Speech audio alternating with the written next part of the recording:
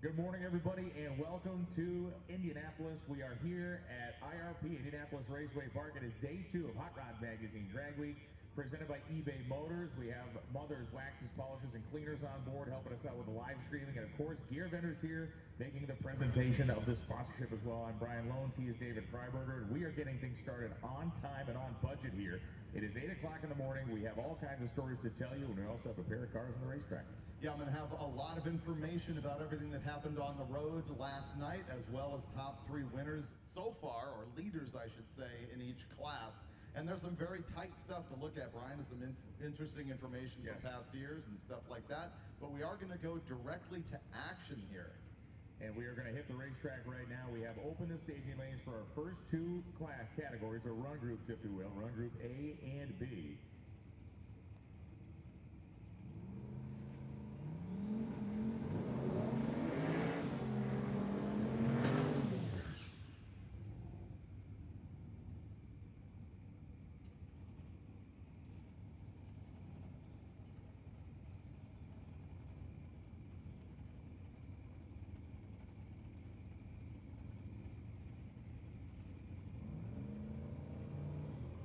Now taking the Christmas tree, beautiful step side. PMC or Chevrolet pickup truck there. Left-hand side of the racetrack, the Buick again at 130 in the 8th mile. And the Johnson's Horsepower Garage Lane 847.6, 162 is the pickup. Goes 927.8 at 145.66.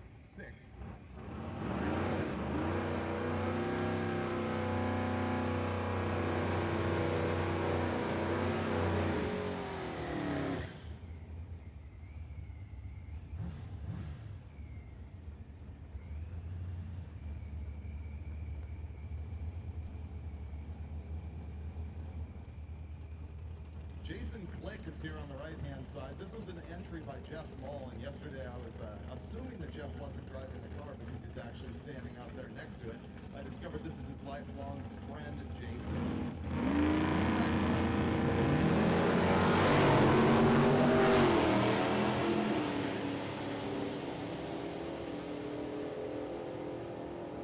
And the Pro Charger car goes 889 at 151 miles an hour.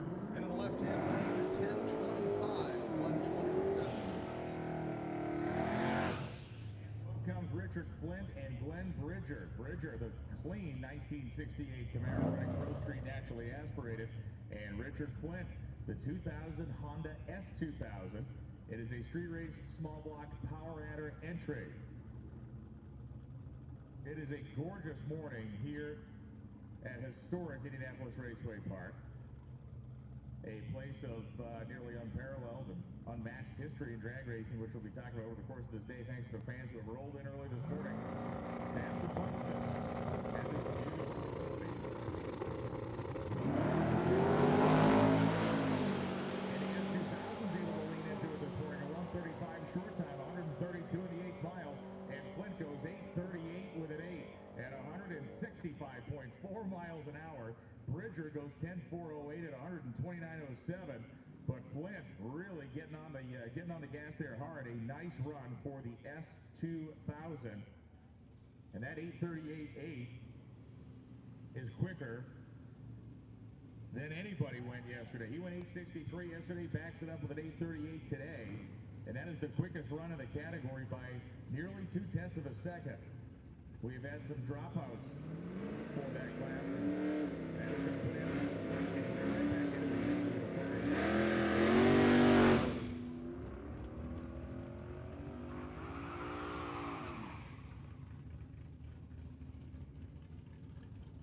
Jim Weiser and David Burke coming up right now.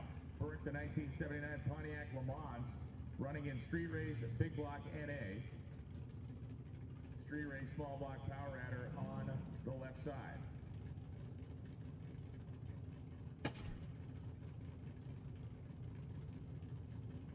Here the link, tell folks to tune in on the YouTube, MotorTrend YouTube page to watch our live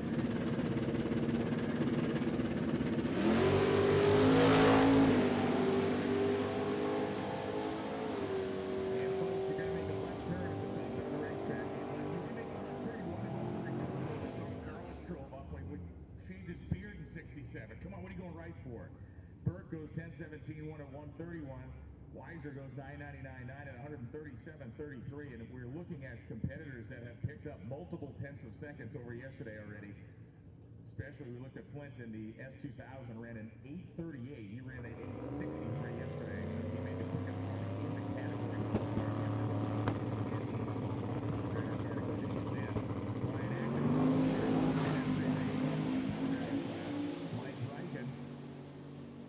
Also in street race, small block power adder is Acton powers through an 8.56.6 at 158. Which is not an improvement for him. He's currently third in class. That did not move him. Yeah, he's going to have to get that thing at least 4 or 5 hun quicker to even kind of compete as we look at those two cars. Mark Campbell and Dustin Trance are the class leaders running 50 with some change. Which is interesting. Only 2 cars with an 850X. Yes. Only 2, whereas we've had more than that in the past. Car number 32, Billy Skinner. Billy Skinner, you got to see Keith Turk in Impound. I don't know if you're going to get your hand slapped or if you're going to hear good news, but Billy Skinner, see Keith. Listen, some party is going to get slapped, depending on what type of news it is. So a reminder, racers, you are making a left turn at the top end. You are turning left and coming up the return road in front of the main grandstand. You are not going to turn right into oblivion at the top end of the racetrack. It is a left turn and come cruising right on back up the return road. One of the coolest things about this track in Pomona, I love the return right in front of the grandstands. Absolutely. It's the greatest. It really is. It is one of the neat things, and it's like the only return road in America that has a chicane in it. So you get a little chicane action in front of the grandstand here at the starting line. You can actually do that at Tucson as well. How about any other places on the big tour? Let's see, on the big tour, for return road back to the pits, you have here, obviously, you mentioned Pomona. You don't do it in Gainesville. That's the Chase Road. You know, they've kind of independent back to the pit service, working my way mentally through these racetracks now. Very few. I mean, there's only a handful of them at the return, like the road, the Chase Road, it goes by the grandstands, but in terms of coming back, and me and Jay Hellinger are looking at each other. Here's the issue that we're having. People are not coming to lanes. We need groups A and B. Well, here's the issue with that. They don't have to. I mean, we want them to come to the lane. They don't have to. But they don't it would be their own call. It's not like a normal drag race where we yell at you and then we don't yell, and but we tell you to stay in the pit. Should you choose not to show up right now, you know, you're having a coffee. I mean, don't rush yourself. Everything's good. But Lonnie will call another group. Yeah. Yeah. Jam that croissant down your gullet and get into the staging lanes, please. This is the best air of the day. This is the best traction of the day. Get out here and make use of it.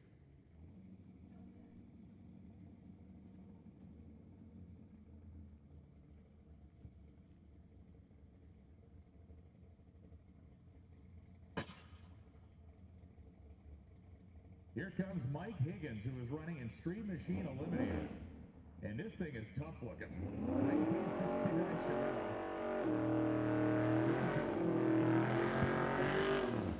This is not something you want to pick on. This is not something you want to choose off. It's got the mounts for the tow bar in the front of it. And this is the bare knuckle fighter looking 1969 Chevelle out here. Cool car. And he's actually number 2 in class, Pro Street naturally aspirated. Yesterday he went 10:35, so we get to find out if he's going to improve that. Oh, did he move to Street Machine?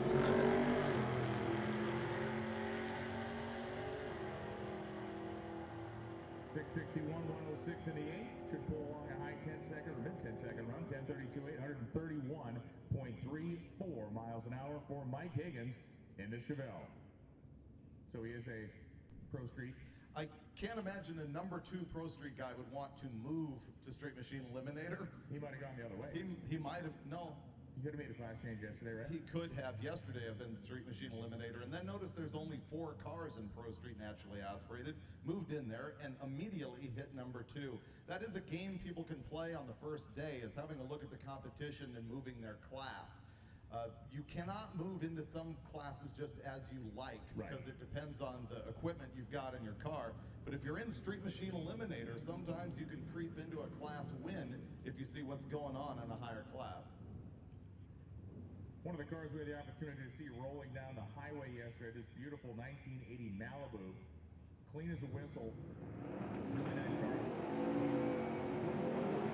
Basically paint matching the roll bar to the exterior color, you know that you're doing it right. The car is in Mark Campbell, the 95 Mustang across from the Malibu. And the Neat as a Pin 80 Malibu is in fact your leader in street race small block naturally aspirated with a 1023. The guy who's right behind him is 1032. That's a tenth apart.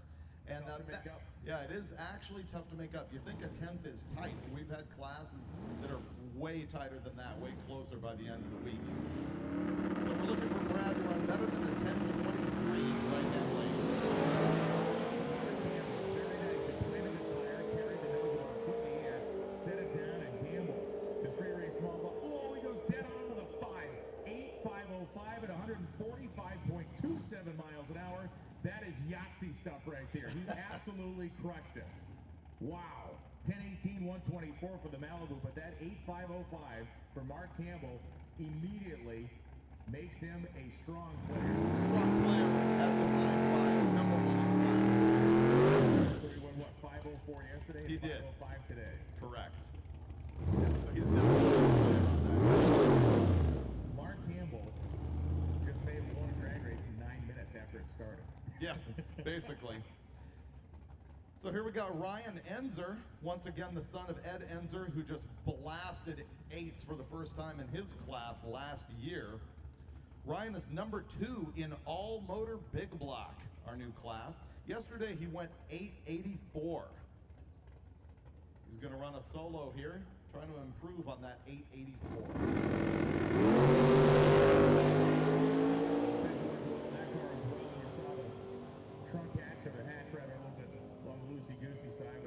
Stuck down there to the air pressure, 873.7, 154.55 for Enzer. Which is actually an improvement from that 884 yesterday. Yeah, and listen, I think you got two factors. I think there is more racetrack out here, and I think there is better air at this moment. It's still less than 1,700 feet of density altitude right now, and it got real hot real quick yesterday in St. Louis. The air's not that fantastic in the booth, Brian. No, well. Now, how did that St. Elmo's cocktail treat you last night? Because I'm not the one who preceded that with a Love's Truck Stop hot dog and a Taco Bell burrito before that. With a burrito, it is you created a gastronomic bomb. Yeah, and then we went to the shrimp cocktail, right. The lobster bisque, and the pork chops and applesauce. We were really slumming it yesterday. That's right.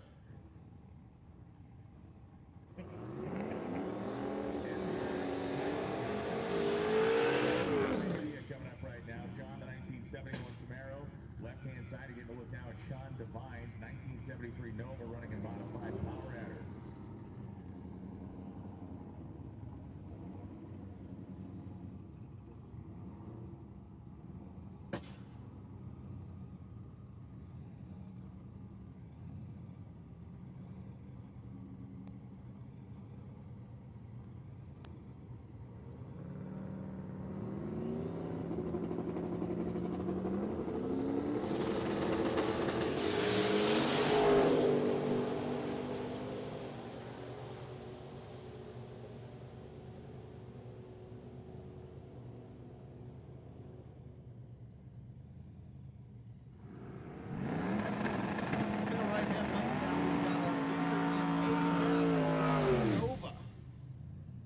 Tell you stories about Mike Finnegan and A-Gas later on today because we got so many questions about it.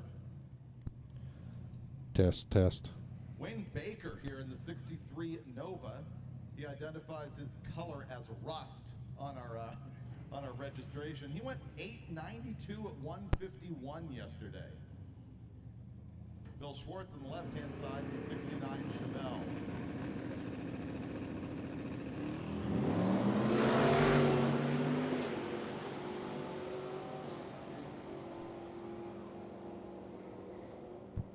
Test. 865 for Schwartz, and 910 slowing down for the Chevy 2. Well, David, like a failed organ transplant, the microphone here rejected me, so they have gotten another one. This one appears to be working. As we see John Puckett and Doug Sandway coming up. Puckett Beautifully clean 83 Mercury Capri. It has a Coyote engine and a manual transmission running in Super Street small block power adder, and Doug Sandweg, Super Street small block power adder as well in this 4th generation Camaro. These two are right next to each other in the running, sort of at the bottom of Super Street small block power adder. We've got Sandwig at 953 and Puckett went 964 yesterday. If there's two guys that know about anything about being next to each other at the bottom of a list, it's you and I. That's a fact. Yeah. I'm dragging you down. like a lead belt. You know what? I think I'm actually stepping on you on my way up. You want to know the truth? Oh, is that the move? Is that the move? I feel the compression in my spine. And here comes Doug Sandweg. The crew is gonna kind of wave him ahead. Starter guy was like, "Hey, what are you guys doing?" They're like, "This is drag week. We're just taking a second. Chill out, bro. Everything's cool." It is a different thing. You know, it's a different thing. You get trained in the cadence of how a race is supposed to move, and this interrupts that totally. So Papa Willie there for Puckett as he let the clutch out in first gear, and it dead hooked the tire.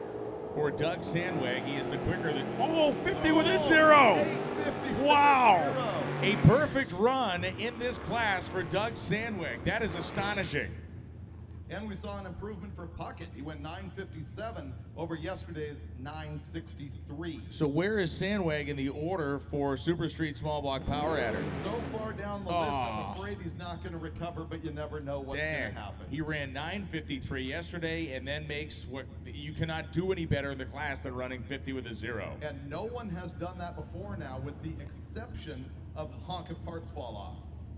So that is the first 8.500 since Rick Steinke. 2017, the class winning average was 852.2 in this class.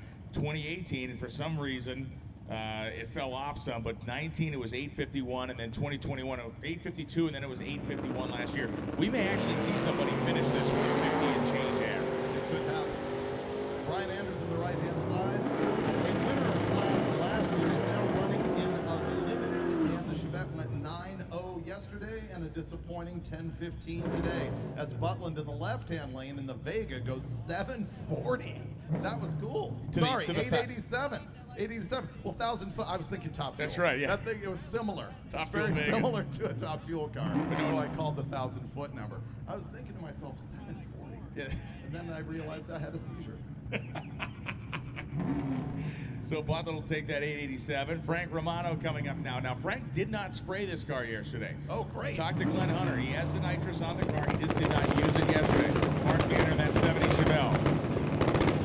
Ganner's car popping and banging. Tree flash. Romano, of course, the stick-shifted combination, 55 Chevrolet. Manor running in Super Street big block power adder. 906.8 at 146. Romano goes 952.2 at 143. And still, I'm not sure he sprayed it again either yet.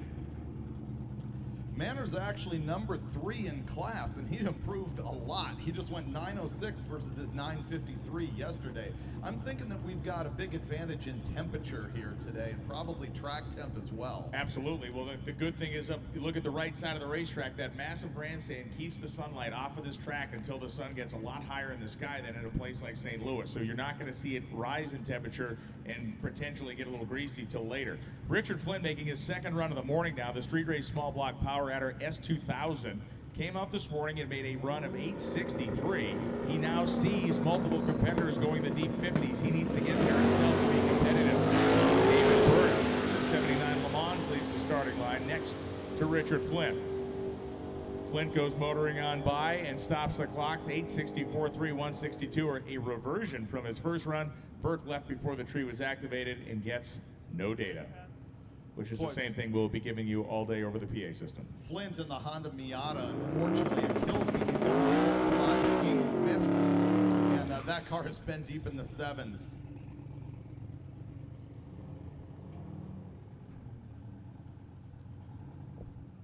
Clean 4th generation Firebird of Chuck Stefanski coming up. Street race small block entry.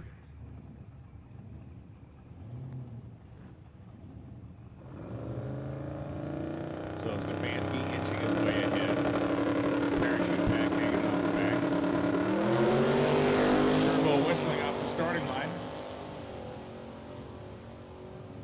125 in the 8th mile, and Stefanski goes 877.5 at 155.19. 0.2 better than yesterday. Another guy having a good day.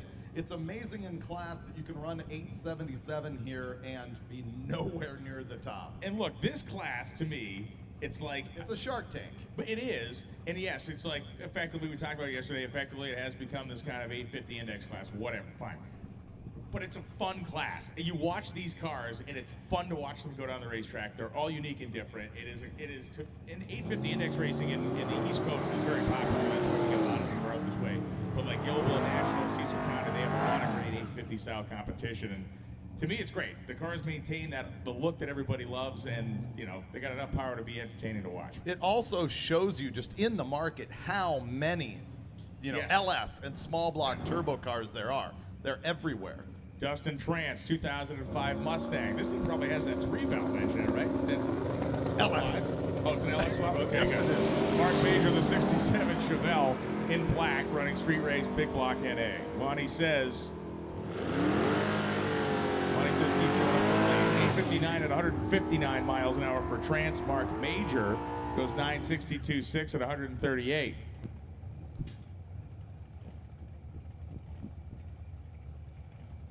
Now it's Dalton Major and Daryl Yost. Yost in his 69 Chevelle.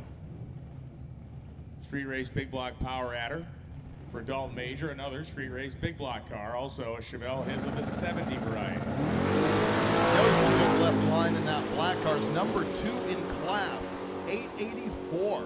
And he's actually trying to run against Bellahar with the Pontiac-powered Firebird as Yost goes 880, 158. Yesterday, 884.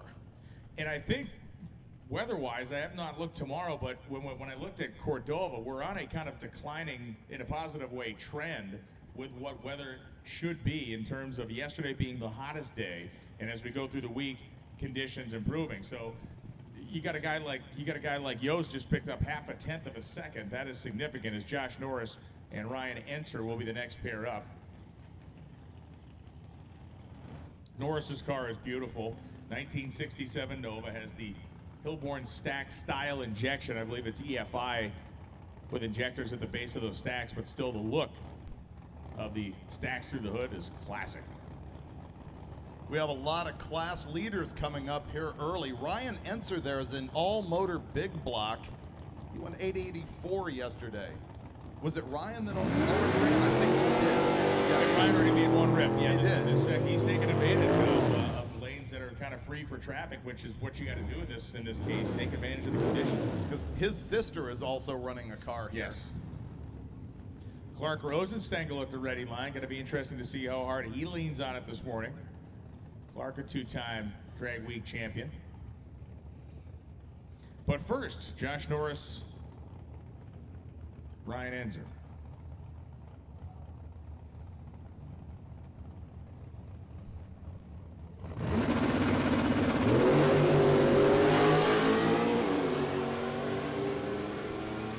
So Enser through the 8th mile, 5:51, 125, stout pass here, 867.6 at 154. Norris goes 981.1 at 135.96.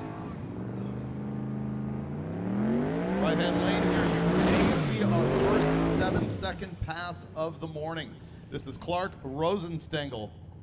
Yeah, Clark's going to be a good kind of canary in the coal mine here to tell us exactly what's out there for a racetrack. We have seen a lot of great runs here, but he is the biggest horsepower car on one of the smaller size tires we have seen this morning. So if Clark can get a good handle on the starting line area, the first 330 feet, and pour the coals to this car, then we should definitely see what it's capable of. He needs to be somebody right now because he had a 755 yesterday, followed by Glenn Hunter with a 756. That's an actual race for the end of the week right there. Tuning on this car this week is Steve Morris's son, kind of crew chiefing, riding, co-driving, I should say, with Carl Rosenstengel and acting as two. Kevin Parton on the left-hand side in the 67 Nova. We will not see a 7 out of Rosenstengel. We will see 551 to the 8th out of the Nova and 861, 152. On the brakes. You know, that was kind of an oddball run for Clark, and I'm not sure if it was something in the case of it broke the tire loose or there was a mechanical issue with the car, but he is definitely going to take that slow boat down to the top end and come on back up again. Josh, Jason DeSheim and Bill Schwartz coming up now. Jason's 1970 Mustang, Pro Street style car. I feel like this era, 67 to 70 Mustangs in a Pro Street format really, to me, looks so awesome. I think the body style lends itself to the big rear tire. It's just cool. He's in Pro Street Power Adder. 862 yesterday for the Mustang. And Bill Schwartz, the 1969 Chevelle Street Race Small Block Power Adder. That's the other thing, as I keep, harping on my love for this category. You see big cars, you see everything from the S2000 to a big honking 69 Chevelle in there. The variety of equipment is also very, very cool. As Schwartz tries to run a 50, goes 877, 159, and Jason goes 858, 3. At 155.69.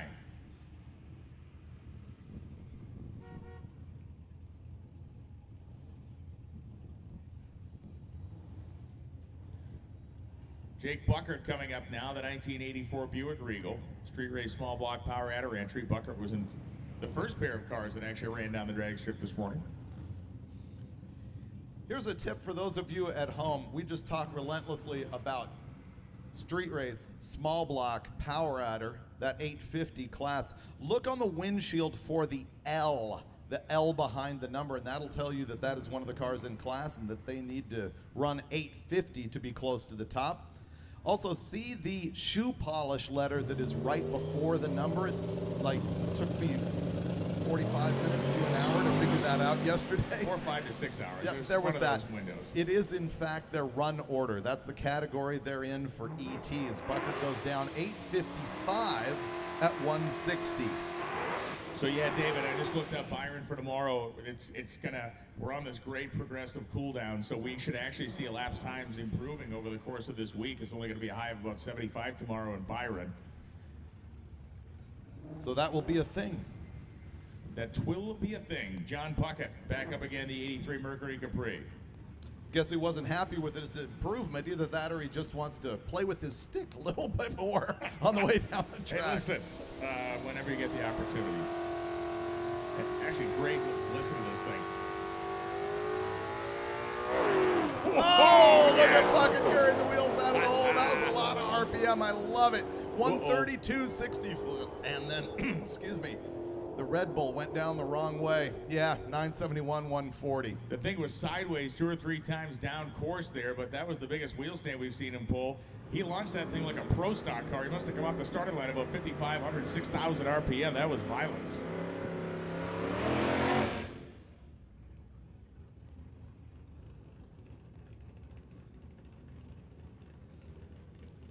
David Burke, Street Race Big Block, naturally aspirated.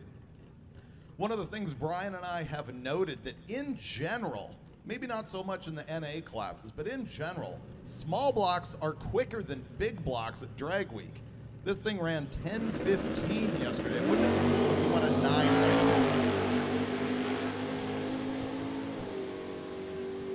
now? Got the motor wound up pretty good. Manages a 10-12 at 131, so he's picking up and he's picking at it. Bracket race car. Of all the cars, I've not ever expected you to love as much as you do. Richard Webb's 1969 Beetle may be the top of the list, and you love it for great reasons. It's an awesome car. I want to take it home and cuddle with it. Wow. Always taking it to that place. That place is just too far. It's just a cuddle, maybe a little spooning. Hey, wait a second, is this right-hand drive, David? You were quick to point that out yesterday because, after all, he's sitting on the right side operating it. And it's a convertible with an open roof. Is that car in the left lane deep black? I think it might be. It's a dark gray. So Webb is the right-hand driving this. Nice wheelie. Oh, that did not sound good. Popped pretty hard in the middle of the racetrack as Jason Hager goes 876.4 at 154.44, and Webb, who went to basically pull third gear, and that big pop happened, 1373.2 at 60 miles an hour. Hopefully nothing too extreme went away for him down there, and he can get the car turned around and back up here to make a better and quicker run. And here is Jason Tabscott. We love this thing. 5-time winner, small block NA car. I believe he's now running in our, yes he is, all motor small block class. He goes 866. And I noted that he is quicker than like 9 big block NA cars that are here on property. Listen to this thing leave at about 9, well, he'll leave at about 7,000 RPM, shift the thing around 9.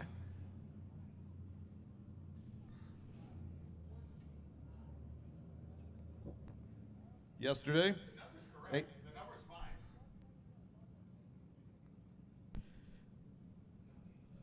Yesterday, a drag week best for Tabscott, 8668 at 155. That after having the car like in a million pieces this last couple weeks. He had big engine trouble.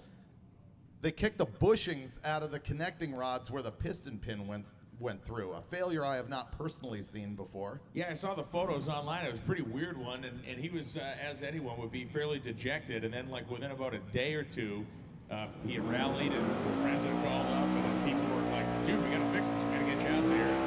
As you said, the gem here is that we're going to hear it on a by run. And so you really, when somebody running next to him, you don't get the full kind of symphonic tone of this engine, but he is going to wind this thing to the moon, and then that'll happen basically on every gear change as well. If you assume that this isn't going to break this week, Brian, he would need you as ballast to not win. Beautiful launch. That was a 1-2-3 short time. 550, 125, and 864, 155. Another Nasty. improvement. That's a pack it up and leave kind of deal there. And again, that's your better air. That's a little tighter racetrack, and a naturally aspirated car that runs in the mid-8s picking up 200 like that is no small shakes. The Firebird in the right-hand lane here could be the first 7 that we see this morning. And Robert Courtney in what is absolutely the most unassuming drag racing vehicle to run 150 miles an hour that you have ever seen in your life. That is a 150 mile an hour car that looks like it would be as entertaining as a big wheel to drive around. And it is 100% badass. Yeah, we need to go check that out. Yeah, there is going to be a wood chipper sized turbo on what I assume is a B or a K series Honda motor in front of that thing. Oh, stuck it. Almost like he came on second gear or something, and he is going to pull over the left side. Beaumont goes 775.5 at 180.57 miles an hour, and hopefully Courtney didn't suffer some sort of a driveline failure there. Obviously, the half shafts and stuff like that can fail in those cars. We know he's got beefed up stuff in there, but he is going to have some work to do as he has come to a stop. But man, I love that car. It's great. so impressive, but this is a tough break for him. I thought that was a hook and bog. He had so much RPM though. I figured when he stepped off the clutch that it was going to spin the tire as opposed to kind of pull it down the way it did. But I guess we'll have to get some investigation going down there and figure out what the problem was.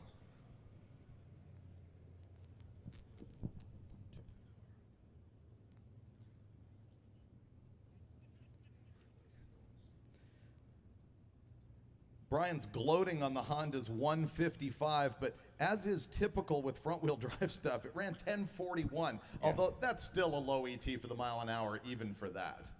Yeah, I mean, 100. It's the mile an hour is huge for even a lower 10-second run. But good news is nothing was leaking out of the car, so it's hopefully again something fixable back there they can work on in the pits.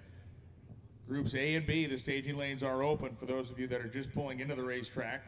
Lonnie Grimm is down at the back of the lanes. He is our logistical management back there. He determines when lanes open and close for the different run groups. And when the next pair comes up, you're going to see Glenn Hunter in the right-hand lane. Now, he's going to have to really be somebody here because he's chasing Rosenstengel, although Rosenstengel in that black 2010 Camaro did not make a clean pass earlier today. So if Hunter comes out, and especially if he improves his 756 from yesterday, then he could get ahead of Rosenstengel. Yeah, and outside of issues or mechanical problems, we have seen virtually everybody pick up from yesterday. I mean, whether it's by a couple of hundredths or in some cases a couple of tenths of a second, people have been making good moves there.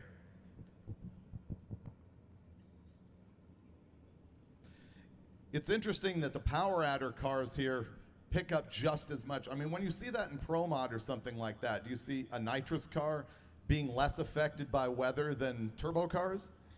I mean, the nitrous car, it goes different ways. The turbo car, to me, is the one that is probably the least affected by almost anything. So, you know, like when we talk about you got a turbo car, the NHRA limits them to 36 PSI of boost. Well, that thing's going to make 36 PSI of boost in Denver, and it's going to make 36 PSI of boost in Indy, and it's going to make 36 versus a nitrous car where you get into air that's just super hot and soupy. You get the water grains, talking to Ricky Smith, it's like you get water grains up over like 110 or so, and then it becomes that, you know, natural water injection thing where if he sees that level of water grain, he's actually going to get more aggressive with the tune-up because he's going to have less chance to detonate it. It is the roots and centrifugal and screw blower stuff to a lesser degree that really take a dive. Like when we go to Bristol and it's hot, that is the place where, you know, roots blowers go to die at Thunder Valley.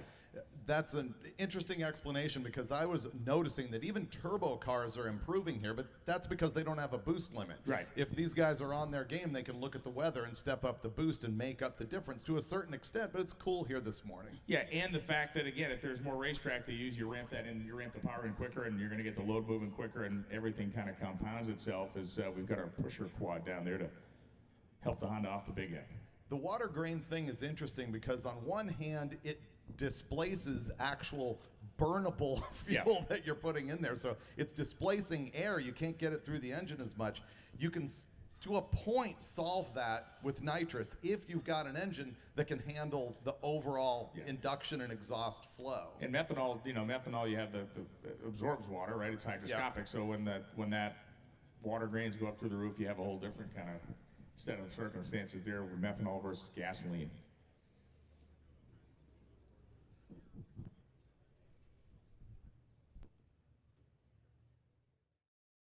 You know, primary sponsor of Hot Rod Drag Week.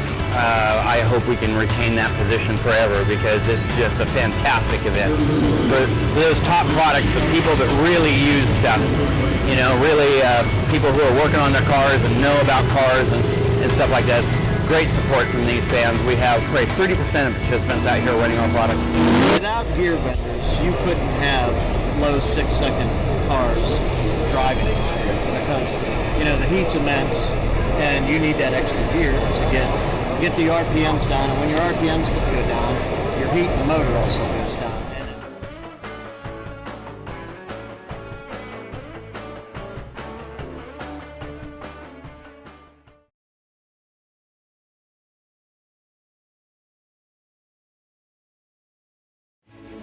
eBay Motors has parts for new cars, new parts for old cars, and new parts for cars about as old as I am. eBay Motors has 122 million parts.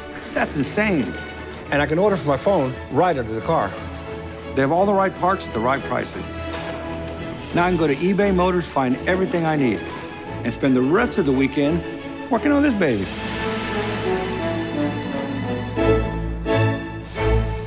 Let's ride.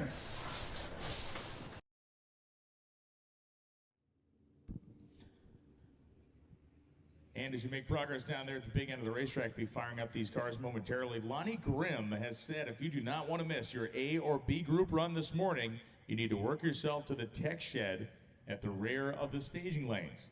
Now there will be an all-run session later on, but if you want to run with your specific A or B group, make your way to the tech shed at the back of the staging lanes, or you may be left out in the cold here during this first session. Okay, I got reamed via text, which I'm accustomed to every morning from you, Brian. Yes. I actually heard from Rick Steinke. We were bragging on Sandwig's 8.500, and I said nobody had ever done that in class. He's, in fact, in Super Street small block Power Adder. Therefore, Honk's record is intact. Ah, okay. Yeah. Rick, you can't be a hero from the sofa.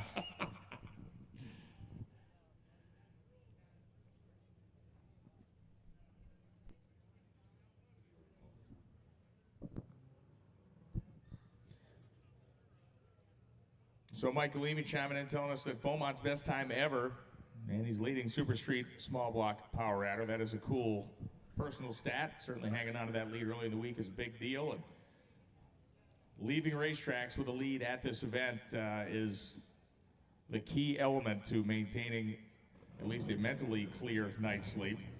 Physically, it's depending on how much work you're going to do to get your car to the next hotel, as Glenn Hunter has fired up the 1956 Chevrolet out of New York, and Taylor Hedrick, 2002 Mustang, New Edge style car over there, opposite Hunter. Got to admire a guy like Glenn in that he has had this car for so many years. He has evolved it over time into this 6-second capable, beautiful, beautiful machine.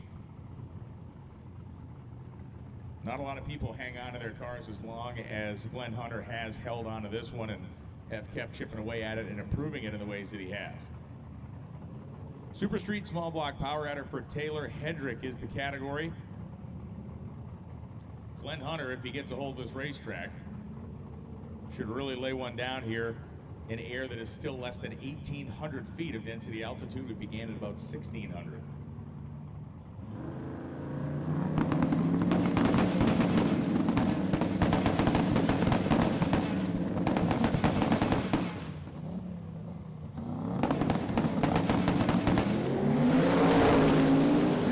And Hunter is off a 127 short time, 142 in the 8th mile, gonna run close to 200 here. Goes 765.9 at 181.5 miles an hour. Taylor Hedrick goes 867.2, 169.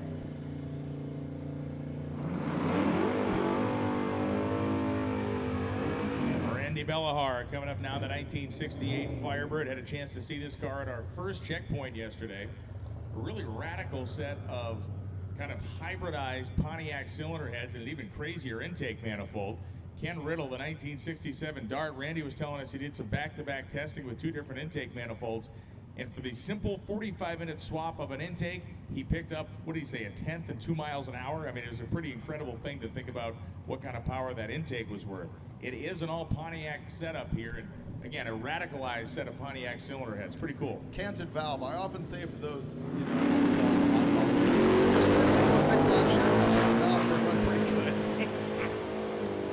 Ken Riddle, the 67 Pro Street Power Adder Dart, some smoke emanating from the car at the top end. Bellahar goes 866.7 at 159. Riddle is going to have one to solve himself, 926.3, 141 with the smoke. Bellahar actually slowing down. He went 854 yesterday. That was just a 66. He's still leading class, however, on average, because I don't think Yost improved quite enough to take over his top spot. Josh Norris back again in the right-hand side. On the live feed, you were looking at Jim Weiser.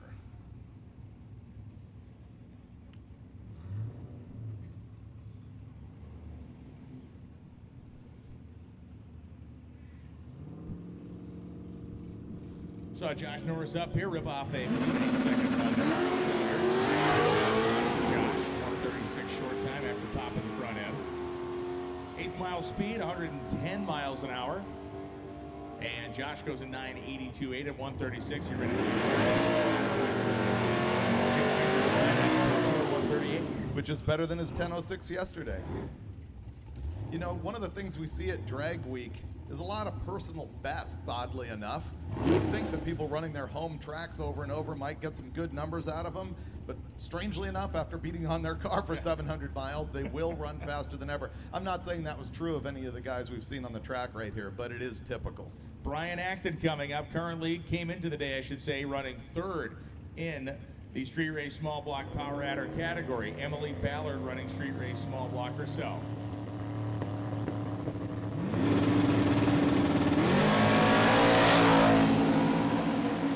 Both had identical 016 lights. That is pretty great. Acton now got about a fender on Ballard at the stripe of 48.9, but she goes 851.8 at 161.73. So Emily may try to chip at that, but a very good run. And Acton is 11th out, too quick for his own good. Yeah, Emily ran 11th out quicker, basically, in that neighborhood. You look at how tightly matched these cars are. They ran within 3 thousandths to the 60 foot, and then David erased the whole screen because he was going to talk about the cool fact that every incremental was almost identical, but then you erased it all. You can memorize that stuff. J You're Brian Lowe. Jason Willis. I don't want to hear it. Jason Willis and Matt Sweet. Pro Street naturally aspirated 76 Nova for Matt Sweet with all the tire on it. And Jason Willis an 07 Corvette. Tempted the rear wheel stage, but the starter was like, I see what you're doing there.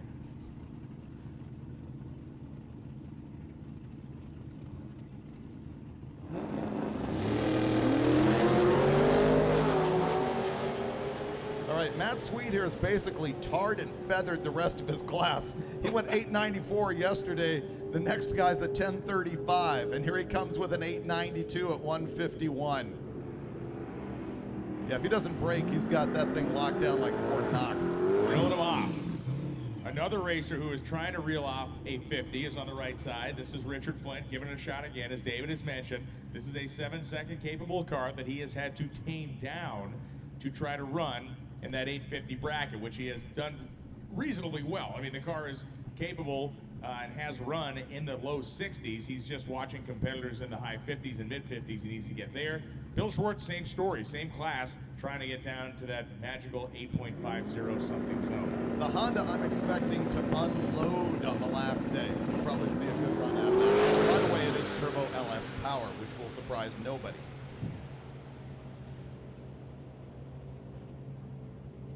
.860 areas, 854.9, 161 for Richard Flint.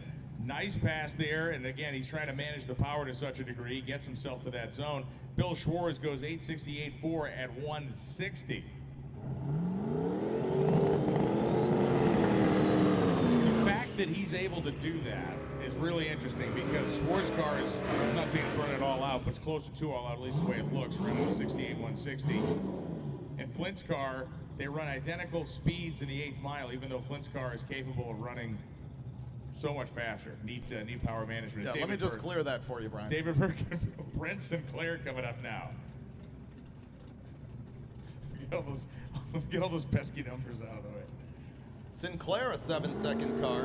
Number 2 in modified power at 764 yesterday as he pumps it in.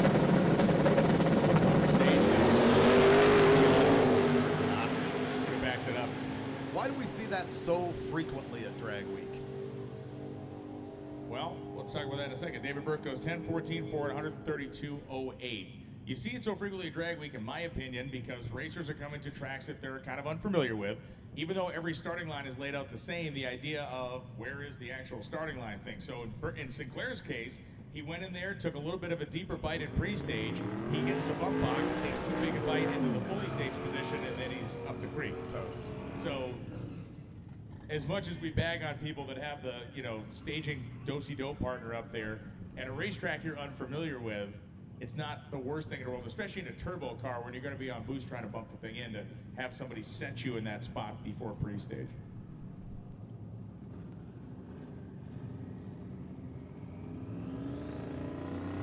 Rich Woodward and Dan Seitz coming up right now. Seitz from the St. Louis, Missouri area in his 87 Mustang, and Woodward the 93 Mustang. Modified power adder for Dan. Survey says 127 in the 8th mile. Woodward running Super Street small block power adder, runs at 852.9, 163. Dan runs 877.0 at 149.98.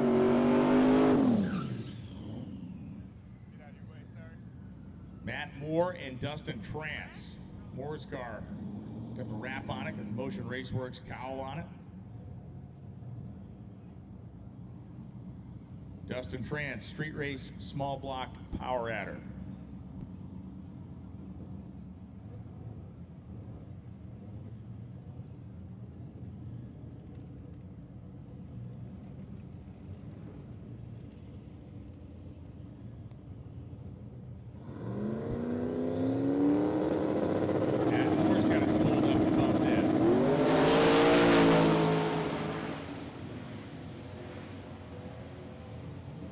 Cars are about locked down. You can see Trans actually pulling ahead, 844.5, 161. Too quick, shooting for the 50.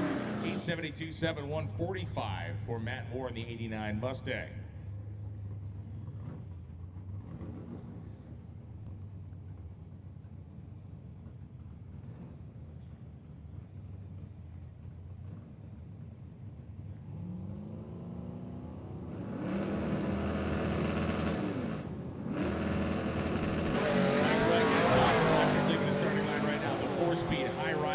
gasser, running in B gas, a 1955 Chevrolet 210. Dominic has won drag week a few times, 10:08.8, 134 miles an hour. His right end goes 9:16.3 and 149.18. Dominic, your leader in B-Gas 4 now. He just slowed down, potentially giving it up to Jamie Jarvis. So that'll be interesting to follow. Brian, I just got a text from Bruno asking me if my back hurts from carrying you on this deal. I'll tell you what, I mean, the guy has structural hair gel. I don't know how I compete against that. How do I compete against the guy with structural hair gel? You would be a good underwear model, though. For the Duluth Trading Company. I think I fit their market better. Wayne Baker goes 9:43.8, 144.77. Keith Burstead goes 8:54.4, 161.52.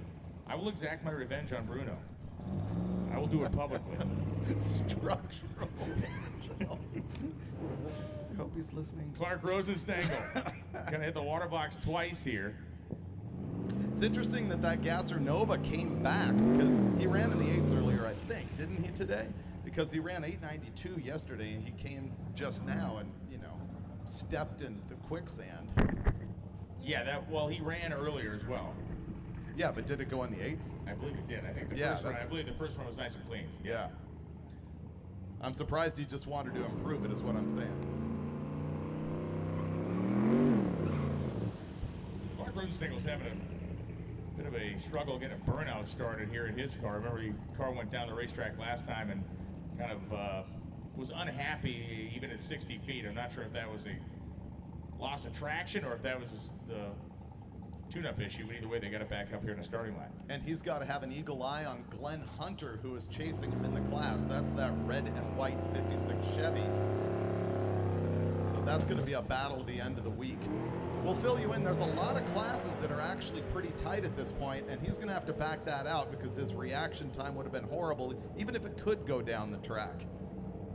10:19, 123.68. I'm going to go on record for an, again, a rules evolvement here, that you're not allowed to. Now, this is a problem. He has a mechanical problem, but I'm just going to say, in the event that you do have the 1+ second reaction time, once you stage, you must proceed forward, is what the rule I would make, because... Yeah, because that would be a normal drag race. Right, and in the sense that you can't manipulate the, I'm going to have a bad reaction time, so let me just back out and restage it type thing. Yep, that's a fact. I believe this is Armentrout right here. It is. This is Dave Armentrout. Yeah, number 3 in Ultimate Iron, a 769 yesterday. Just a pro announcing tip. We have this screen that tells us what the guys' names are when they come up. So when you say stuff like, I believe this is Dave Armentrout, it's like, no, it's there right it there. is. There it is, yeah. It's in living color. This is stuff Bruno taught me, actually. I was so I was so impressed that I remembered something that I just wasn't even going to glance there. It was a good pull. It was a good, legitimate that was a pull. Freiberger 10 right there. Nope. He'll be back.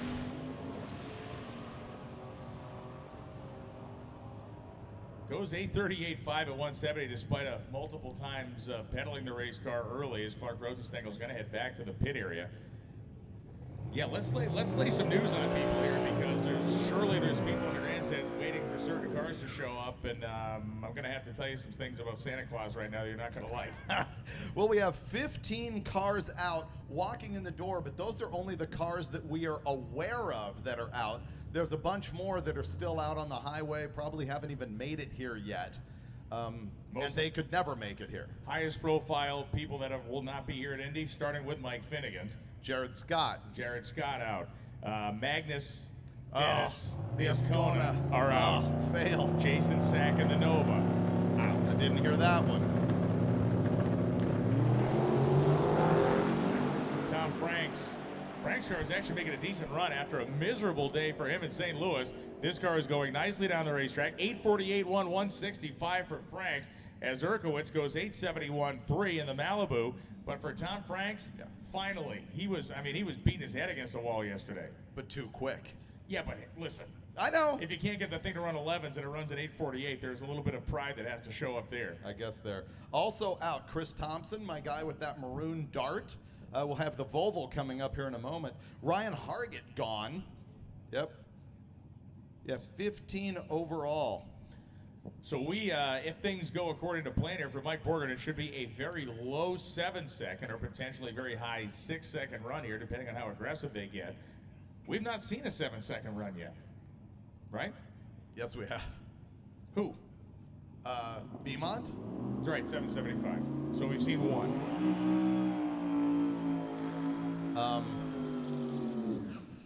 Glenn? That's 2. Yeah. We've seen a very small number of 7-second runs thus far. Boy, we actually have 5 Street Machine Eliminator cars out, which tells you once again that even if you're out here with a 10-second car, this is a torture test. Or you have no idea what you're doing. Right.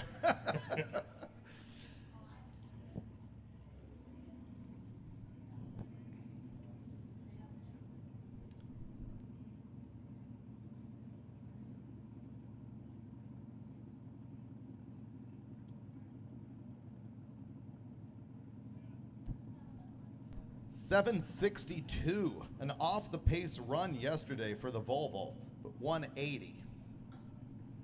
This should be bottom 7s right now. He is leading the modified power adder class. However, Brent Sinclair in the 99 Camaro is right on his heels. You got 762 for the Volvo, 764 for number 2, so that's another chase. Well, let's see what Borgren has up his sleeve here as that bread box shaped Volvo comes into pre-stage.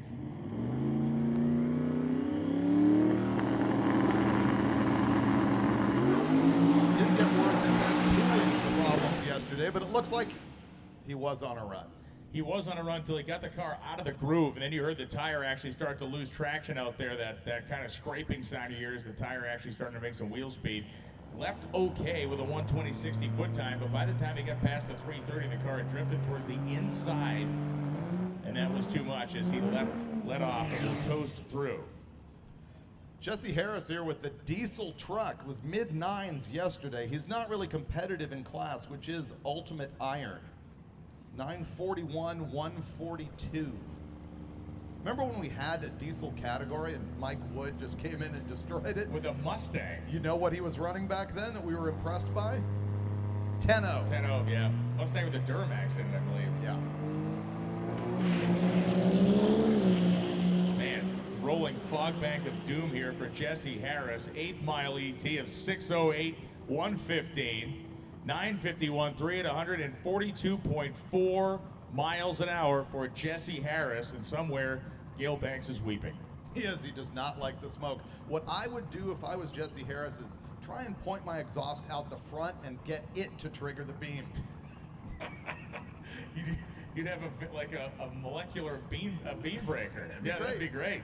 Bellahar is back on the left-hand side. His class leader with pure Pontiac power with a fogger on it. He's changed over to EFI this year. I think he told me it's a 514 Pontiac. It's in that neighborhood. Alan Mogi on the right-hand side in the 72 Camaro.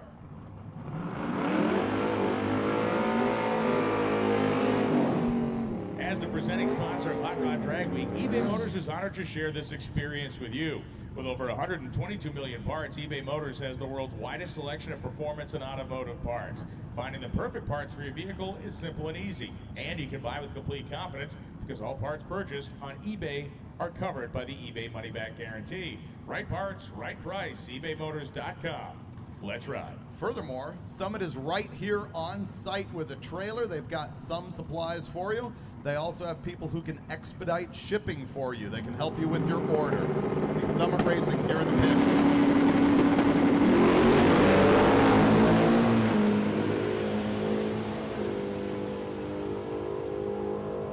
Al Mogi right side at a nice wheels up launch goes 846.1. 163.69 as Randy Bellahar goes 859.9, 160. That puts him back where he needs to be. Correct. Maybe you swap the intake manifold again.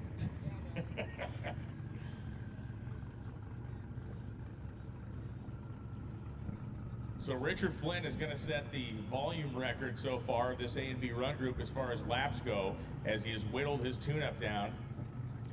Mike Ward on the right-hand side, 8:32 yesterday, putting him second in Super Street Small Block Power Adder.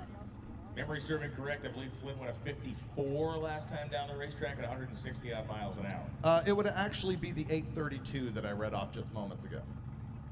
For Flint in the street race. Oh, sorry, I thought you said category. Ward. I tried to step on you and I faced myself. Yes, I was loaded. That was a little clearer than what That was the final straw of bloating. 8:13, picking up 2/10 for the Nova. And Flint? An 838.2 at 164. And the interesting thing is, again, we go back to this car and how he's trying to tune it and make it run. He only ran 161 the last time, so he's able to manage the mile an hour to a very slim degree, but the car is moving around like 0.2 of a second as far as the ET goes. Very difficult. What he's trying to do is very, very tough. And so going to do a little track touch-up out here as the tractor makes its way out with the static drag and the broom on the front of it.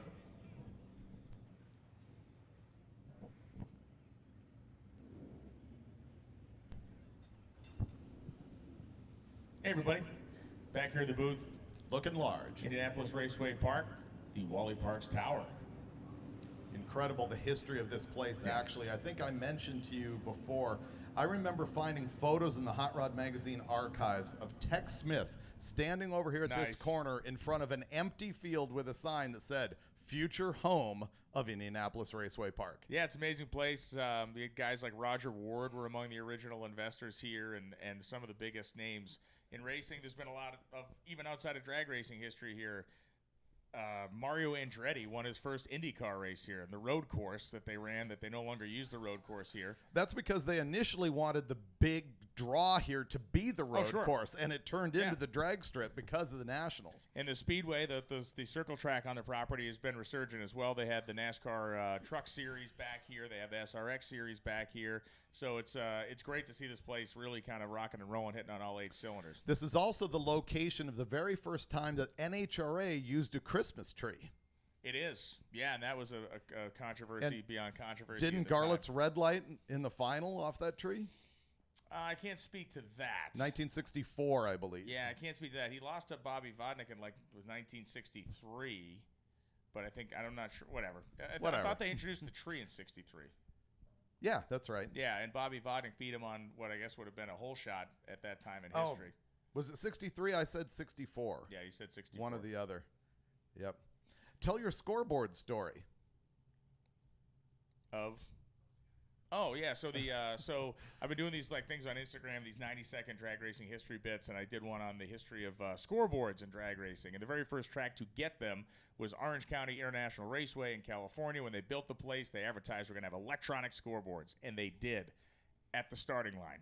So the scoreboards, you would watch the cars go down the racetrack, and then you would whipsaw your head back up, and then there would be somebody in the tower manually entering the numbers to actually go up on the scoreboards. But they were the kind of primordial scoreboards in drag racing, and from that point forward, the announcer became effectively irrelevant. You're right. Yeah, right. Which is why you have a career. Yeah, but you go back and there's some great old clips from tracks that didn't have scoreboards back in the day with guys like John Lundberg and their ability to play the crowd, because cars would go down the racetrack and no one would know what they ran, so they'd sit there silent, and Lundberg would do this huge build-up, and Don Garlitz from Seffner, Florida has just stopped, and the place would just go berserk when he said he ran 7:52. So I love the images of the old cron deck where it's a dial that's actually running around and tells them, it's awesome. All right, we're going to go back to the track as we've got action. I think we got Paul Corman here in the Demon. One of your favorites, and it's a great car, runs very well, all-motor small block machine. Dustin Trance, street race small block power adder, the Mustang with the LS power plant.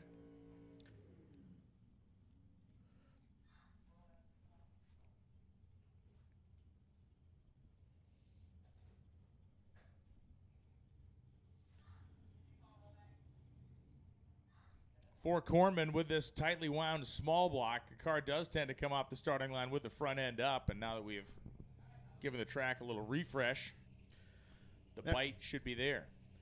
keep in mind here that Corman is a naturally aspirated car. He's an all-motor, and he went 890 yesterday. Yeah, that's gnarly.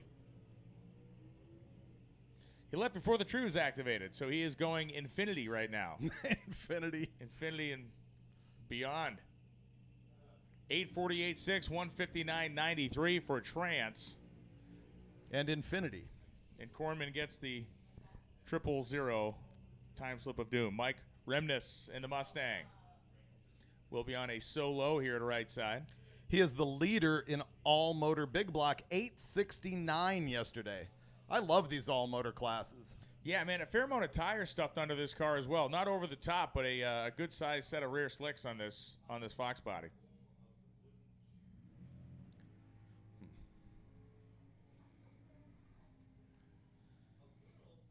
And Remnus to the inside of his lane up by the center line, but will make the run. 863.3, 158, yeah. Here comes the Ford-powered 55 Chevy.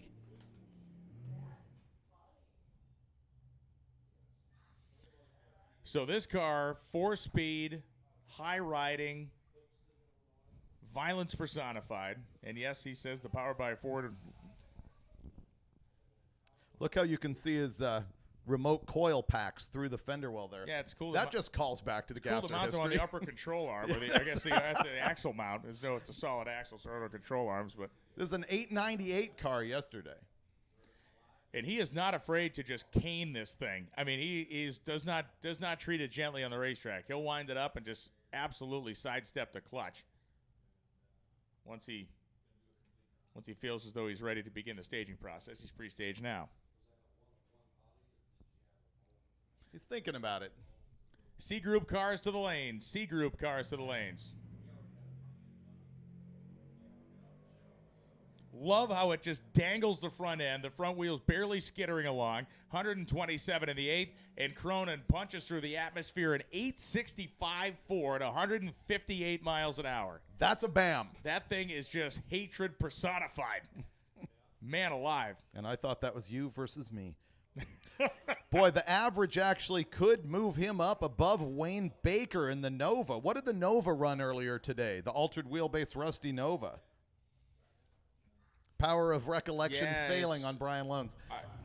I'll go over and find it in race control here in a minute, but we do need C group cars. C group cars to the lanes, please, and we must have you sign the tech card. You'll be signing a tech card in the staging lane. C group cars to the lanes, please. So, as Tommy Flash Franks comes up all of a sudden, 848, trying to go 850.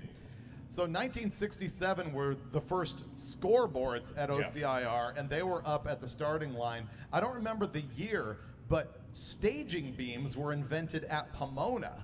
Yeah. And it was only one bulb, and they were down on the ground right next to the Christmas tree. Yeah, and that whole process is very interesting, and you know, you go back to the early nationals, like in the 50s, NHRA would have guys that actually you had the starter, but you also had two guys on the outside of the racetrack that worked for NHRA that were staging the cars evenly. And they were like the original staging beams were actually human beings that were, you know, inching these guys ahead.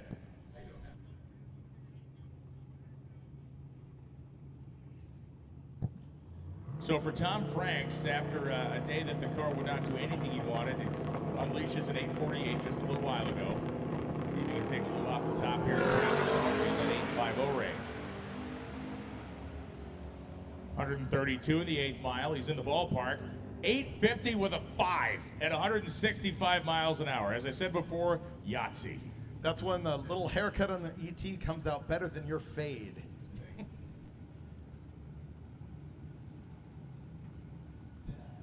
So the Swedish S10 is at the ready line. A mid 6-second runner will be up after this pair. Bob Ruppel and Sean Devine coming up. The Wintermint Green Nova. A color that is now illegal in 46 states. Yeah, Miami Vice. Yeah. It is third in street race big block power adder. He's he's third place position in the 9s. The two guys ahead of him are in the 8s. He went 964 yesterday. Let's see if he's got something for that.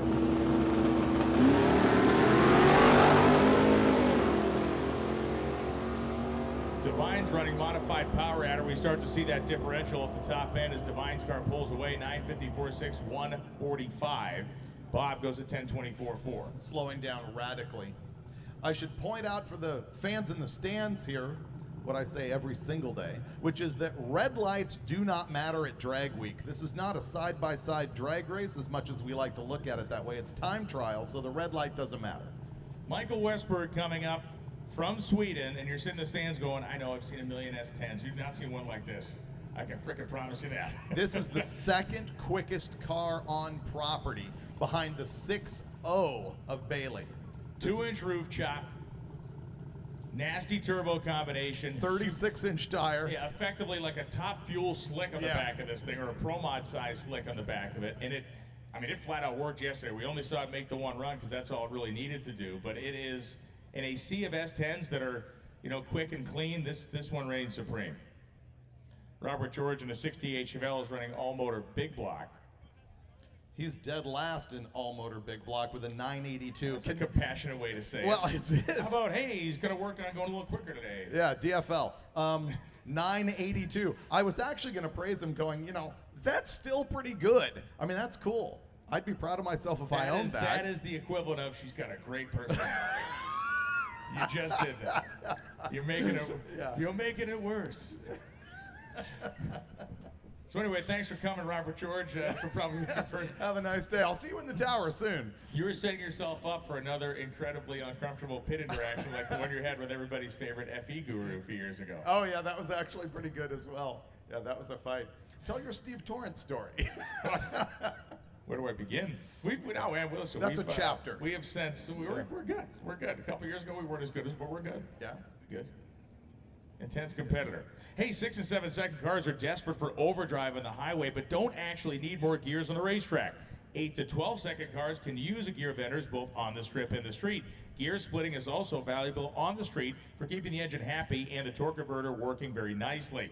The 778 ratio of overdrive means you can use any torque converter with no need for lockup with a gear vendor's overdrive unit. Rick Johnson has been such an ardent supporter of Drag Week, and his product has been proven on so many Drag Week cars and high-performance street cars over the years. You need one for yours. Rick is here all week long. You can go down and check out his display. You can talk to Rick himself. Again, this is a guy who has spent a lifetime engineering, refining, and developing the Gear Vendor's Overdrive, which still stands as the best option for your high-performance street car.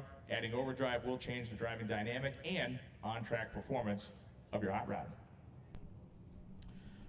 More about drag strip sort of lights and good news about, staging beams and etc. Progressive timing. That's something that Hot Rod Magazine got into at Pomona as early as 1957. And in 1958, Otto Riley? Otto Crocker. Ollie Riley. Ollie Riley set up progressive timing under the watchful eye of Mickey Thompson at Lions Drag Strip. Boom.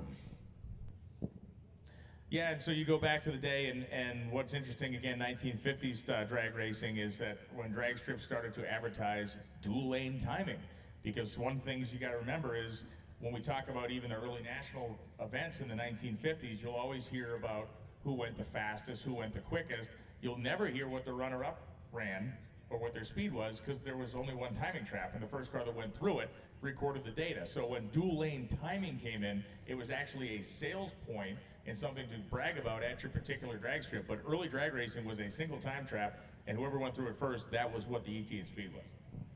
You're correct, by the way, that the first Christmas tree at the Nationals was 1963. Yeah. Garlitz did, in fact, red light against Vodnik. Against Vodnik, okay. Yeah. That was a Dragtronics tree. Dragtronics. Do you know what year we lost the 5 amber tree? 1984, 86. 86, yeah. 86. Right, yes. When did CompuLink become the official timing system of NHRA? That was, I believe, in the early 90s, like 89, 90s, 90s. 1984. 84, wow, okay. That's right. When did they change from a 500 being a perfect reaction time to an 000? Man, that's going to be about 10 years ago now, something like that? That's right, 2003. Yep. 2003, that's 20 years ago. That's correct. Yeah, math is not my strong Yeah. point. So you were 100% wrong. Only Yes. wrong by 100%. You know when was the first Pro Start that we now call a 3-amber tree instead of a full sportsman tree? No. The first location where Pro Stock was in NHRA. Really? 70 Pomona? Pomona 1970, and they only lit the bottom bulb. Right, that was just a single yellow, green, yeah. We're gonna see Westberg back here. And he has got the pickup truck in gear and headed to the water box. Of all the cars and now trucks that have competed in Unlimited, this thing really has kind of captured my attention. You look at it, there's not a lot of freaky stuff going on. Sometimes you see some of the Unlimited machines that have been very fast. You look at it, they have been all kinds of stretched and modified all these different directions. But this one is, yes, it's chopped, but otherwise it's a pretty much square body S10 like you see at any drag strip on Friday or Saturday night.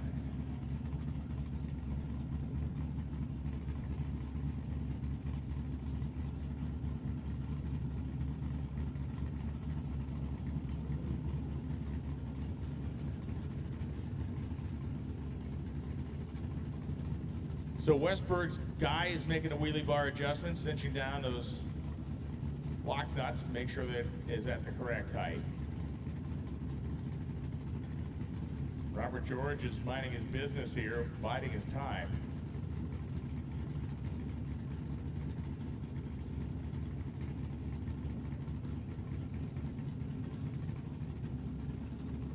You know, hadn't we heard that this truck was having its share of cooling issues last night too? Didn't we hear that? Didn't we get a message at one point that said didn't look good for these guys, but apparently they got that rectified. Yeah, I think that's right.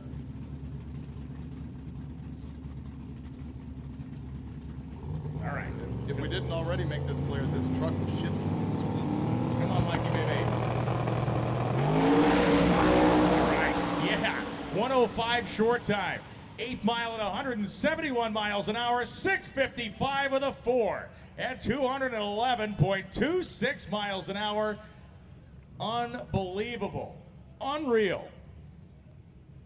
Just so awesome. I mean, it's so awesome. Do you want me to step out of the room for a moment? It's too late for that. 105.7, 281 to the 330. 8th mile is 425.2 at 171.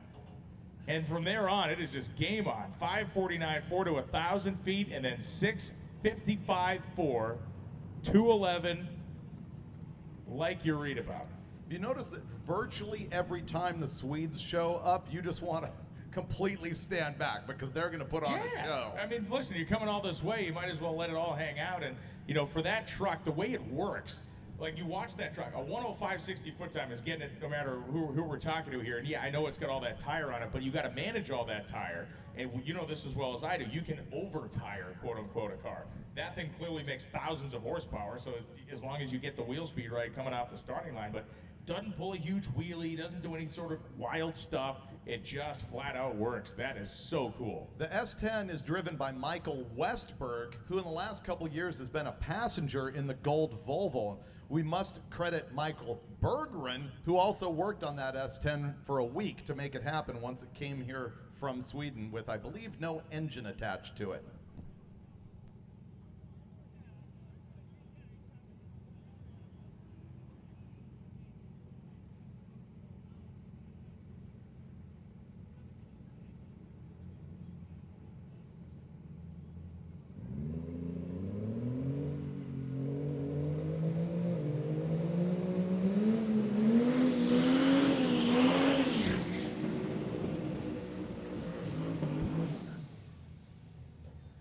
Jeremy Rogers, Robert Berry coming up as our parade of guest stars continues. What's up, man? Tony Petragon swinging by.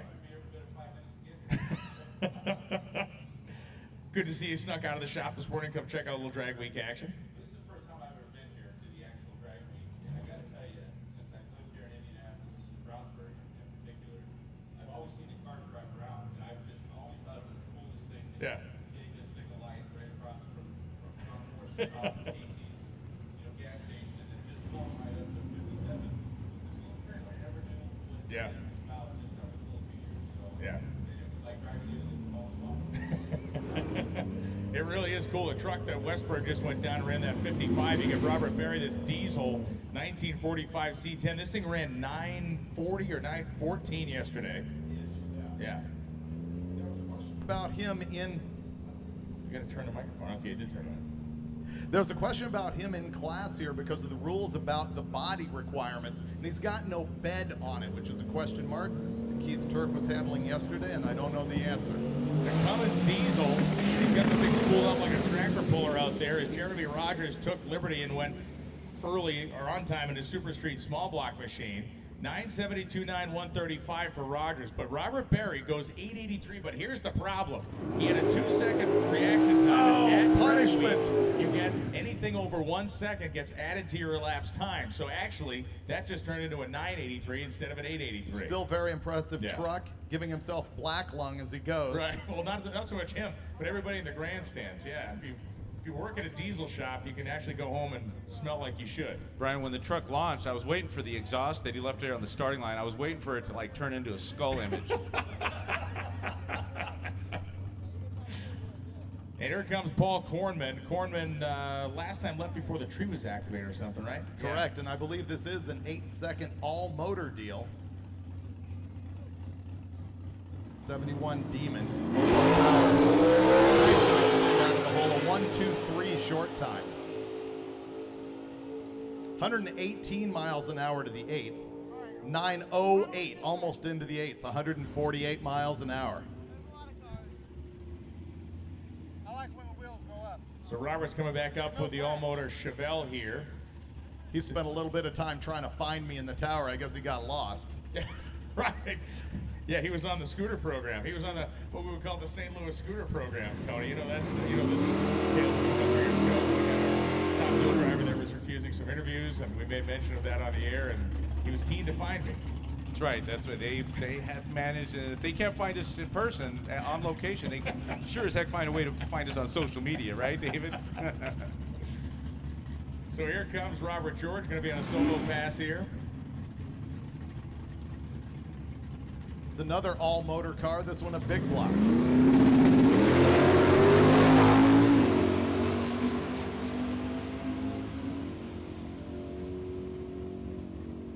Clean run here. He goes through 981, 235 miles an hour. C group, we have opened the lanes up to the C group. Once again, C group lanes are open. Mike Turner, the 1970 Dart. And about a 74 Duster That's on the correct. other side. Corey Paul, yeah, we were looking at him at a rest stop yesterday. Not a rest stop, but a checkpoint. Those are two very different things. That's right. What happened?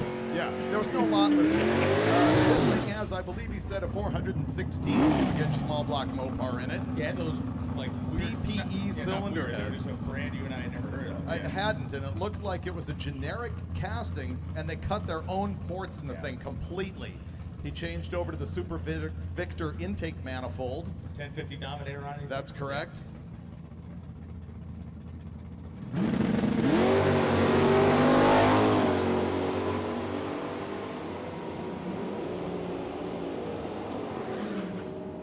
.3 in the 8th mile, and he goes a 1048.2 at 128 miles an hour is Mike Turner, a 1240 at 109.32. Here's an interesting point at Drag Week that you will see some actual small block engines in big block classes if they exceed, I believe, 428 cubic inches. 420 cubic inches? Somewhere in that neighborhood. So there's a guy here with a 443 cubic inch small block running in big block. Joe Jennings walked that four-wheel drive Audi off the starting line. Meanwhile, Zach Royce in a 75 Duster got the jump on him. Goes 11:36, 121 as the little Audi goes 11:09 and 136. 61. I think Jennings will be back because the 2.29 second 60-foot time is not what he was looking for there.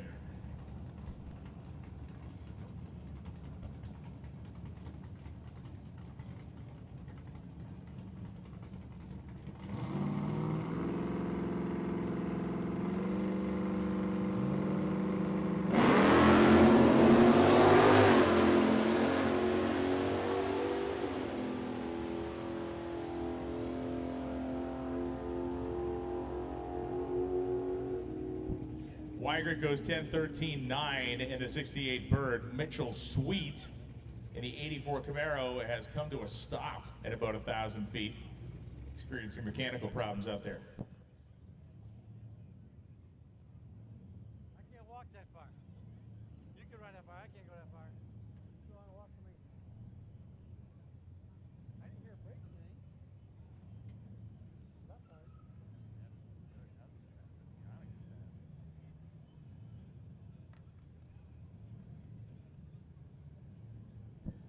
Hello and welcome to our NHRA on oh, wait a second.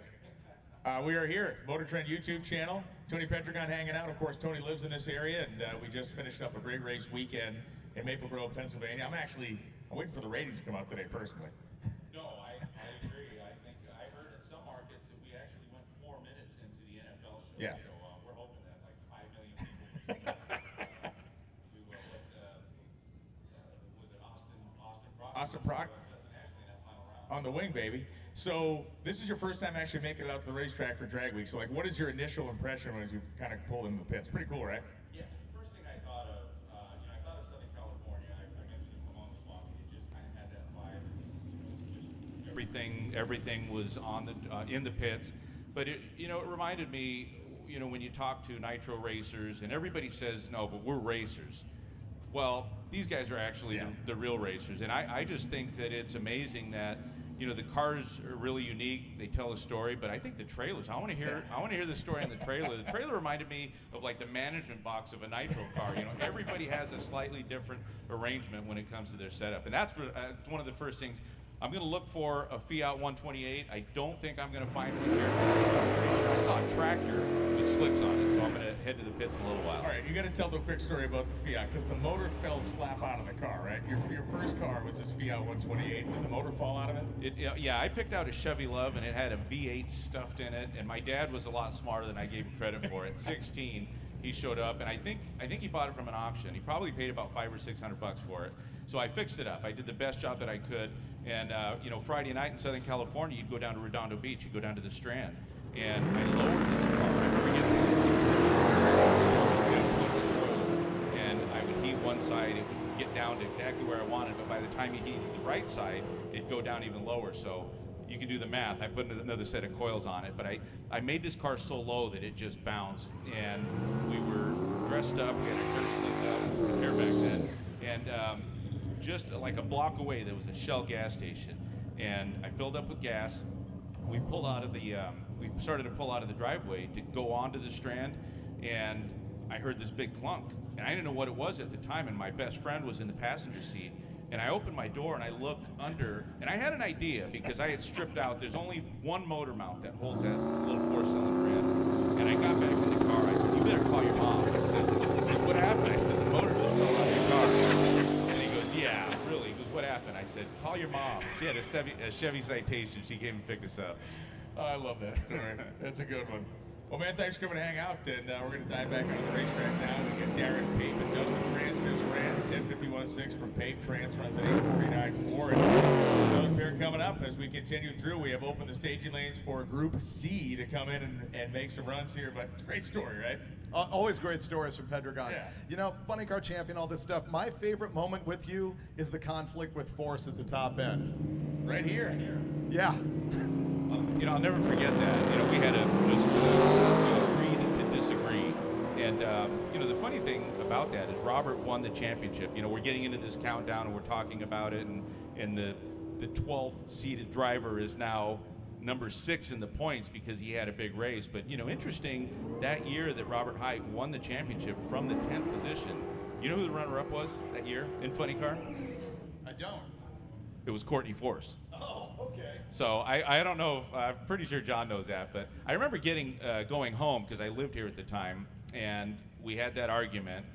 And really what was important to me was that sponsors called and said, "Look, we understand, we heard the interviews, we heard all the bad words, and we know none of them came from you." So it made me feel better that they said, "We're behind you." But when I got home, I got home to a few kids, and I felt childish. I really did. And then I was watching TV and somebody said, "Hey, you're on Sports Center," and they cut to break, they cut to commercial using that argument with Force about 7 or 8 times. And that was a weekend that Tiger Woods made history, some teenager made history in tennis, and we were the story. And it was a little embarrassing at the time.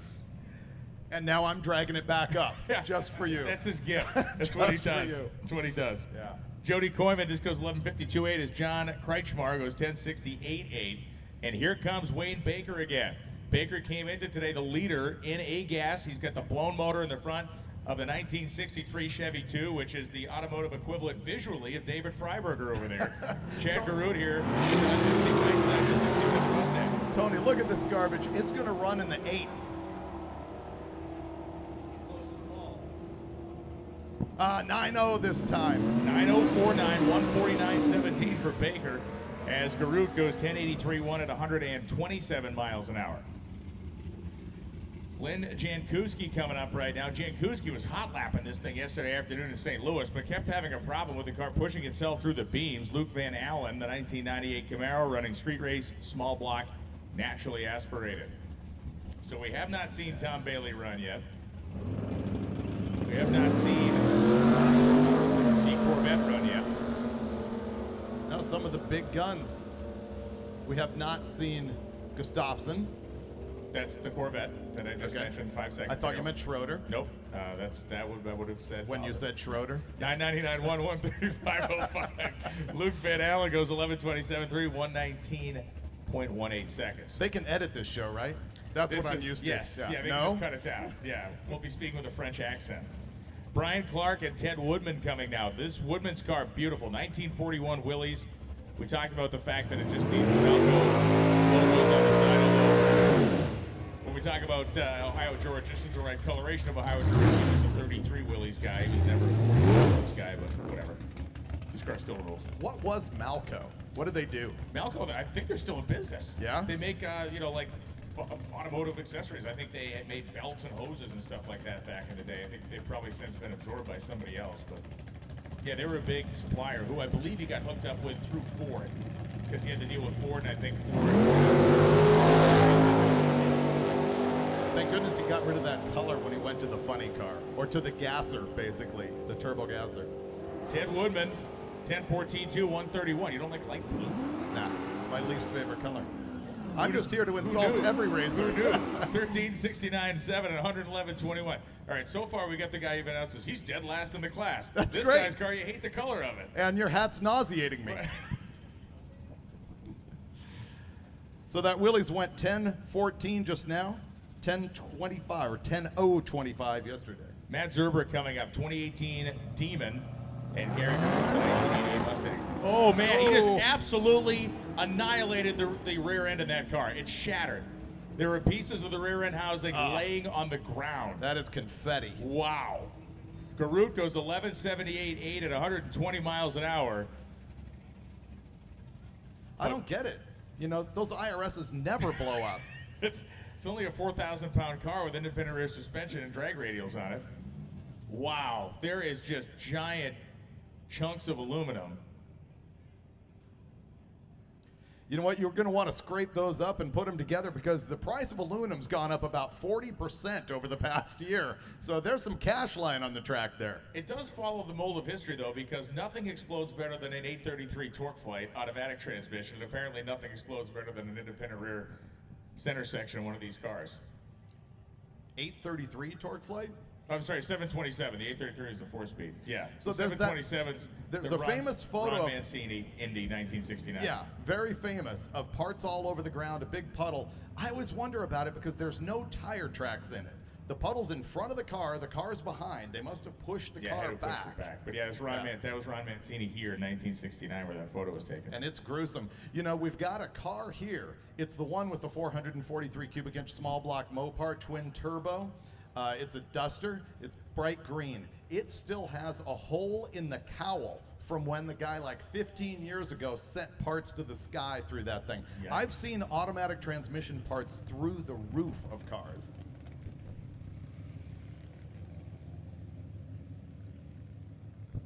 So as we've told you, Mike Finnegan will not be here today. They had a big problem yesterday at St. Louis. Killed the motor that was in the car. They then went into a late night thrash. We can tell you more about it, but how about we show you if you're watching on the live feed. Here is 8 minutes of Drag Week hell, courtesy of Mike Finnegan of Blasphemy. Well, it's got a fresh engine in it. They've got a different injector combination. Actually, I think they tested the new one and went back to the old one. New supercharger. He's got a T56 in it now, faceplated and such, rather than the G-Force that used to be in it. I think G-Force built this T56. He's got a different rear end gear in it and different tires. Other than that, it's going to be all good. This is the very first pass with the new equipment. Also note the new paint job on the car. A whole lot more metal plate going on the roof.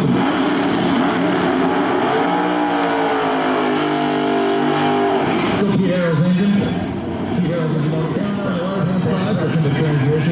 Reed actually filming them. Yeah, the bench shirts made Tony famous. You now have t-shirts that are actually like Angelo's gym or something, where he's bench shirts.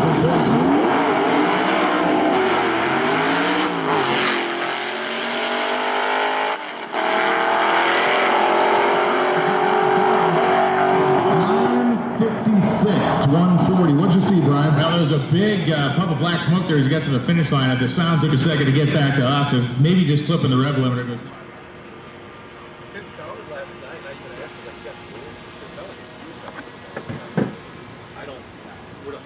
I'm used to them going into water. You know? Weird.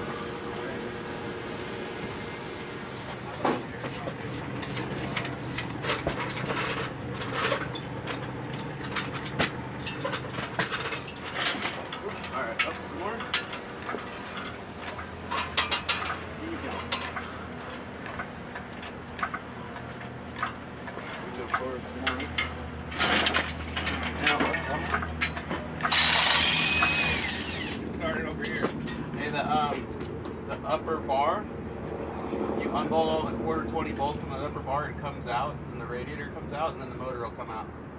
Okay. What I'm saying, you don't have to take apart the whole. Hemi, buddy. So, okay, we'll stick to this. You don't have to take apart the whole front of the car, is what I'm saying. Thank you, I appreciate it.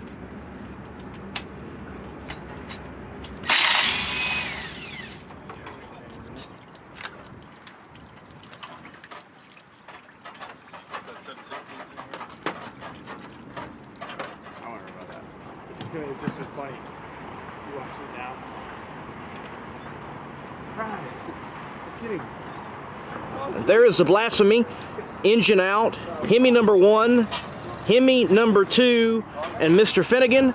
It seems like a fiasco certainly has festered here on day 1 of Hot Rod Drag Week. That's a lot of F's. Wow. Yeah, it's about kind of how it always is. You know, it was going well until it wasn't. But we made a lot of phone calls after we broke today and found 3 different Hemis. And ultimately, the one we're going with is the one I just had rebuilt and the one I gave back to David Freiberger for his car. And he graciously allowed me to use it again. So we've ripped the motor out of his Hemi Grammy, and we're going to put it in my car, and it won't be ideal. It's not built for boost. It's not built for what we're doing, but we're going to put my blower and injection on top of it and make it to the next track tomorrow before the gates close at 2. What happened to the motor that was in to begin with? Well, I've found, I think almost every way you can to break my Hemi, and it seems like I find a different way to break it every time, and I did it today. We went to make a pass last night, filled the fuel cell up full with the 85, drove up to the line, wouldn't do a burnout. There was issues with the throttle, and came back to the pits, and we spent a bunch of time fixing a stuck throttle. It's basically sticking wide open, but we never made a pass. And so today, when it was our turn to go make a pass, I didn't even think twice about putting more fuel in it. So we just drove up there, left the line, made it through all the gear changes, put it in high gear, and no fuel pressure. It leaned out and smoked it. So I screwed up big time. So it's my fault. It's not enough fuel in the tank, and now we're paying the price. With this swap, you've had to do some fabricating to make it all come together, and I've even seen you use bread in the process. What's been going on? Yeah, you know, they're both Chrysler Hemis, but that doesn't mean everything bolts on. My block was an aluminum Keith black block, and didn't have a provision for a mechanical fuel pump. Freiberger's Hemi is a Mopar Performance cast iron block, and it has that. Well, we had to take his mechanical fuel pump off because it's going to be in the way of my alternator. So we had to fabricate a block-off plate to seal the engine block. We didn't have any material, so we just chopped up, and by we I mean my friend Sean just chopped up his son's aluminum exhaust pipes, flattened them, drilled holes in them, cut them with tin snips, and that made the block-off plate. Freiberger had an automatic trans behind his Hemi. I have a manual gearbox, so I stuffed the crankshaft, the back of it, full of bread, and then we shoved a socket in it, and Sean and I beat a socket into it until the bread expanded and pushed the pilot bearing out of my crankshaft so we could install it in the back of Freiberger's crankshaft. And yeah, I mean, it's just, that's the thing about Drag Week, is it's just everything you know, every trick in the book you have in your arsenal, you're going to have to use it when stuff like this happens, because, you know, it's great, we have another motor. It wasn't going to fall into the car, you know, not without fabricating, like you said, and, you know, overcoming some hurdles. Mr. Finnegan and team working away to keep rolling in Drag Week 2022. Twist it. Want to try again? Oh, it'll shear it. Yeah. I've personally sheared the balancer. Yeah. I hate quitting, but I don't want to not be competitive, and I don't want to jump too much.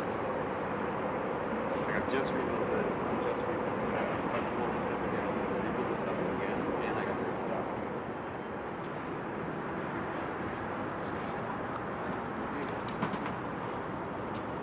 Same. It was like before. It's 8:40 p.m. We're still here at Worldwide Technology Raceway in Blasphemy, and the Finnegan team, they have come to the conclusion after a Congress of the Gearheads that they have reached a snagging point with the second Hemi motor. It's not going to work. Even though they could possibly run it naturally aspirated, it just isn't going to be competitive, and they've decided to call it for Drag Week 2022. Tough to see the Blasphemy go down. Definitely a fan favorite. Finnegan a fan favorite. But I'm sure they're going to rebuild, and they're going to be right back out here for 2023.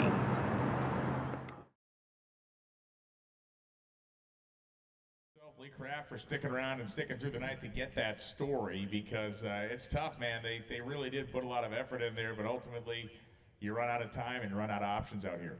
You know, in the tower, we can't hear the audio, so I don't know what was said there, but I was watching the screen, and now I know what happened to my Hemi. Yeah, they decided not to use it. I'm not sure if that made the cut there, but I just heard from Finnegan this morning, they're still seeking a Hemi. He's looking at Indy cylinder heads. Maybe you can walk over to your shop, Tony, and see what's left over. But it looked like they had a Top Fuel crew working on the car there. They still couldn't make it happen. Finnegan hopes to come back on Friday, which we do allow for exhibition runs. Yeah. And that video was timed in perfect sequence with our cleanup. Hey, David, I've got a couple of old ones when I used to race, but they have holes in them too. I'll send it over to Lindbergh. He can weld it up, and we can go. So we have now on the start line, beautiful 1974 GTO, Carol Barhorse. This is actually kind of cool. We have the 74 GTO, that was the last GTO, and then an 05 model year when they revived the name. 74 GTOs were sold only from the factory with the 350-inch Pontiac engine, had the little cowl-style scoop on there. Are X-body GTOs still kind of not really considered GTOs? I think people are actually on top of it now because they're so unusual. As time goes on, I think all that stuff kind of softens up. But my dad has a 64 that he restored when I was a kid, and we would take it on trips. We drive it to the Pontiac Nationals like every year. Just regular. And those cars back in the 80s and 90s were like pariah, verboten. Like you did not show up with it. Now it's like everything else. They're cool. I agree.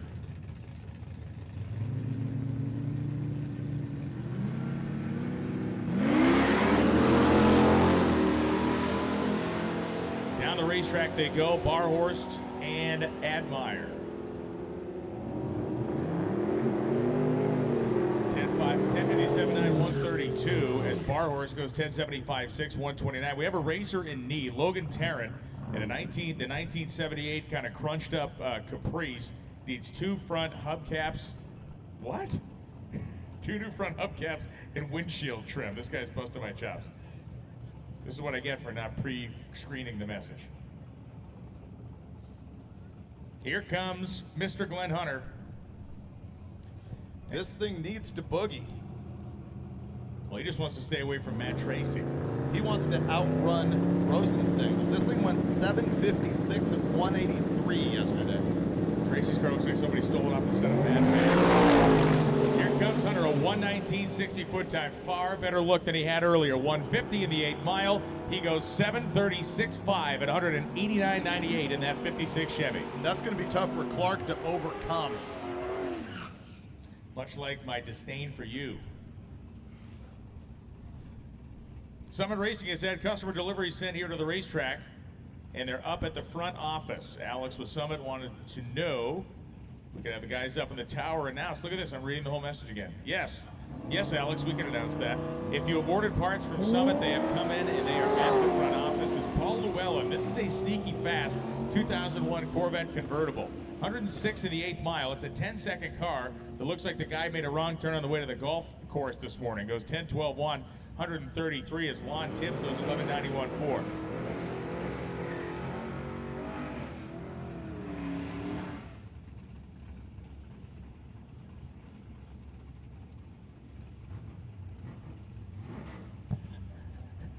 Tracy Holclaw, teleprompter pause, end quote. Kevin Wells, I don't know who else just reads things. That's like you should be a politician. Working on it. Kevin Wells, the 72 Chevelle, left side of the racetrack.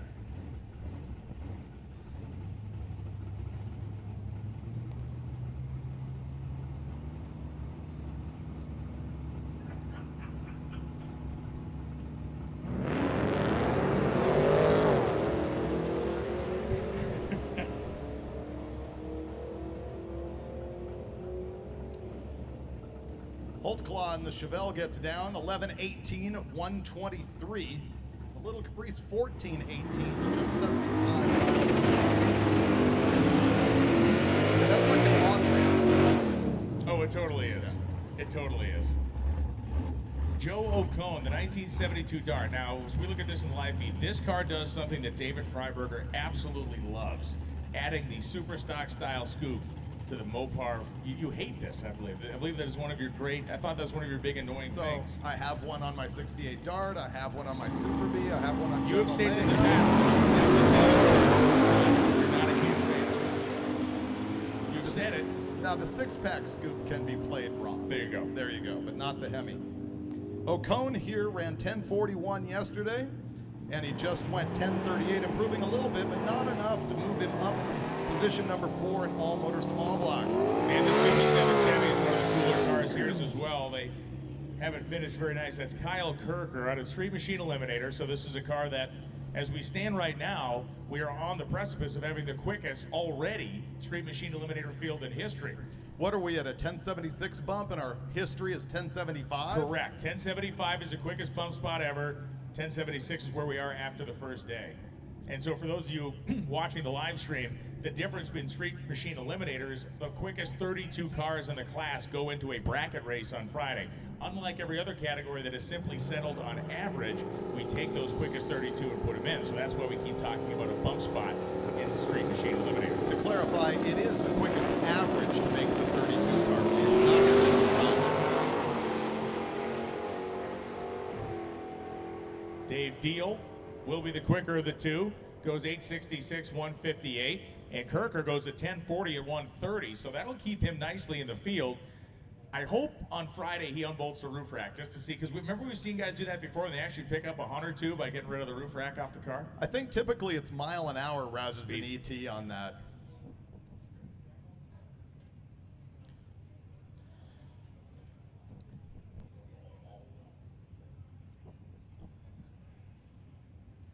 It's always inspiring when you see guys like Mike Galimi, hardworking executive with Hot Rod Magazine, leaning on a table, talking garbage about us in the room next door like we can't hear him. And there it's just flying around. So thanks, Mike. Appreciate everything you do. And his brother's here, which you get two Italian guys now staring at me through a window. I may end up in a dumpster on the way to Byron, Illinois. It's been a pleasure, everybody. Not for me.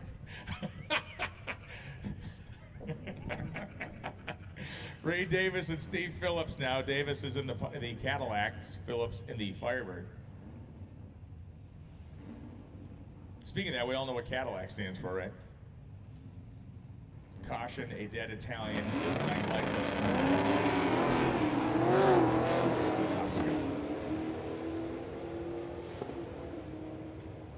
LSA powered CTSV will be the quicker of the two cars.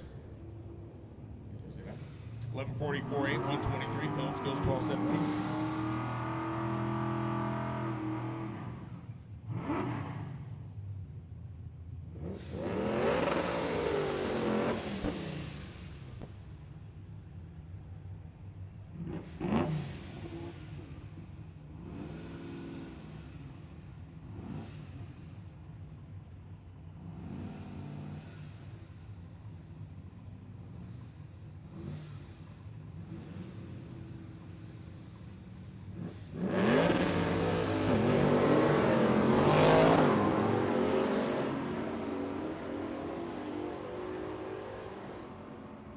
Ken Cuddle and Terry McGrath going down the racetrack right now.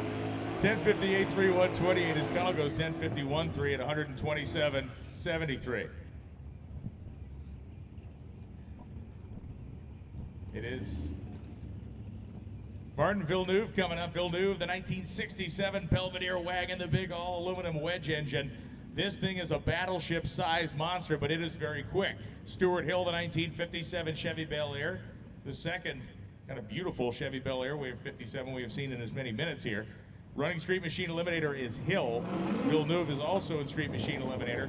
He was running too fast for his own good yesterday. He actually had to slow the thing down to run 10-0. Yeah, it was a bunch of 990s, maybe even a top 980. 543 Mopar power this time, 10-11 at 134. And for Stu Hill at 11:01.7, 122, it is a quick car, but he's going to have to find like a Jado rocket to strap to the roof to get down where he needs to be. Once again, folks, if you can share on your social media the live stream, we have the biggest, heaviest duty cars and trucks on the way in the staging lanes. I've received a report that Gustafson, Bailey, Goldstone, Borgren, all in the lanes. Oh, as Tom Bailey rolls up to the ready line right now.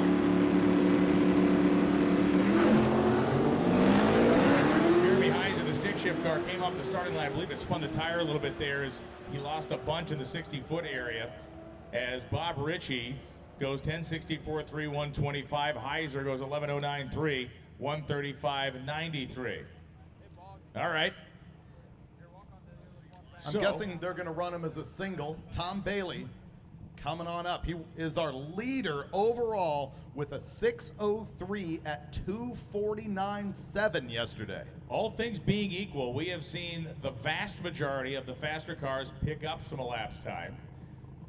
We'll see what Tom Bailey, Steve Morris, and crew have on tap for us here. Now, these guys splattered a piston yesterday and broke a header, and they spent all night over at Richie Crampton's shop making it right. The intrepid Mike Galimi eschewed sleep, went over there, hung out in the shop, eagle eye, was keeping us updated on the situation.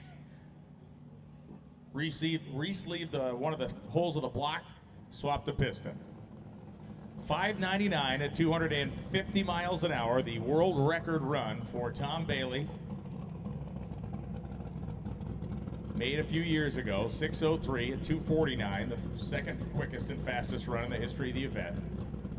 Later today, I think you will see the whole story of last night's thrash on hotrod.com. Of course, you can also follow Hot Rod's social media, Hot Rod Magazine on Facebook and Instagram. When the car ran the 6:03, it was 4.08 seconds to the 8th mile. So, just freight training the back end on that deal. And it poured on a huge amount of mile an hour on that run. If they can get a little bit more aggressive up front, we may see another nice piece of drag racing history made here with another 5-second run. Let's just keep talking about that until they have no choice but to do it. We're trying to speak it into fruition, right? Manifest.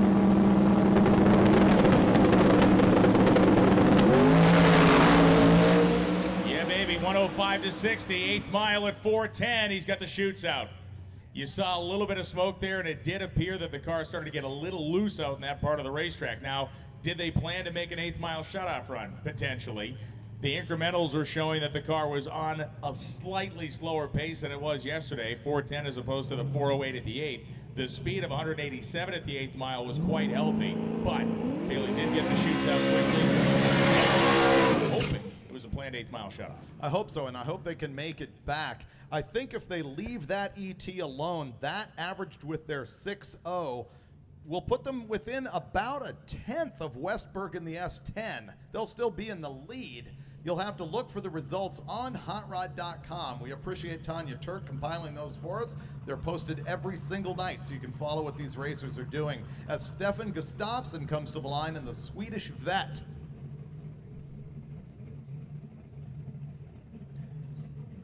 The Corvette won Sick Week, the inaugural Sick Week down in Florida over the course of the wintertime. And it's showed its teeth again yesterday, running in the 660s.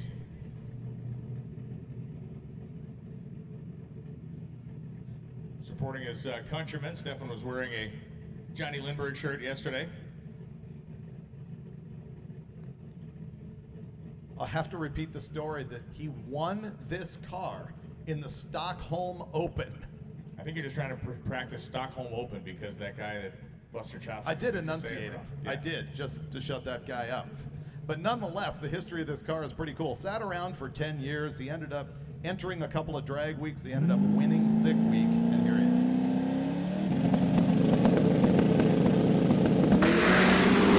Nice. Got a hold of racetrack 109. He's really pouring the coals to it. 178 in the 8th mile. And Gustafsson throws the parachutes out. 676.4, 158. He also threw the chutes out early, just past the 8th mile. Now, currently, Dave Schroeder is just outside of the podium in Unlimited. There's a possibility that he just moved up. We're going to have to do the math on Gustafsson versus Schroeder.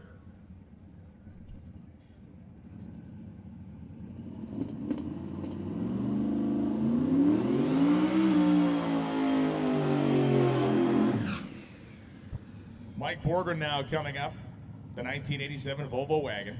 One attempt earlier today, which the car was on a pretty good run, but it moved, he was in the left lane and moved up toward the center line out of the established groove and got a little loose down there. This thing just plain shakes the tires out at the 8th mile. It's amazing the power that he's putting to it down track. This is a 388 cubic inch LS motor. I've accused him of having a billet block. It is not. It's a Dart iron block. The only downside is when he enters the next event, he's going to have to replace the windshield. If you look there at the live feed, he has a great number of windshield banners that have now become a visor. His eyes are closed all the way down track anyway.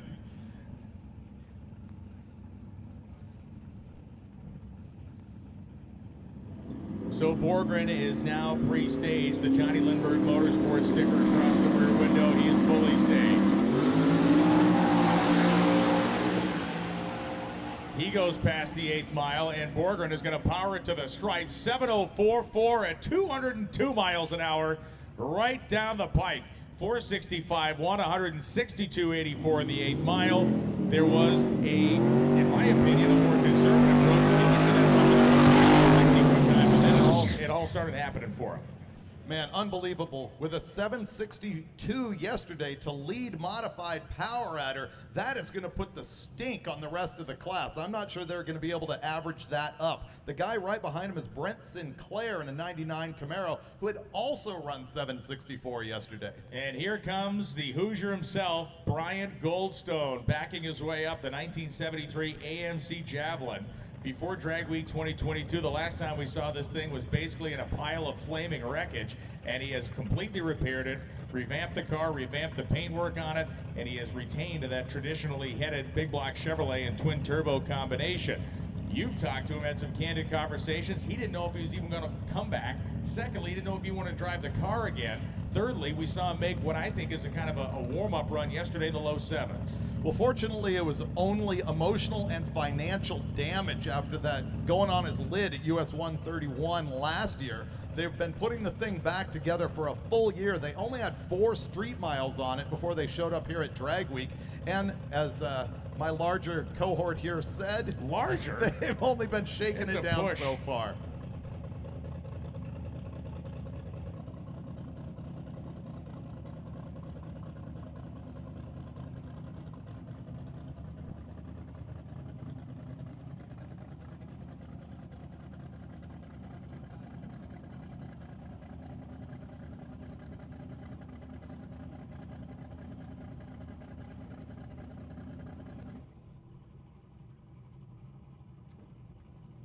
Here's Tom Bailey heading back to the pit area. The reason we shut Brian Goldstone off there in that moment is that their block at the top end of the racetrack is laying, it got blown off the center of the racetrack. So we guess you had to glue the block back down. If we had sent Goldstone down the racetrack, he would not have gotten an accurate time slip, and that would have been bad, especially if he's on a rip and run. He goes down there and doesn't get a correct ET. We don't want to have anybody force them to take extra opportunities at the racetrack. So as annoying as it is to sit there for a second, way less annoying than throwing away a potentially strong run. Yeah, absolutely. A car at this level that needs to drive this many miles wants to make one hit and get out of here. Every pass is a risk. So we have a racer in need, a couple actually. This one, mildly embarrassing, but we're going there because it's just us. It's just us talking. Steve Norris, who has the 1966 purple El Camino, needs an engine diaper because his current engine diaper is full. I'm not making that up. I was handed the note. It is what is written on it. So Steve Norris, thank you and apologies, but we'll see if we can get you an engine diaper. 66 El Camino, you can find him in the pits, or you can come up here to Race Control, second floor of the tower, and we can get you his phone number. Another racer looking for a BTR shaft rocker kit, or one trunnion shaft for a cathedral port-headed LS motor. He's pitted 5 cars back from the MotorTrend Taylor. It's a gray digital camo Fox Mustang. So if you can't count 5, just keep walking until you see a gray digital camo Mustang. Once again, a BTR shaft rocker kit, or one trunnion shaft that will fit a cathedral port-headed LS engine and an El Camino with a full diaper, which I'm used to with a co-host with a full diaper for most of the days we spend together. I guess that's a tradition. Oh, that's a consequence of broadcasting. I'm getting news via text that your friend and mine, KJ Jones, who is here to sort of represent Hot Rod MotorTrend Carcraft, he had a car that he was supposed to be driving this week, which is the Carcraft and QA1 G-Cat. Yes. Which is a G-body. It's a Buick, isn't it? It's a Buick with a Gen 3 Hemi in it. Yeah, very unusual, and they've had struggles getting it done yesterday. But he says running, driving, hope to be in the lanes this afternoon for exhibition. Good Rod Centorbi out there trying to be all cool and just hang out like nobody's paying any attention. What's up, man? At Mickey Thompson, we never stop innovating. Stop by today and see all the new drag racing tires that we have to offer, like the insanely quick Pro Bracket Radial to the Max Traction ET Drag. When Mickey Thompson decides to put this drag tire technology into a high-performing tire for the street, you know it's going to be outstanding. If you need the ultimate street-legal drag performance for new and classic American muscle, it's the ET Street lineup that has you covered with ET Street SS and the ET Street R. We call it Traction Satisfaction. Check out all the Mickey Thompson tires for the street and the strip at MickeyThompsonTires.com. Stand on the gas with Mickey Thompson. So, Brian, you are accustomed to my irrelevance. Oh boy, am I. And probably more so than anybody else on the planet. So yesterday I announced the concert that they had at the St. Louis venue. Yes. What band played a concert here at IRP? What year? 1972. 72. Dan Fogelberg. Good guess. Yeah, that's strong. Fleetwood Mac. Really? That's cool. Yeah. The big one they always talk about out at Boise is Alice Cooper. Alice Cooper played Boise, and the new family wasn't exactly, they were not 100% familiar with his act. Yeah. And it turned into a pretty large problem for Yeah, them. I was going to say that's not really reading the audience. No. Read the room. This track has 850 feet of elevation, 856. This is the track that has been visited most by Drag Week. Here we go, Brian Goldstone coming up right now. He has the Javelin fired up. He's beginning to inch ahead. He has foregone a second burnout. Believing the heat that was in the tires already is good enough.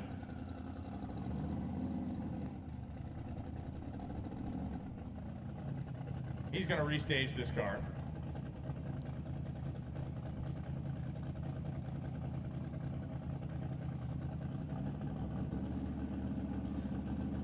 Yesterday, a 715 out of this car. And to say that is soft is absolutely saying something, because this is a car that is more than capable of blasting into the sixes. The 1973 Javelin of Brian Goldstone now in pre-stage. You're going to start to hear those turbos spool up.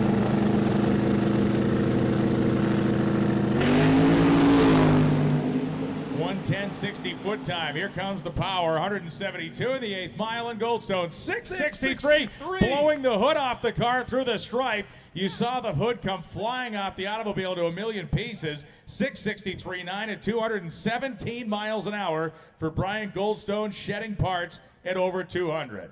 Now that is very likely going to average up to put him in the lead in Ultimate Iron. Alex Taylor currently holds that position. She went 7:05 yesterday, but 7:63. And you can see, if you're watching the live feed, some of the shards of what I can only assume was the hood. It could have been one of the doors. Now, when we go back and watch the video, we're going to be able to see that. But typically in these cars, obviously the composite pieces you're going to have on it's a hood or doors. We have seen, remember Tom Bailey, of course, years ago. Blew his own doors off. Blew his own door off. But a 663 for Goldstone. Really, really impressive stuff. Really impressive stuff.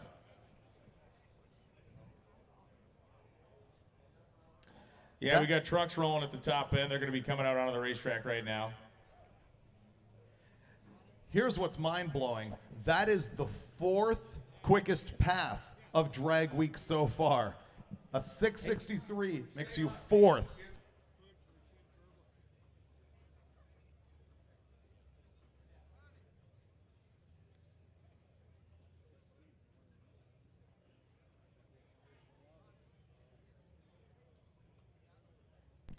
Now, if that is the hood, which we don't know for a fact right now, perhaps we can get a text about that. It's interesting, this car has like a wicker bill type thing that runs across the front of it that the hood nestles under to prevent exactly this. It was the hood. Jay Hollinger passing along, it was the hood. So, yeah, so something, a little air gets under that thing. And listen, we saw it at this racetrack just 2 weeks ago. Julian Atas in the final round of the Jegs All-Stars. Blew the whole body off the dragster. Shredded the body. Okay, now we're told it's the driver's door, so it was the door. Getting conflicting information here. And what can happen there? And that's a very scary situation in that, again, we didn't have a super clear view of it, but if air gets up inside the composite window, yeah, it pulled that whole thing apart. There's the window. He's got the window in his hand. We can see it on the live feed, and then it pulled the door skin off as well. So, you know, I have actually seen cars crash in that situation because if the door comes off, it creates a massive low-pressure suction where it tries to pull the car out of the way. So Goldstone on the ride of a lifetime down there, but again, 663, and I'm guessing he can find a door for that thing? Oh, yeah. You know, at any junkyard, they're going to have that Javelin in stock. Hopefully it just pulled the outer skin off of it. I wasn't able to see that on the live feed. That's what happened to Bailey before. It is, but with the window in his hand, that means that metal structure pulled through as well. You know, something's holding that window on.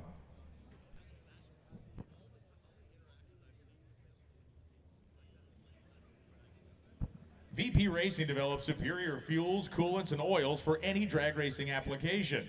More race winners worldwide rely on VP fuel than any other brand to deliver more power and consistent quality.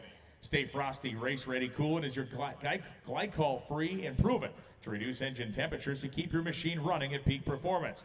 VP engine and gear oil provide exceptional durability and deliver unmatched wear protection under extreme conditions. When results matter, trust VP.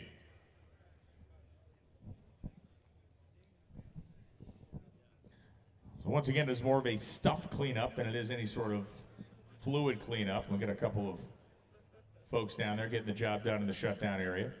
As mentioned, if you have ordered parts through Summit Racing Equipment, they have been delivered to the front office. The office you passed on the way into the drag strip this morning off of Crawfordsville, that is where you're going to grab that parts you ordered.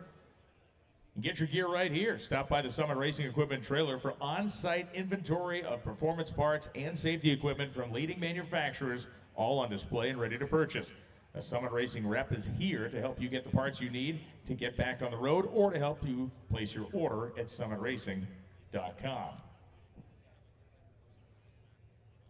Molly Motorsport is the official piston sponsor of Hot Rod Drag Week 2022, offering a complete lineup of forged power pack pistons to take your engine to the next level. Made in America and held to the highest quality standard in the industry. Trust the piston technology leader. Trust Molly Motorsport.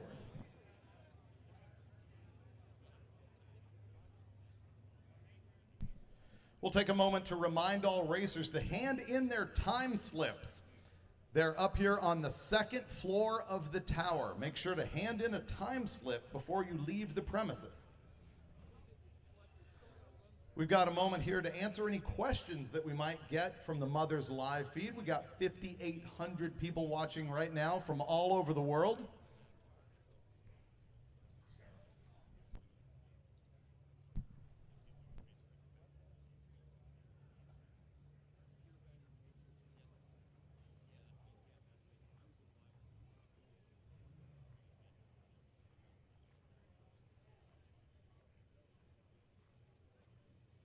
AMSOIL runs on freedom and has since 1972. We changed the industry by formulating the first API-qualified 100% synthetic motor oil. The rest of the market has been trying to follow our lead ever since. But a head start is a head start. We punish our products firsthand in our world-class laboratories and beyond. Because some things can't be learned from a test tube. Run with us. Classic car owners, make your headlights over twice as bright with Holley Retro Bright LED headlights. A plug-in replacement for those dim halogen seal beams, Retro Bright maintains that classic look and lasts 6 times longer. Stay safe and click the link below to learn more.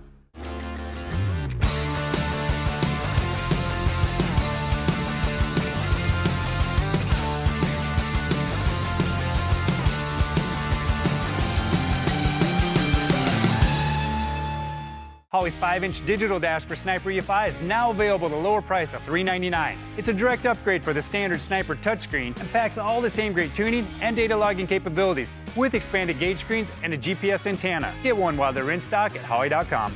Get your V8 back with Range Technology's AFM/DFM disabler. Simply plug the Range Technology module into your OBD2 port, instantly giving you full V8 power. Learn more at rangetechnology.com.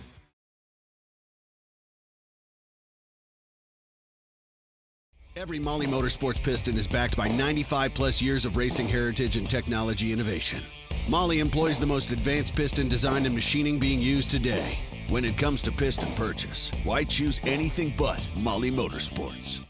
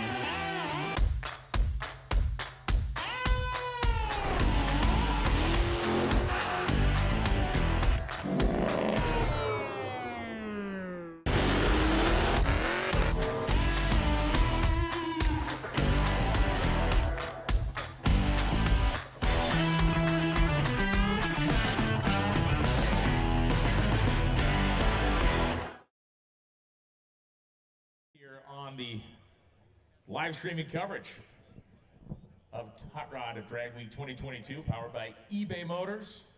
Rocking and rolling here with gear vendors, our friends at Mother's, our friends all across the high performance industry. Amsoil, VP NOS, Racing Fuels, Molly, NOS, yeah. VP. What's happening right now is we're down on action on the track, still picking up pieces of likely fiberglass or door up at the top end. You have more Indy trivia for us? Yeah, I gave this one to the closed circuit audience when we were at break, but it's kind of neat. Kevin McKenna from National Dragster told me about the fact that in the early 2000s, you think about a drag strip and who's going to use it but drag racers, but back then the Ferrari F1 team came here with their F1 cars to test launch control on the weekend of the U.S. Grand Prix, delivering the cars in unmarked rental trucks, so nobody knew they were going to be here in typical F1 team fashion, trying to do stuff secretly and gain an advantage on everybody else, which still certainly goes on here today. It's much more aerodynamically based, but I don't know, you're too busy probably to pay any attention to it, but I've definitely begun to pay a little bit more attention to F1. Not a huge guy, I don't make a ton of time for it, but it's become much more compelling out there to watch. And here comes Brian Goldstone. Look at what is left of the door. Let him hear it on the way back anyway. That 663 was insane.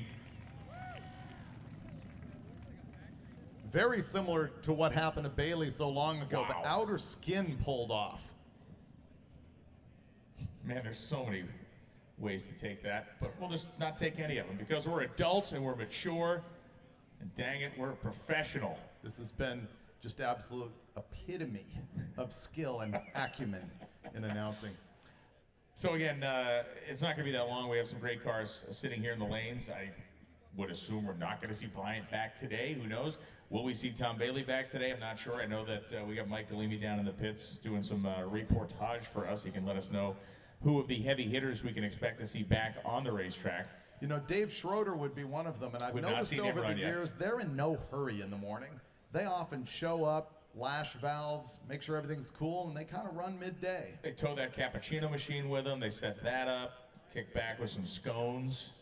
Very Canadian, very proper, very Canadian approach. Little poutine. Little poutine, yeah, poutine fries for breakfast.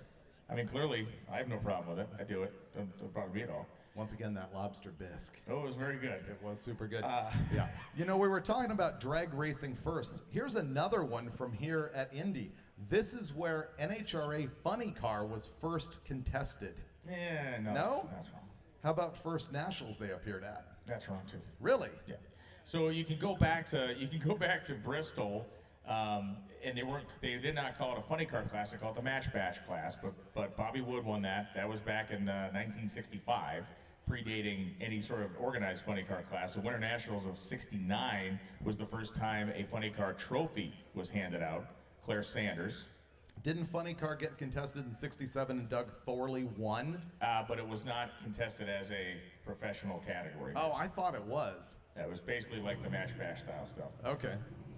My opinion was wrong, as it often is. Bristol was the spot, and the Bristol story is that Larry Carrier, who owned the track, Wally was refusing to have the cars there. Larry Carrier was not going to have the event unless Wally Parks caved in and allowed the match batch cars to run as part of the event. And eventually, Wally did cave in to the demands of Larry Carrier. They ended up having the cars there. That relationship was so bad. Obviously, they had two versions of the Spring Nationals within the track, abandoned NHRA sanction for about 40 years. Yeah. But those were not floppers. They were altered wheelbase cars. There might have been, if you look back, there might have been a flip-top car or two in that group. 64? Well, that was 66 when the flip-top cars came out. So yeah, those are alter wheelbase cars, but then we go back to the debate. Is the Saxon Sons Comet with a blown fuel Hemi in it a funny car? Right. So my statement that funny car as a class was here in '67 remains wrong. Still Doug Thorley was here. There's that part. All right. That Corvair does come to the U.S. Nationals pretty much every year. Let's go to more important things, such as Bob Hess here in a 392 Hemi Mopar powered car. 891 at 124. The one thing you did see here in like 1965 was you saw 5 or 6 guys show up with the nitro burning door slammers, and they were placed in the B and C fuel dragster category because at that time in NHRA history, anything that burned nitro was a dragster. Didn't matter what it looked like or what it was, but like Preston Hanea, Bob Sullivan, those cars all got placed into the B and C fuel dragster categories. Dave Gallimore and Herb White coming up. It is White, the ZL1 2022 Camaro. For Dave Gallimore, it's a 71 Chevelle. The Chevelle went 1075 yesterday in street race big block, naturally aspirated. Yeah, the match pass, that was 65 Bristol, because that final round of that race in Top Fuel was Maynard Rupp beating Connie Coletta. Yeah.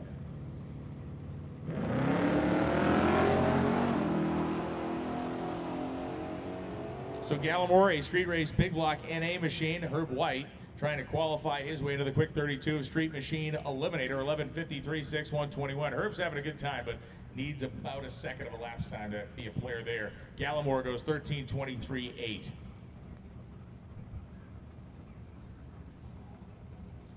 Clark Lamb coming up. You gotta love Clark's really nice, clean, well turned out Barracuda. Street race small block NA for Clark Lamb. Caltrax bars on it. Nice set of drag radials in the back. 1058 yesterday. And Rob Binkowski, 2014 Cadillac.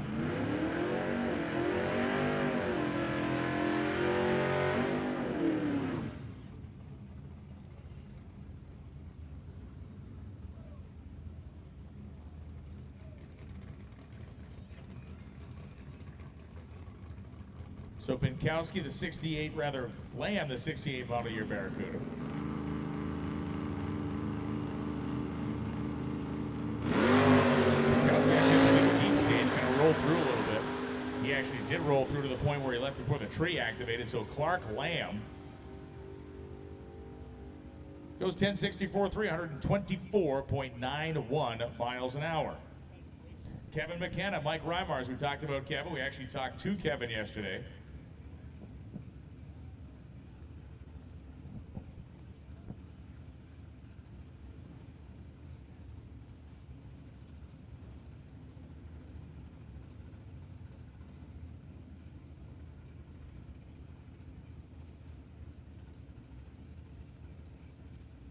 McKenna and Mike Reimars. It is a pair of Mustangs, the Cobra Jet graphics on the Shelby tuned GT500.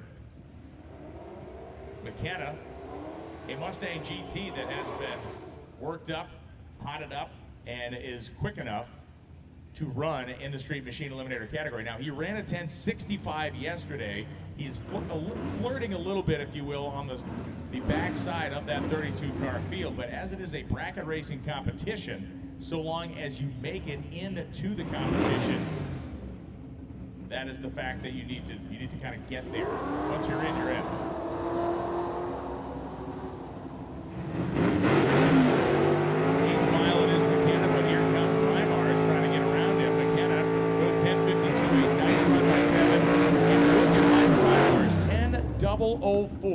At 142 miles an hour. Reimars makes about as perfect a run as you can make for a Street Machine Eliminator car. You just can't go faster than 10.0.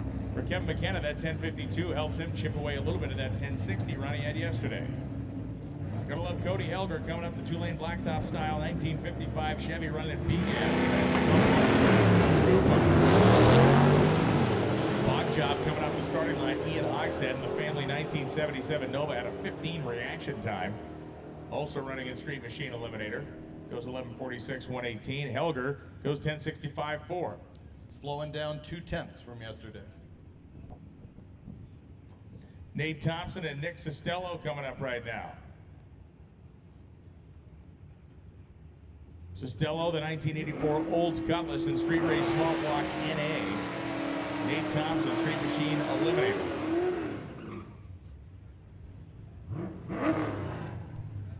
'10 model year Camaro for Thompson. The gold 84 Cutlass of the G-Body family for Costello.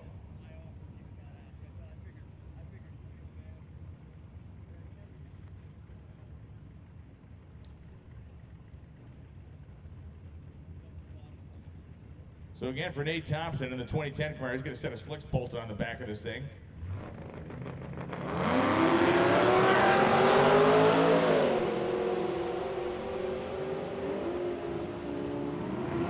Both cars going to keep the doors from blowing the themselves off. That's always a good thing. 1050 with a 1:133. Nate's quick enough to be part of that SME field. Sestello goes 11:18.1 and 119.64. Okay, Brian, on the funny car question, according to Phil Burgess at National Dragster, he says the 1966 World Finals was where Schartmann became NHRA's first funny car winner. Eddie Schartmann, yep. Therefore, my story about Thorley here would have been the first at the Nationals, but it wasn't running in the funny car class, was it? It probably would have run in Super Eliminator back then. I believe that's correct. Jay Grabiak and Larry Dixon. Larry Dixon, not to interrupt that story, but your three-time world champion top wheel drag racing, Larry Dixon, who lives here, has won the U.S. Nationals, tuned his own top wheel dragster at the U.S. Nationals, now races as Nova. Jay Grabiak goes 10:14.9, 129. Dixon goes 10:7.05, 135.20 in that Nova. So yeah, they probably would have been part of that Super Eliminator category. It was not a standalone. I guess the Claire Sanders deal is that it was the standalone. Right. The standalone class at that point. And that was a big point of contention a couple of years ago when we were celebrating the 50th anniversary of funny cars. Where does it start? Go back to Bill Golden offsetting the front axle by an inch, and everybody's like, oh, it's ultra wheelbase funny car. Tom Brissy goes 11:48.2 in his hot rod. Derek McGrew goes 13:06.8 at 115 in the 2010 Camaro. Yeah, I mean that's the whole thing. Is it the Big Al, Allison Power 34 Tudor? Mooney Hammond Sharp. Right. Yeah, but you're right. Big Al was arguably the first fiberglass removable flip top car, and arguably also the Chargers. It's failing me right now. Who was the guy at Ford who invented the funny car? Fran Hernandez. Fran Hernandez, who was a Los Angeles street racer, became in charge of motorsports at Ford. He saw Big Al, arguably, which is why he created the flip top, Mercuries. Ted Munsell and Rick Callahan going down the racetrack. Munsell in his 92 S10 truck, which rips along to a 10:38.3, 128.59. Callahan goes 10:64.2 at 129. And something wicked this way comes as Dave Schroeder himself will be running after Jeff Mink's car. Now, Jeff Mink's car does not lack in much entertainment either. Mink, this is a 65 Impala that runs and is attempting to qualify in Street Machine Eliminator for its sedate look. It surprised both of us yesterday. I love this thing.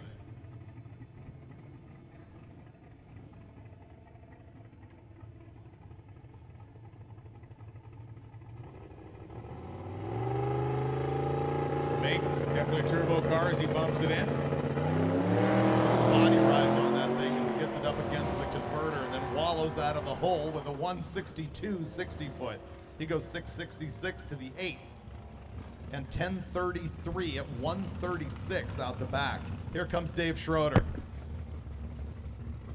So Schroeder, a multi-time champion. Two-time winner. Fastest nitrous car in the history of the event. And interestingly, he is currently 4th in class in unlimited. He ran 675 yesterday, the S10 pickup being 0.2 quicker than that. These guys are absolutely taking the marathon versus sprint technique, which has proven successful for them in the past. And remember Dave's previous Corvette, the Stingray style car, and he switched to the C7 style a couple of seasons ago, and he's won in both of them. He won one of his championships came in this car. The other one came in the earlier kind of almost Trans Am Penske sponsored or Sunoco Penske look. That being 66 that was actually a production body with a stretched out nose. This car looks wicked, doesn't it? Virtually the same engine combination, I believe, one car to the next. Big cubic inch nitrous combination, 864, I believe, at last count.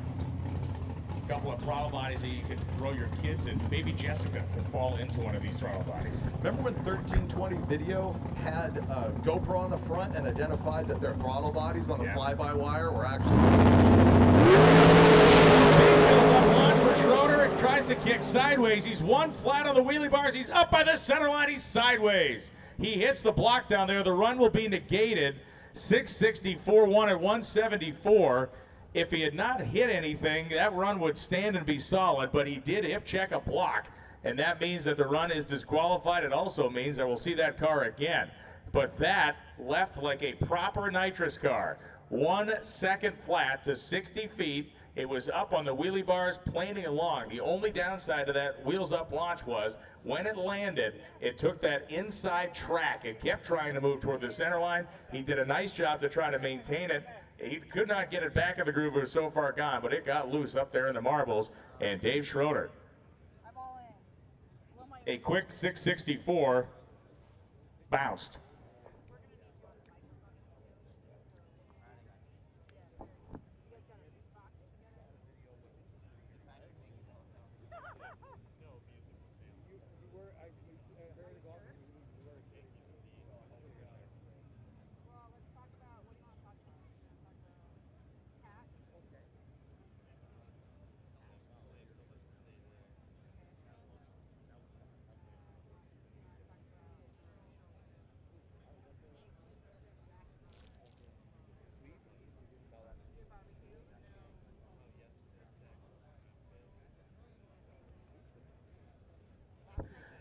Be just a moment to get our block glued back down. We have a great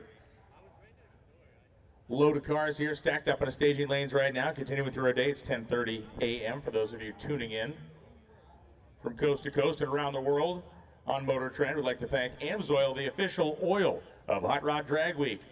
AMSOIL allows you to attack each quarter mile with confidence. That's because AMSOIL believes overkill is underrated when it comes to engine protection and performance. AMSOIL designs synthetic lubricants molecule by molecule to stand up under the most extreme conditions, delivering protection that blows away industry standards. And AMSOIL crafts specialized formulas for the unique demands of their intended application, like AMSOIL Z-Rod synthetic motor oil. Z-Rod is formulated with high levels of zinc and phosphorus to protect flat tappet cams in classic and high-performance vehicles. It's even got a unique blend of rust and corrosion prohibitor to prevent boosted engines or to provide boosted protection during storage. Stop by the AMSOIL booth and learn how you can save up to 25% on AMSOIL products. Get fast, free shipping and more. AMSOIL. Run with us.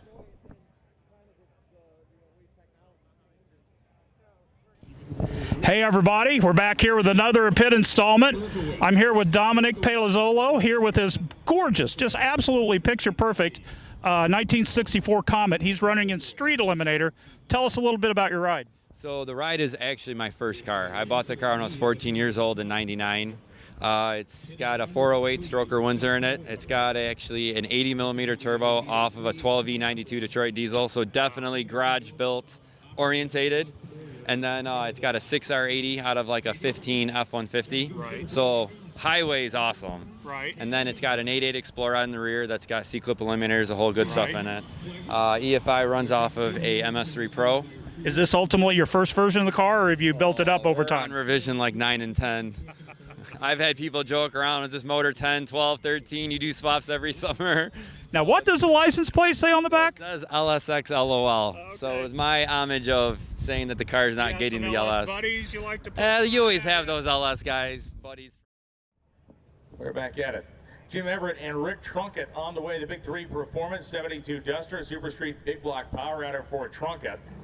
And Jim Everett in his violently 4-speed shifted 55 Chevy 150.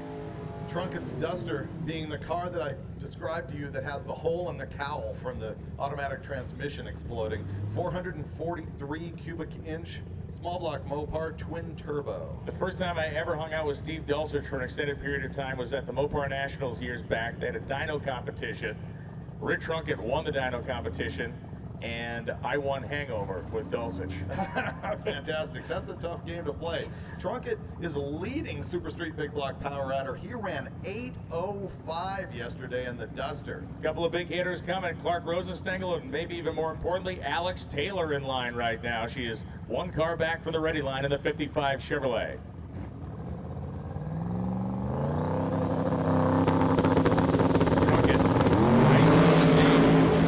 There for Trunkett. Big trouble for Jim Everett in the 55. It's bobbing and weaving and heaving over there on the left-hand side, but Trunkett goes 777, 181. And look, it was only a 1.2860 foot time. Does that add up? Nasty. Yeah, they really, I mean, he walked the car off the starting line and then just really fired the thing off. 5:07.41.44, so it back halves the racetrack in 2.7 seconds, picking up just under 40 mile an hour along the way. Nice run by Trunket. Everett salvaged the 12:59 after the problems he had early. Sebastian Albert and James Williams now. Williams the Malibu, Albert the 91 S10 truck. And Trunket just put a Grand Canyon gap in that class, man. He was already a full second ahead. Oy. Yeah, he's doing, you know, full-on Sherman through Georgia action there.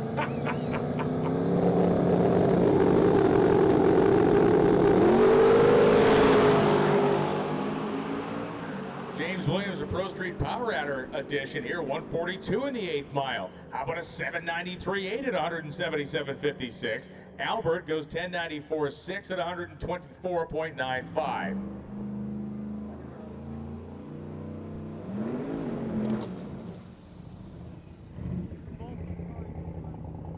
Clark Rosenstengel. So Rosenstengel didn't put down a good number on his first run, right? And so then Glenn Hunter came out. Those two guys are really, really tight in Pro Street Power Adder. We're going to look for a 7:55 or better out of this car. Dave Schroeder coming back, folks. He ran that 6-second pass. We're going to have to see him again because of the block contact.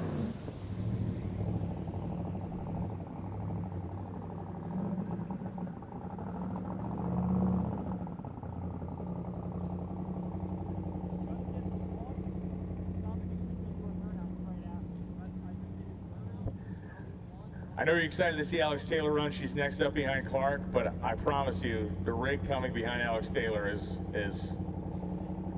beyond description. This thing is so awesome. Anyway. You can't oversell it, man. You can't oversell that truck. It's impossible. So Clark Rosenstengel, he's in.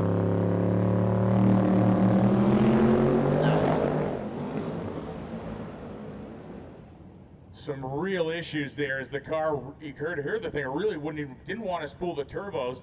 As it started to make some progress down the racetrack, the boost began to come in, but it is unhappy at 999.6, only runs 999, only 108 miles an hour.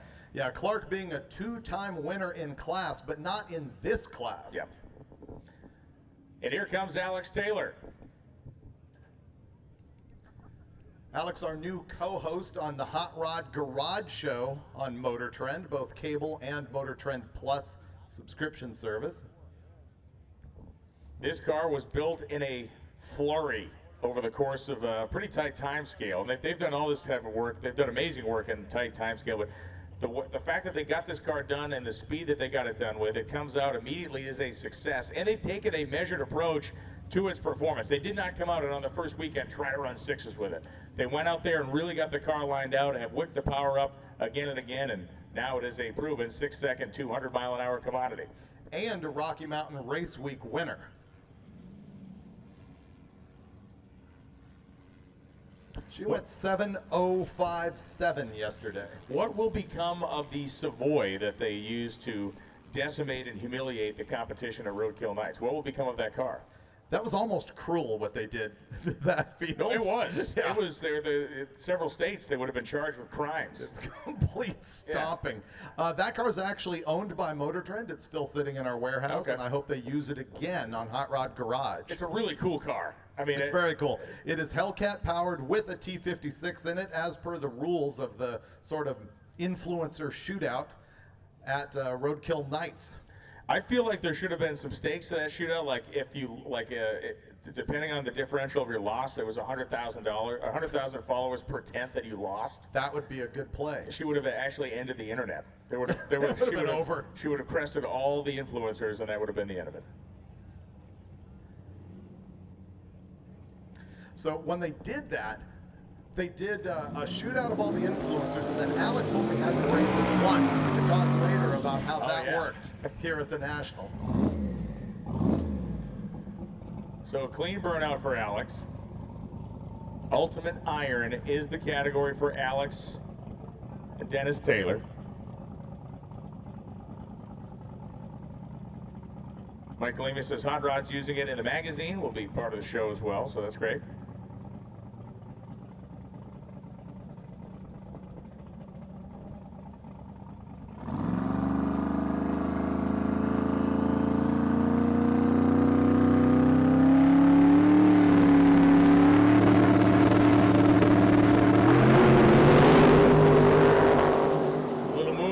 The 330, she did a nice job not overdriving the race car, and Taylor's 7:21.4 at 198.32 miles an hour. 119.60 foot time. There's some time to be made there. I was impressed. You saw that car really try to wash out. Yeah, very nicely done. Yeah. I don't know if I got that or not, because I don't know if I pushed my button.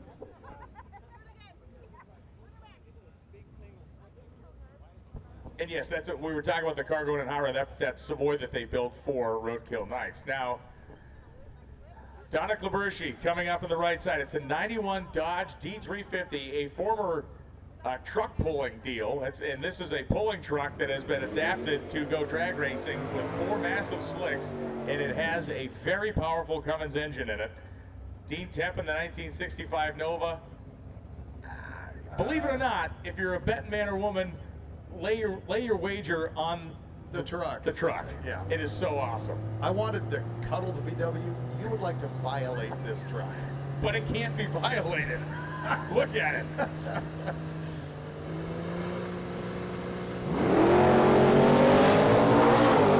Well, the Nova is going to get out, but look at that. It's actually a chase. Unflippin' believable.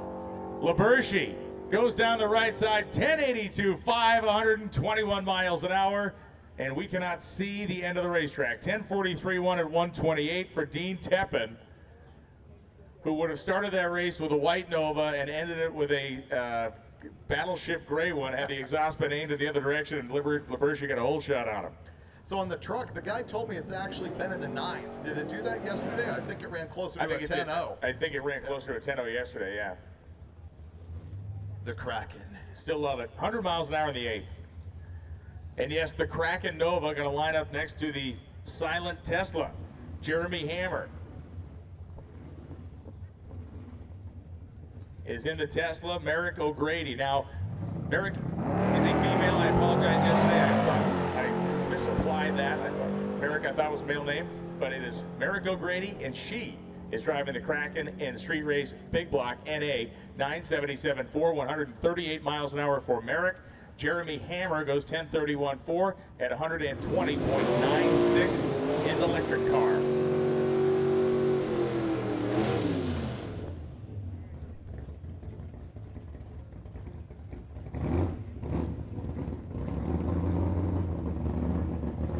Street Race Small Block Power Adder 1964 Ford F100 of Lee Brooks. Jamie Jarvis, 55 Chevy 210. He identifies that as Prairie Bronze. When the wind comes sweeping down the plains. That is the most pretentious name for a color I've ever heard. And Lee Brooks is going to identify that reaction time as a 2.8 second penalty on whatever he runs here, as Jarvis goes 10:19.1 at 133. Brooks goes at 10:35, but had a 3.8 second reaction time. So now we're going to add 2.8 seconds to a 10:35, which becomes a 12:35, which becomes a, what, 13.1, 13.2. Any reaction time over 1 second will be known as the Betty White. As the Betty White, you just went full Betty White. From this point forward, it's the Betty White. The full BW. Which you'll need to rewind and watch yesterday's live feed to pick that up. I blew snot out my nose at that one. It was fantastic. Kyle Bridger coming up right now.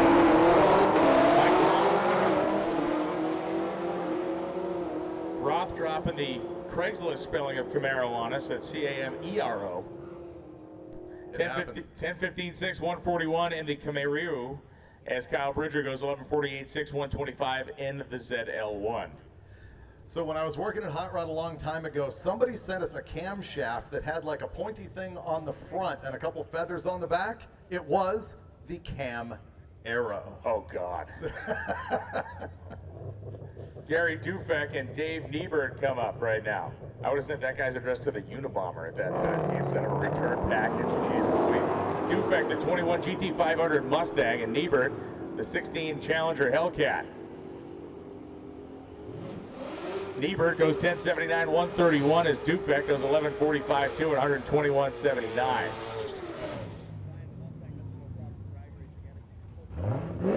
Ryan, you know Benny out of Australia who had that Cresta here for several years? Yeah. That thing is stuck in a ship right offshore. He shipped it here for this. It didn't quite make it. That's terrible. Neither is the Barra-powered Fox body. It's just ungood. He says, we will be back in 2023. Nazim Sheik and Chris Daka now. Daka in his bright orange 10 model year Challenger and 73 model year Camaro, and there comes Dominic in the truck. And he's bank shifting that late model Challenger. I like it.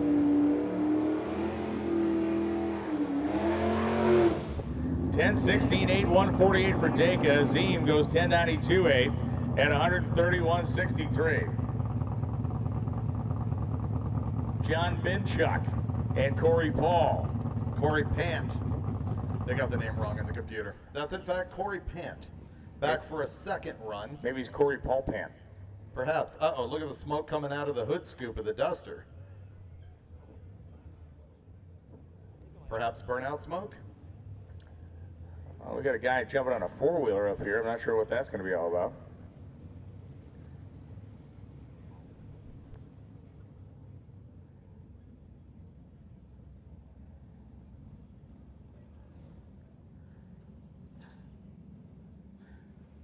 So momentarily going to run down the racetrack. I think grab a little debris or something.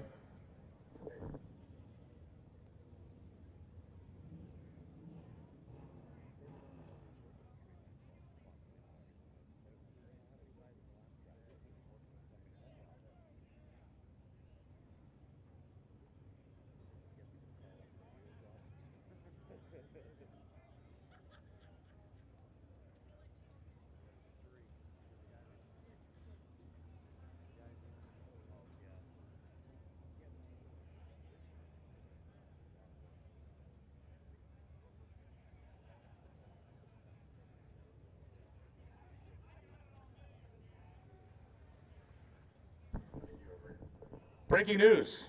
Racers t-shirts have arrived and are at the Hot Rod Magazine merchandise trailer. You need a red ticket to redeem for a t-shirt. So if you want to get your Racer t-shirt, which we know you all do, that's an important part of the event, they have arrived and at the Hot Rod merchandise trailer. Bring your red ticket. That red ticket will redeem you for a shirt. Everyone knows that NOS is the world's best power adder, or nitrous is the world's best power adder, and everybody knows that NOS is the #1 nitrous system for that delivery. NOS offers the most complete line of systems for weekend warriors and all-out race cars. When you're looking for throttle in a bottle, go with NOS, the official nitrous sponsor of Hot Rod Drag Week.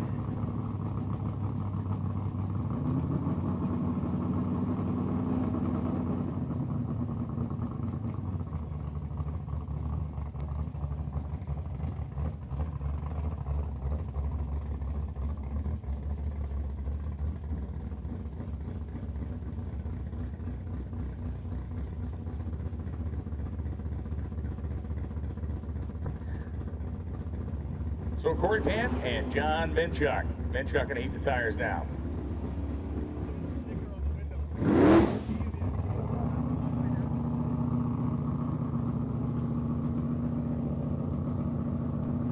A couple of naturally aspirated cars here. The Nova's in all motor small block, and the green car street race small block naturally aspirated. The difference there is going to be more liberal level of suspension. Not going to get a time in the left-hand lane with the black Nova because he jumped the staging beams, pushed through them. The Duster, 1043 at 128. Jim Weiser with the white 84 Monte Carlo needs a welder. He has a broken shock mount. If you have a welder on the property, Jim Weiser, car number 221, it's a white 84 Monte Carlo, beautiful car. He needs a welder, broken shock mount, needs the help. David Workman here in the left-hand lane in the 57 F100 has got a Cummins in it. It was his birthday yesterday. He had compound turbos on this thing last year. He's now switched it over to a nitrous deal. We'll see how that works out for him. Tim Baptiste in the right-hand lane in the 67 Chevelle.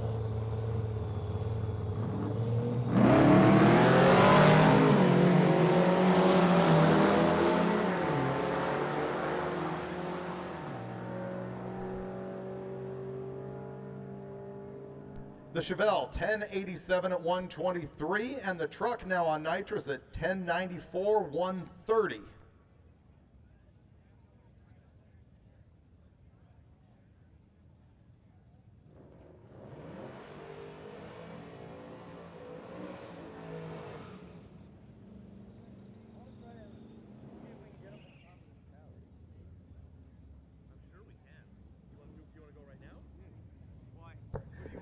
Have you ever met somebody that just really understands how to just tuck it to you every once in a while? Well, that's I've been standing with you for years, Brian. Mike Yes. Turner and Finnegan Barisa coming up right now. Barisa, the 2000 Mustang, trying to find its way into Street Machine Eliminator. Looks like a GT500. And Mike Turner, the 1970 Dart.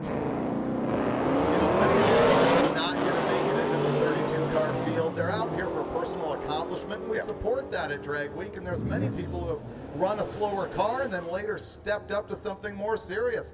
As Barisa goes 1098 in the left-hand lane, and the Dart 1237 at 109. I feel like the personal accomplishment you should shoot for today is how to top the burrito hot dog over-the-top pork chop dinner program today. I want to see how you're going to really kind of step up and ramp that up heavier than. But do you really want that? As long as I get to escape without any sort of real Consider the gross consequences. attack, that's true. Ken Senko and Andrew Taylor. Taylor, it is the Formula Firebird. For Senko, it is the Trackhawk. Jeeps first came out, we saw a couple of them at the pump gas tracks, like back in the day, when they had, they were just at that time, I guess, the 392 Hemis in them, but it's pretty wild. 1097.3, 126 miles an hour. What the guy probably put a pulley swap on it. 1118.6, 122 for Taylor. As Loans craves the gastrointestinal backfire. And as we say that, the El Camino with the full diaper just pulled out. Here it comes. I don't think that El Camino is the full diaper. No, he said purple El Camino. I mean, I don't know how many we got. We have a bunch of purple El Caminos. I think this one's a nearly stock LS. We're talking about cars that are not at the line. Meanwhile, we've got the red Volvo wagon and the Mustang. Gregory Black, Mustang, and Volvo.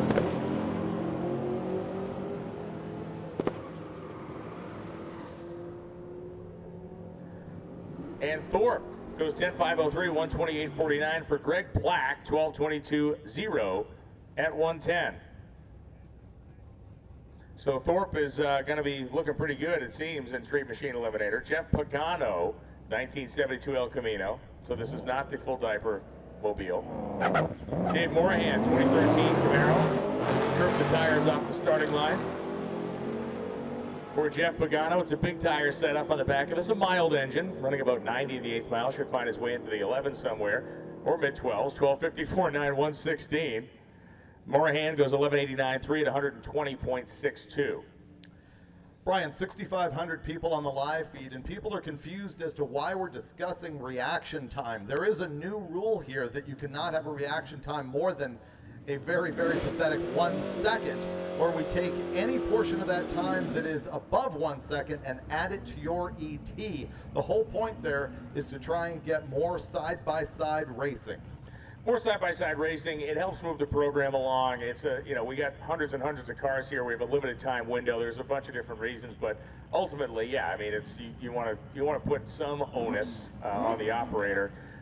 The D group lanes are open. Group D, lanes are open. Group D. The real thing there on the reaction time came out of the turbo cars that were sitting at the line for 5 seconds trying to spool, and everybody was just tired of watching that. With the all-Oldsmobile powered little squirt nitrous car. Tracy was having issues with this car, but not anymore, it seems. 996.7, 130. Dennis Rayleigh goes 13.52.8 at 69 miles an hour. on the right-hand side of the drag strip. Now it is Dave Armentrout and Joe Jennings. Armentrout's car was lazy bones last time down.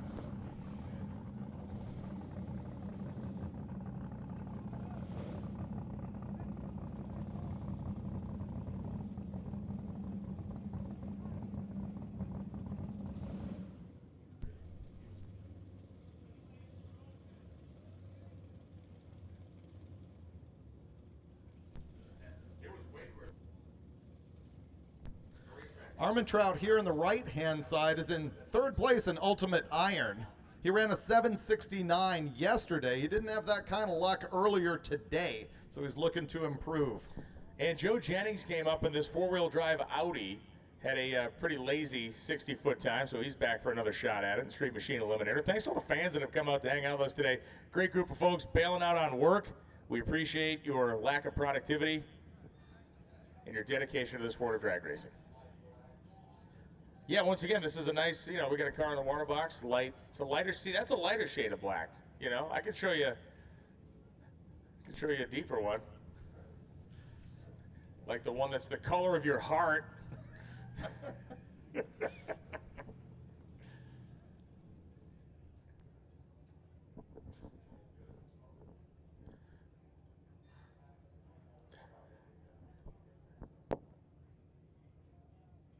Just a little bit of starting line maintenance is not got us hung up, just stopped momentarily. Okay, there's a doofus on the live feed that lives 20 minutes from here, and he's watching this live. Fail. Sitting at home. Absolute failure. Yeah. Man, I extended the insults from you and I to the racers. 2 people watching on the live feed. Global. Yeah, that is next level. That is next level. That's fantastic. Known by enthusiasts worldwide for their premium car polishes, waxes, coatings, and cleaners, Mother's Polish offers a broad array of quality products under its Ultimate Hybrid, CMX, California Gold, Powerball, Back to Black, Speed, and Professional lines. Stop by your favorite automotive retailer today and stock up on the latest Mother's Car Care products, including their cutting-edge, super hydrophobic, Ultimate Hybrid, and CMX ceramic product lines. Whether it's your daily driver, hot rod, roadster, or muscle car, remember, there's no shine like Mother's.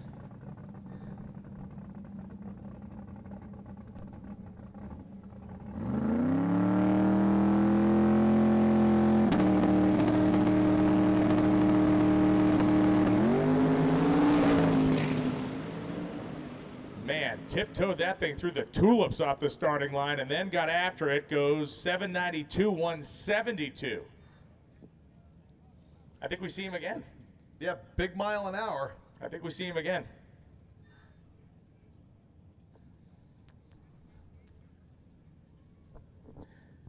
Zach Royce and Frank Veneziano. Veneziano coming up in his GT500 Mustang. Is it odd to you we got more GT500s than Hellcats here? That strikes me as strange for some reason. Yeah, it is actually. It is kind of weird, right? Yeah. They're cool cars. I'm not taking anything against them, but you No, just not think, at all. You just think of the sheer number of them sold. The Hellcats outsell these things by 10 to 1. I don't know. It's just kind of odd. That is weird. Maybe these guys are just more hardcore. I believe so. So you're saying that there's more Hellcats on a power tour? Probably. Royce chirps the tires on his way out of the burnout. The light black Duster. So folks showed off their trailer burnout acumen yesterday. No way. One of our stops. I'm not going to name any names, but if you see a car in the pit area, it was probably them. Right. Yeah.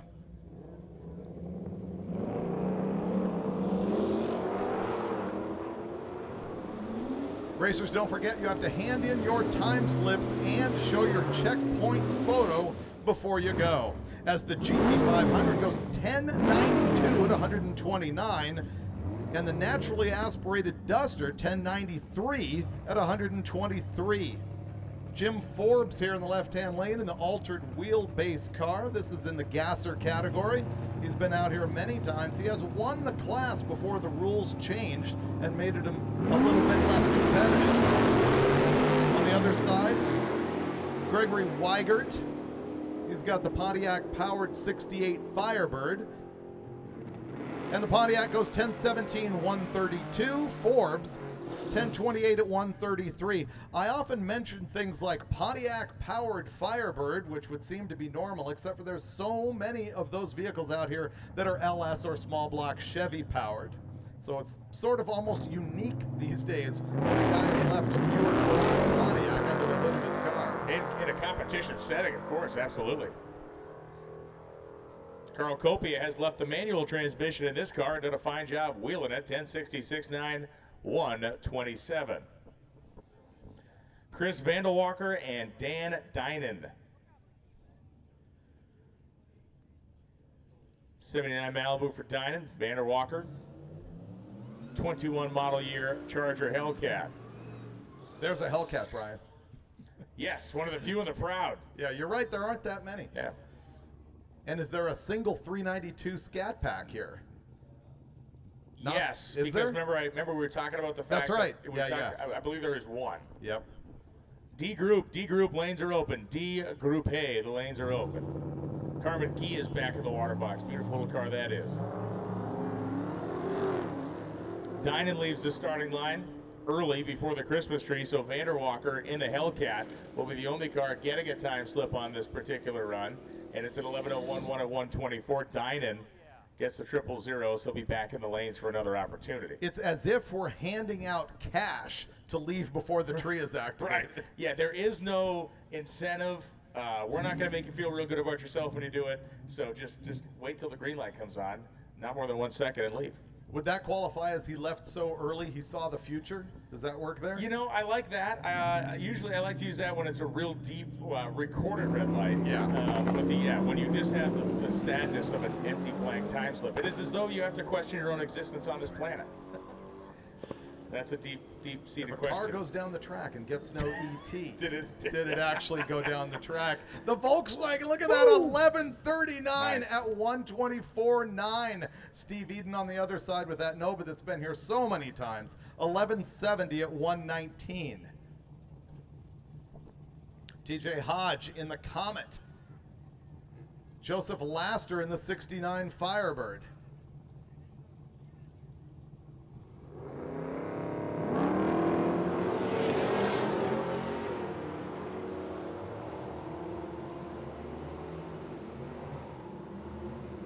Street Machine Eliminator cars, a pair on the right-hand side, 1046, and on the left-hand side, 1025. Numbers that are very likely to get them in the field for that class.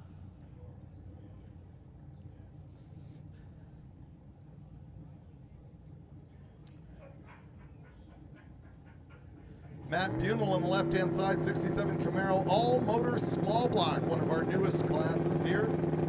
And Street Machine Eliminator Michael Cavallaro on the left, or on the right-hand side.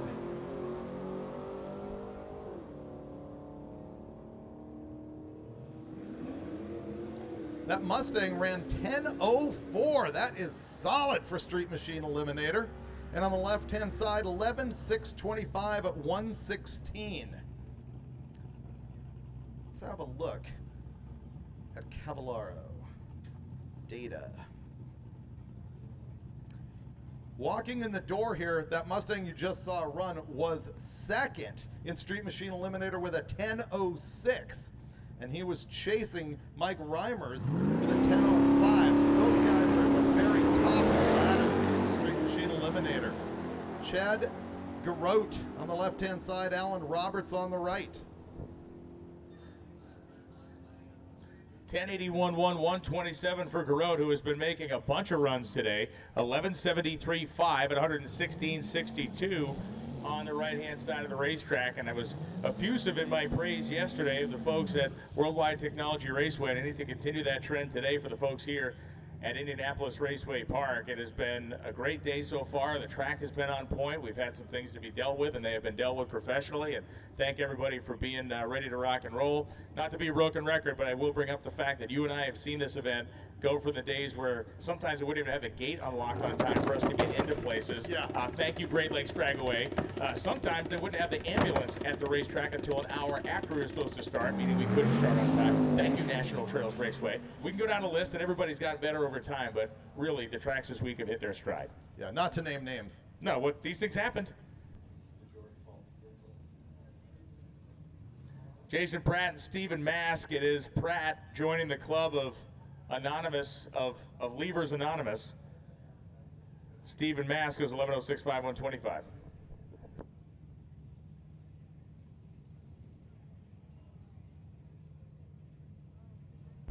So I'm getting news from Keith Turk about Dave Schroeder, who went down earlier, and I believe he ran a 6:63. 64, I think, yeah. 64, and we in the tower had said that's not going to count because he kicked a block, a timing block up at the top of the track. The official word from Keith Turk and Lonnie Grimm is this: the wind from his chute took out the block. He rode the center line but did not cross. So those guys agree that that run will stand. And this is a situation that is not that uncommon. We see it happen with fuel cars a lot, so that is legit. He had nobody in the other lane, so that did not impede the progress of another competitor. Jason Pratt goes 11:07.3, 125.58. The only time that it really kind of comes into question on that front is, for instance, if you go down the racetrack, and let's talk about Brian Goldstone's car. If Goldstone's door had torn off and flown in front of another racer, then you have a problem with a disqualification when you impede someone else's progress. That didn't happen. The car did not physically hit the block. Therefore, Dave Schroeder, 660 again. Jensen in the brightly colored 17 Camaro, Chuck Jordan in the CTS-V. Both Street Machine Eliminator cars.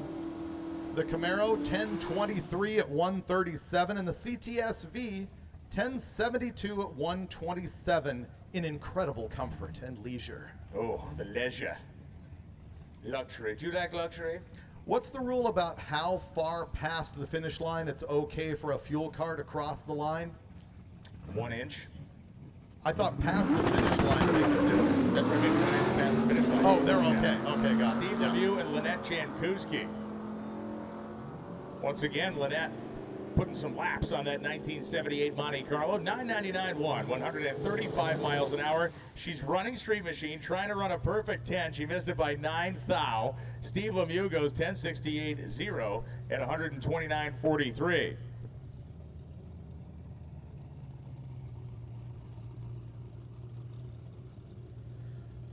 We got the hood off Billy Skinner's truck out here. He's running all motor small block. No, he's not. Sorry, data was wrong in the computer. He is running modified power adder. I noticed the bullhorn out the side and was like, is this one of those guys with a 12-second NA car with a bullhorn? That's just a styling faux pas, but it is not. He's actually modified power adder. Mitchell Sweet on the left-hand side. We got another guy who pushed through the beams and isn't going to be activated. It's called Billy Skinner. Just call him David Copperfield. Why? Because he just disappeared from that time slip. Mitchell Sweet, 1070 at 128. We have a racer in need of a small block Ford flex plate. Keith Fenstead is looking for a 164 tooth, 28-ounce small block Ford flex plate. He has the green Fairmont. If you're carrying an extra Ford flex plate, please, please, please find Keith Fenstead. And here comes Jesse Badafrey in the famed Truckter. He calls it Greenie 2, based after his Greenie 1, a Chevrolet step-side pickup truck. He has wanted to build this thing for years. A bunch of drag week guys got together, helped him with parts, pieces, and fabrication work, and the Truckter lives. And unfortunately, both of our names are on that thing. There's a sticker on the front, and I think in the live feed you can almost see my signature on that yellow top. Adam Buntley goes 11:46.6, 128. Badafrey goes 12:59.3 at 104. And what is certainly a home-brewed and home-dreamed-up creation. Jesse has wanted that thing forever, and he wears the making, announcing, trading. They're going into production.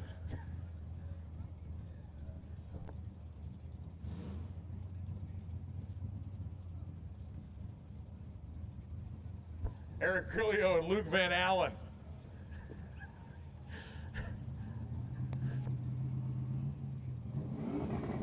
Grillo, the 1973 Nova, 4-speed. Van Allen, the 1990 98 Camaro.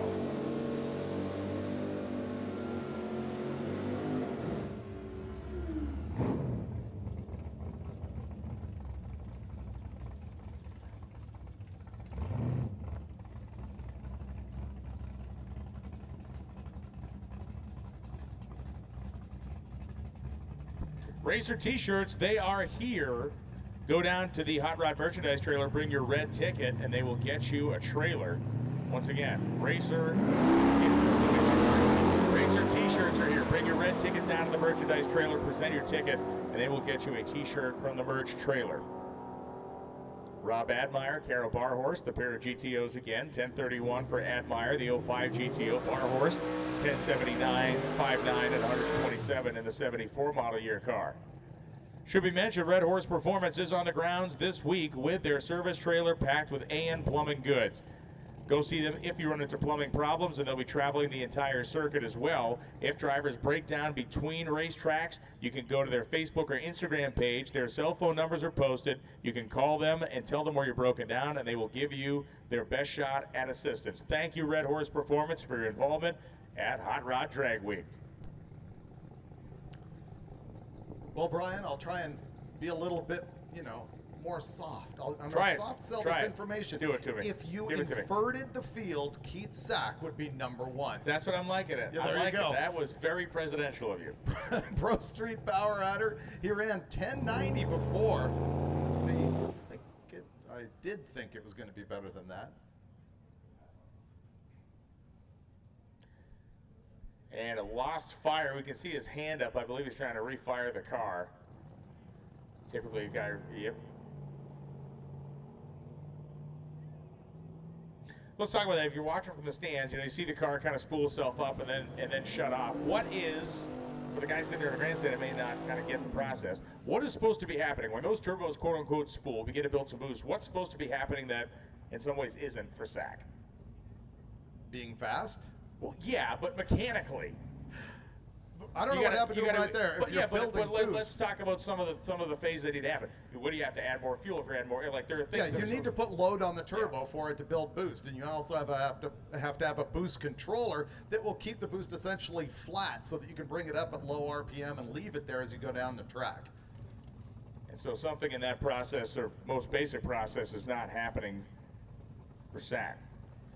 A key has been found and has been dropped off over in our time slip return area on the second floor. It has a tag on it. If you've lost your key and you can give me the words that are on the tag, I'm not going to give you the words to unlock this specific thing. You need to just tell us what's on the tag. We'll give it back to you. Come up to the second floor of the tower and go to the time slip room. And Kanan Hall on the square body left-hand side, running his second year at Drag Week. This is a father and son program. Your standard junkyard LS with a couple of turbos on the thing, and they just went 1054 at 129. And Rova Kahua just went 1096 in that humongous 1967 Olds 442. It actually hiked the left front tire off the starting line. I think it's a nitrous car. Cool. Yeah.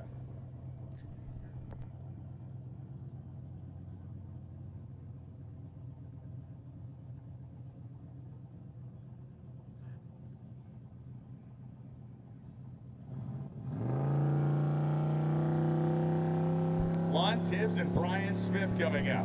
2012 Mustang for Smith. Tibbs, the Omega Man.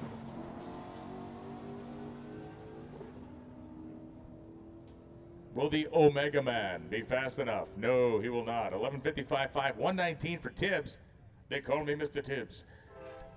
Brian Smith, 11:68.6, 122.87. That's an obscure movie reference. Oh, yeah. Chris Sixt and Ray Davis. Cadillac and the former cop car. A virtually unwatchable movie, I might add. I attempted recently. Did you really? Yeah. Try to culture yourself a little bit? Yeah, it was more like... Surprised that failed. It was like culture in a petri dish, actually. Yeah.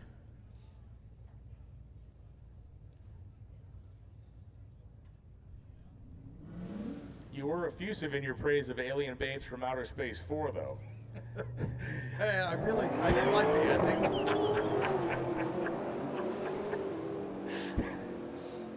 Ray Davis and Chris sixth. The writing just didn't live up to par on that one. 11.201, 127 for Davis. His sixth goes 11.71.0, 116.42. You know what the advantage is of the live feed? We can humiliate ourselves in front of way more people than these grandstands will hold. No, it's perfect. And do it globally. We are internationally famous. I'm sure there's somebody in Kazakhstan with the closed captioning on, and whatever this translates into their native language is something totally different than what we're actually saying. Jeff Lingenfelder and Jeremy Heiser lead the starting line. Heiser bang shifting through the gears in the 91 Pontiac. Guy in the live feed asking, can I come out and race? No, you can't. No. We don't do one-dayers out here. This is all people who are Actually, we do. We got a bunch of them sitting in St. Louis right now. I guess we do. Yeah. But no, you cannot just bring your car out and race. Heiser goes 10.82. Lingenfelter on the left side, 11.33.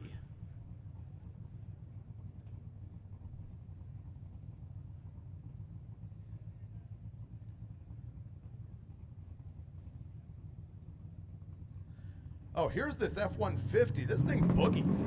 Really does. Ran down the 10s yesterday, right?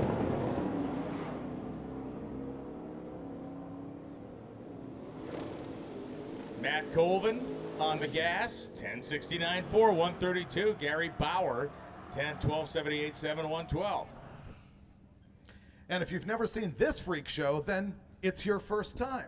This is Well, yesterday you announced it like it was your first time. I did. Well, that's everything I say. Yeah, the Divco right here was internet famous last year. He's not really putting on a show this time. I think it's a big block Chevy with turbos in it. We got Cody Walker on the other side with a 71 Dart. Have you seen the roof on the Dart? It's like a homemade mod top. It's like spray painted like through, I think your underwear. Well, that's where they went anyway. Nice, lacy, you know. 10.68.5, 127. How dare you, sir? Nick Cryer goes 11.44.2 at 114.67.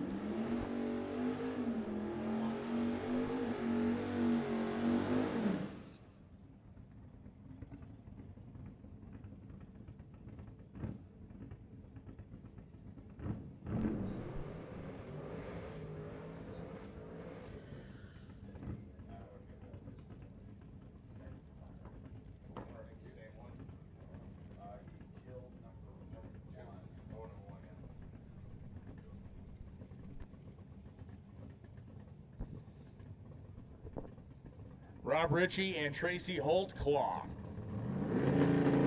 Another of the Caprice clan. Ritchie, the 1988 Camaro, street race small block NA car in orange.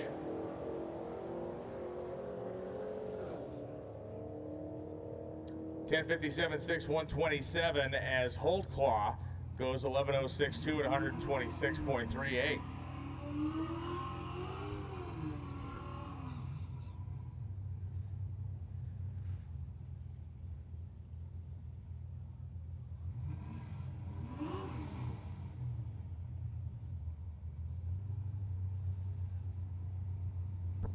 Tim Bradshaw and Mike Kalbefeld.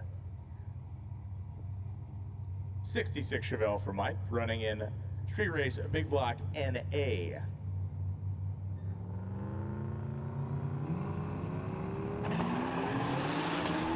Oh boy, Kalbefeld, a lot of smoke off the starting line, which does actually appear to be clearing up a little bit. Tim Bradshaw will be second across in the Mustang, goes 10.75, 132, but Kalbefeld apparently didn't leave us much, just a little swab of the deck out there on the left-hand side of the track. Occasionally when you see that, it's actually tire rub on the body. Yeah, the body's torqued over. Yeah.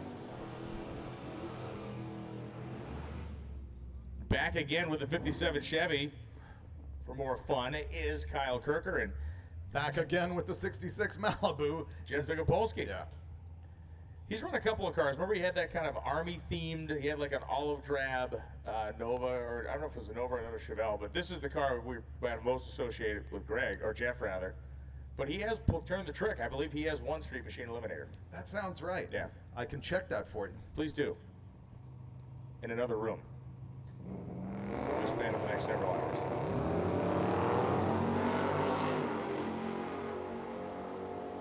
Kirker's 003. Digging it. as a Street Machine Eliminator racer. He needs to be that good. 10:34.3, 128 for Dukapolski. Looking good as well. Kirker, 10:32.0, 131.46.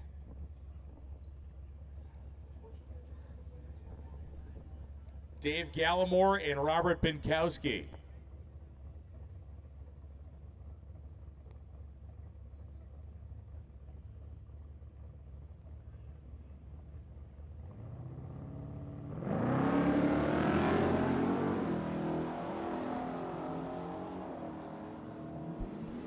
So Dave Gallimore and Binkowski.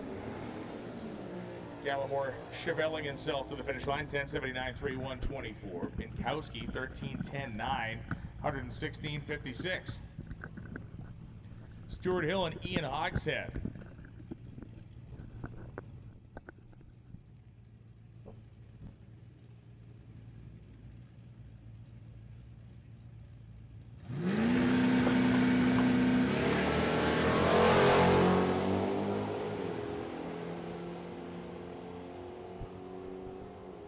Ian Hogshead. 1080 flat, 125 for Ian. Hill goes 11:10.6 at 121.28.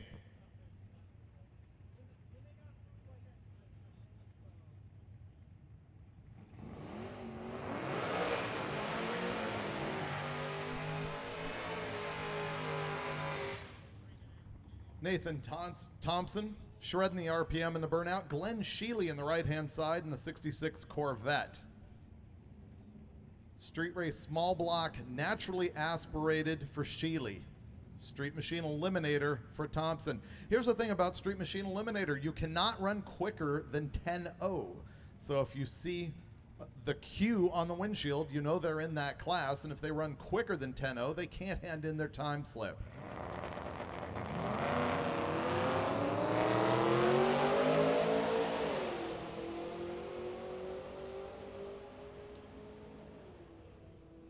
Only 53 miles an hour for the Camaro to the 8th.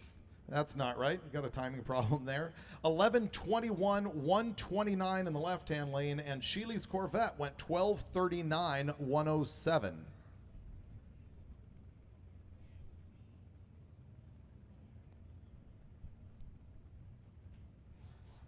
The 69 Dart Crew Cab here is slant 6 powered. We got a little hot rod on the left-hand side, although he is not running in the hot rod class. It perhaps is too modern looking of a car to be legal for that class, so he's in Street Machine Eliminator.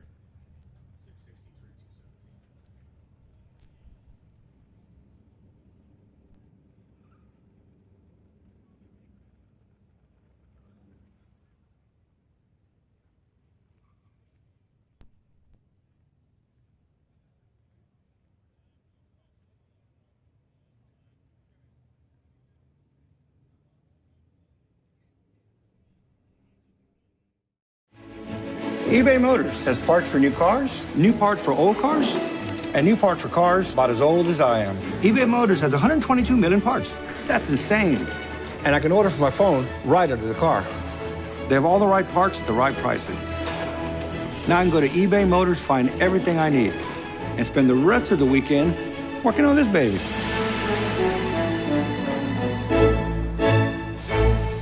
Let's ride.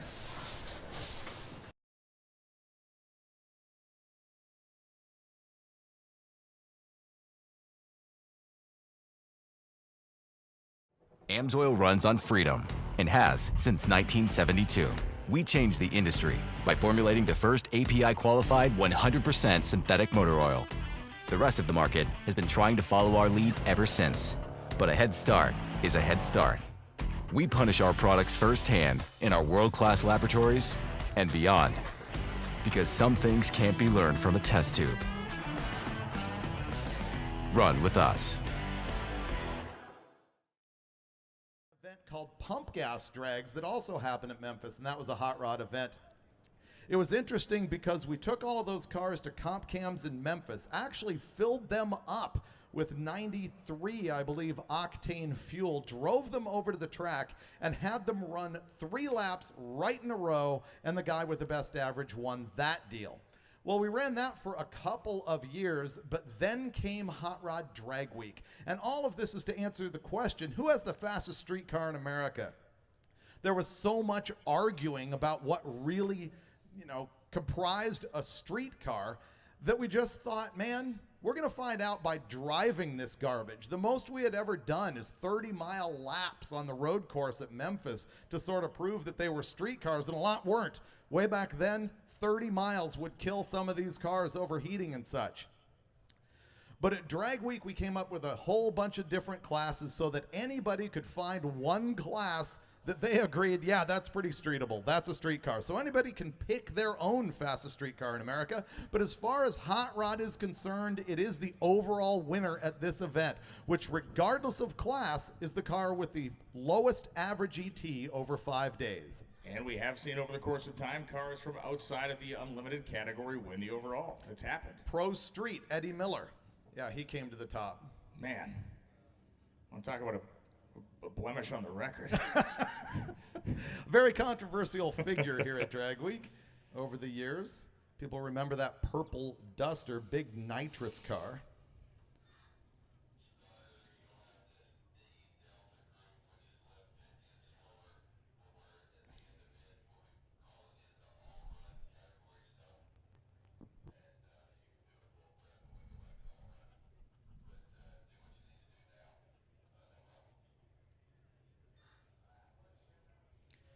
So many people on the live feed asking what happened to Mike Finnegan. They did smoke the Hemi in the Blasphemy Gasser yesterday. Mike, of course, being my co-host on the Roadkill show. So his brand new Hemi went down. I think it's number 4 in that car. And he was looking for a motor, and I realized that my own Hemi Gremmy was still in town. Finnegan and I had driven it down to St. Louis from Detroit the week prior for a Roadkill episode. It was supposed to be shipped home, but it was still here, so I stopped the transportation on that thing. They went and grabbed the Hemi Gremmy, pulled the engine out of it, tried to put it inside the Blasphemy, but it just wasn't going to work out. I think Finnegan had real pity on me because the ring gap on that thing was only 23 thou. It wasn't going to live with 20 pounds of boost. And I was like, dude, just turn it down and go. Pull some timing out of it and go. Ultimately, they had some issues with oil pan or oil pump pickup fitment.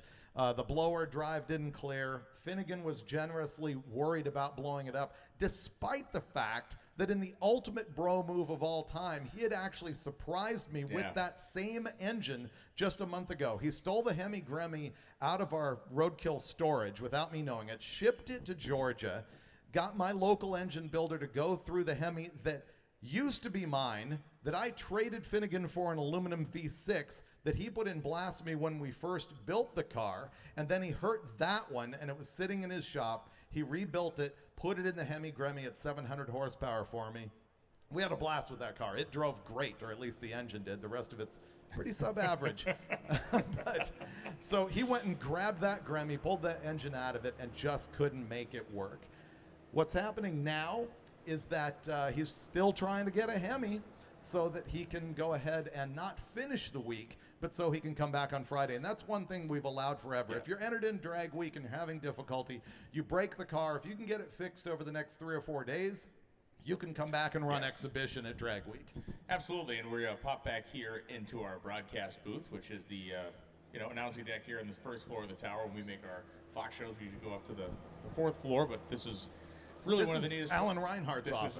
This is absolutely it here, right next to the race control area. So just a little bit of track maintenance going on right now, and big ups to the racers. I mean, the amount of preparation that's gone into these cars is obviously over the top. A lot of it happening over the last couple of weeks, but we have seen a lot of great runs made. We've seen obviously a lot of hard work put in already, but we're into our D-run group right now, and basically when we work our way through this particular run group, it turns into kind of a free skate, and we'll see those racers that want to go a little quicker that'll stick around. A lot of people have already decided to hit the road, and that is a testament to the racetrack that they were given this morning here at IRP. The fact that so many racers have made one hit and decided to go means that there's great traction out there, place is set up nice, and it really kind of worked in their favor. Lonnie Grimm, who's our sort of race operations guy, says we will probably shut down lanes at 2 o'clock. But of course, that's flexible depending on conditions. The racers in the pits always have to keep their ears open for that, because there has been the rare occasion that we have closed a little bit earlier if we've got nobody in lanes. And there's some occasions where if somebody oils down the track hideously, we will delay racing. We haven't seen that just yet until now when I spoke of it. I really, honestly, I can believe you did it because I know you, but I cannot believe you just did that. You can. I know. So anyway, now that the Linus has brought the dark cloud above his head, was that the character that was got rained on in Charlie Brown? Pigpen. Oh, Pigpen. Yeah, no, Pigpen Pigpen had all the dirt around him. Right. I thought there was the one guy that had the rain cloud that was kind of a thing. Anyway, having a great day, having a great week. Byron Dragway tomorrow, great place. I thought you said, have a great day. No, and you were just going to go ahead and walk out because this is so painful for the audience and yourself. In the shadow of the nuclear power plant up there in Byron, Illinois tomorrow. I think they fired that thing back up, didn't they? I believe they did. Yeah. Yeah. A couple that seems to be happening more frequently these days. It does. We fired back up our California one as well. We need power for those electric cars. We have one Tesla here this year. We had a Tesla before, and I remember at the time I was even more clueless about EVs than I am now. And I thought, this guy's not going to be able to make the whole thing. But he had a generator with him and powered the thing up. And kind of just to prove to us what they could do, he ended up just lap after lap after lap. He would just hot lap the thing and go tens. And unlike Jeremy, who has his here this year, that guy gutted the thing. He had. It was completely gutted. But this is a dual motor. Maybe that other one was not. Yeah, I think it was different. Maybe it was a different. It was a sedan, but it was a different, maybe mechanically powered model. You know what I'm saying? But yeah, I remember that car at Echo when when Bob Fry came to hang out with us at Echo. That was cool. Surprised us a couple years ago. And congratulations to Bob Fry, who has just been announced as a member of the inductees of the 2023 International Drag Racing Hall of Fame. And a fantastic honor for a very great guy. I've got a racer in need. He's working on an LS with the cathedral port heads, which I'm not sure matters a lot because he needs a valve compression tool and valve guide seals. This is Matt Moore. He's got the gray digital camo Fox body. He has 5 cars back from the MotorTrend t-shirt trailer or toter home. So if you've got a valve spring compressor or valve guide seals for an LS, you're going to want to help that guy out. You talked about something interesting about being able to sit out. What was the context of that? We should tell that story here. Being able to sit out? Remember we talked about being able to sit out until the final? You had mentioned something. Oh, that's right. Yeah, I had mentioned that at Roadkill Nights, the influencer shootout, I think they had 6 people who went heads up, and the winner of that raced Alex Taylor in the 55 Savoy that they built on the Hot Rod Garage TV show. So she only had to make 1 pass to win, whereas everybody else had to make laps, and that is similar to how the NHRA used to operate. Yeah, back in the day at the U.S. Nationals, they had what was called the sit-out spots. So they would have Top Fuel Eliminator class eliminations on Sunday. So all the cars, just like we run class eliminations in stock and super stock, they would have it for every class. So Top Fuel, you run class eliminations. The guy that won class would get, on Monday, when the eliminations actually began to send people home, would be able to sit the entire day. Well, the quickest 16 cars raced to the end. The winner of the 16-car field would then race the guy that was in the sit-out spot for the championship of the U.S. Nationals. It was pretty interesting the way they did it. And because of the way drag racing was back then, the guys who would win the sit-out spot would usually leave and run a match race and get back in time to run that final round. Yeah, crazy. It is insane. The other 2 things that happened that doesn't anymore that was pretty cool is qualifying was just come as you are. Like they ran a Top Fuel car after a stock eliminator car after a funny car, which was pretty crazy. The other thing, well, actually that's very much like what happens here at Drag Week, is just it's an all run. The other thing is, formerly, if you won the World Finals, that one race, you were the national champion for that year. Yeah, pretty wild stuff. And then the fact that, like Drag Week, back in the day, you had to pack all your stuff up and leave every single day. Every national event, that's why guys used to work on their cars in the parking lots. The old timers were like, it's not cool anymore. Everyone used to work on their stuff in the parking lot. You had to leave every night with your car. So where did you work on it? The parking lot of the hotel. Which happened all the time. Hot Rod Magazine was the document of drag racing back in the 50s. They've got amazing photos of the events here at Indy where the tech happened at a grocery store down the street. Yep. Then they came over here to get weighed, and only then did they go in the pits. The grandstands here on the right-hand side were not there for a while, and that hill would just be covered with people. Eventually, they did put some bleachers in there, and it's just grown and gotten bigger and bigger and bigger. Yeah, we had a rocking crowd out here this year. Great to see everybody that was at the U.S. Nationals. It's carried through to our Maple Grove race. Sold out. We've been you know, I've been checking on the news this morning. I was joking with Tony earlier, excited to see the TV rating, and we had literally the biggest audience in the history of the sport, so it was great. Well, that's all about you. You know what? Thankfully, somebody's finally come to realize that. Thank That's you, Dave. right. Yeah, that is finally good to hear. So if you want to look for Drag Week coverage, tune in to hotrod.com. There's also the Hot Rod social outlets, Hot Rod Magazine at Facebook and Instagram. And once again, this is eBay Motors powers Hot Rod Magazine Drag Week 2022, which is presented as it has been for a decade plus by Gear Vendors Overdrives. You know what? I'm not sure everybody knows what a Gear Vendors is. It is a supplemental overdrive that you bolt on the back of your existing transmission, or in some cases even your transfer case on a 4x4, although you can't use it in four-wheel drive because it only acts on the back drive shaft. But you take this little unit, I think it's a .778 overdrive. And so all of a sudden you can run your Turbo 400 or 350 or 727, whatever you've built and already have in your car, this doohickey goes on the back of it. And the reality is, what's the benefit of this? The benefit is you can have a Rossler Turbo 400, like an indestructible transmission that you can then add the supplemental overdrive to, so you're not trying to truss up a factory overdrive that really doesn't have the support to make and live behind the type of horsepower you're making. The benefit I was leading to is that you've already spent your money on the transmission in your car. You want overdrive, you don't have to change it. The other thing is, I was talking to a racer here earlier who, instead of going first, second, third with his Turbo 400, goes first, second, and then hits the Gear Vendors Overdrive and goes just, a few huns quicker by doing that. It splits the gear, keeps the engine up in the RPM up at the big end. So that is what the Gear Vendors is all about. So now we appreciate Drag Racer TV, who's been creating this live feed for you technically, and they've got some commercials for you as well as some car features from the pits. Right now, we're going to go to a commercial spot. eBay Motors has parts for new cars, new parts for old cars, and new parts for cars about as old as I am. eBay Motors has 122 million parts.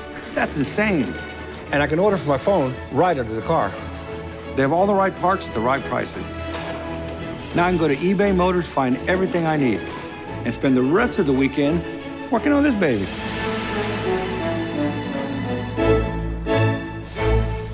Let's ride. Primary sponsor of Hot Rod Drag Week. I hope we can retain that position forever because it's just a fantastic event.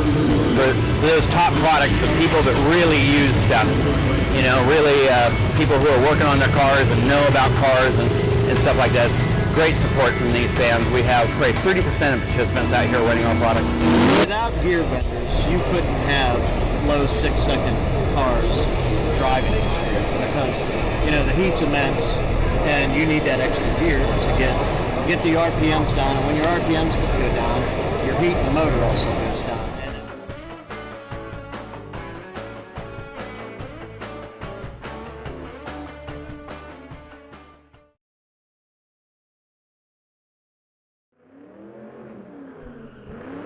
Back to us, back to action. We got the Slant 6 Dart and the 32 Ford Coupe. It's a 3-window coupe. They also made the 5-window. Here's a pet peeve. I can't stand it when people call a Model A coupe a 5-window. Oh, yeah. Because that's the only way they came. Yes, that is the only way they were manufactured. Yeah.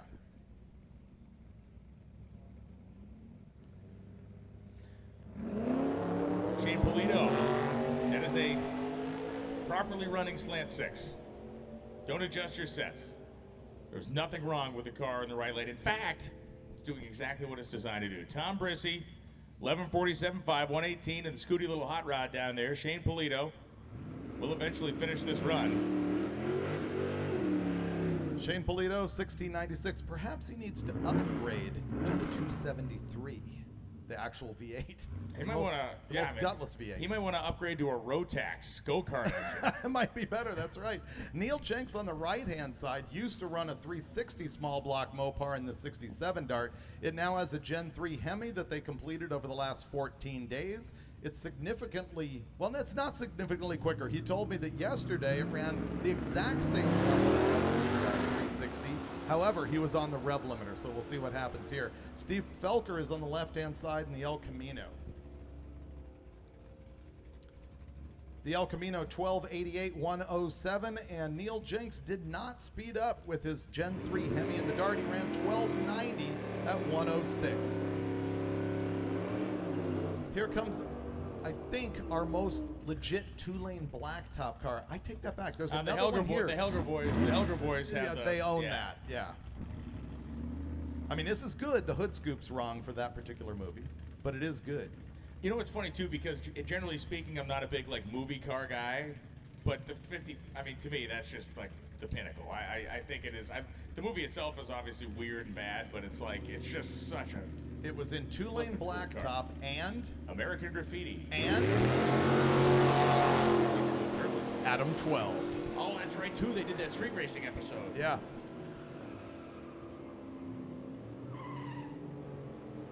And on the right side, it is the 55 Chevy 11702113. Sweeney goes 1198.6. It's a Ute, so it's a Dodge.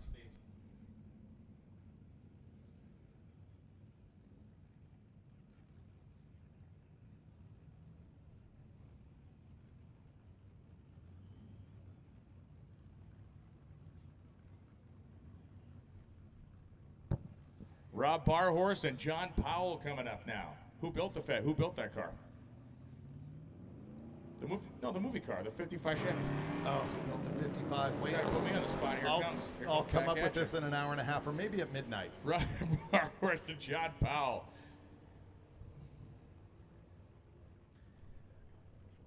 $12.75, 209 miles an hour for John Powell as Rob Barhorse goes 13.73.9 at 100. One of our hot rod contestants coming up next in the pickup truck. Cheryl Kaiser has been in this deal forever. I think she has run in Street Machine Eliminator, or she ran in Hot Rod before but didn't really have a chance. But here we are with only 3 entries in her class. So she's currently number 2, running 12.74 with this truck. Ryan B will be coming up on the left side. B driving his 1994 Ford Ranger in bright yellow.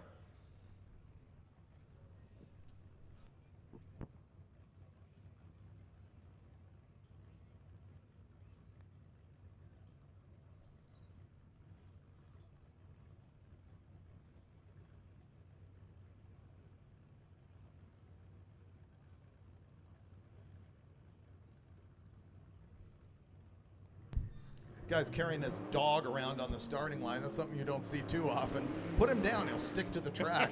Fun to watch. It'll be like when you put the mousetrap out. Yeah. Uh-oh. Yeah. Yeah. Oh, that was cruel. So do you know what the original ending of two-lane blacktop was and why they changed it to the way it became? They actually was it actually upbeat at the end and they decided they couldn't have that? It's way worse. He crashes and dies. Yes. Yeah. And they actually filmed that scene apparently with another 55 Chevy when he's racing that El Camino at the end of the movie, as Cheryl Kaiser and Ryan B leave the starting line.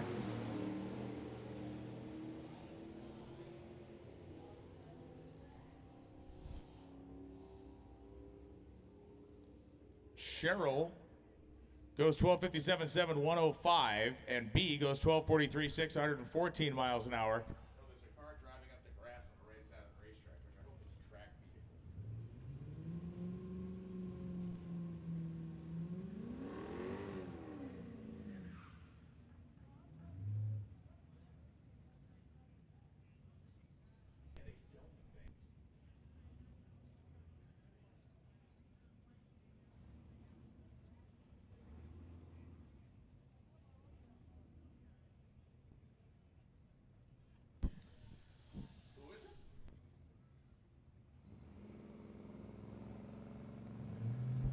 Jason Sturgill and Dan Gruba.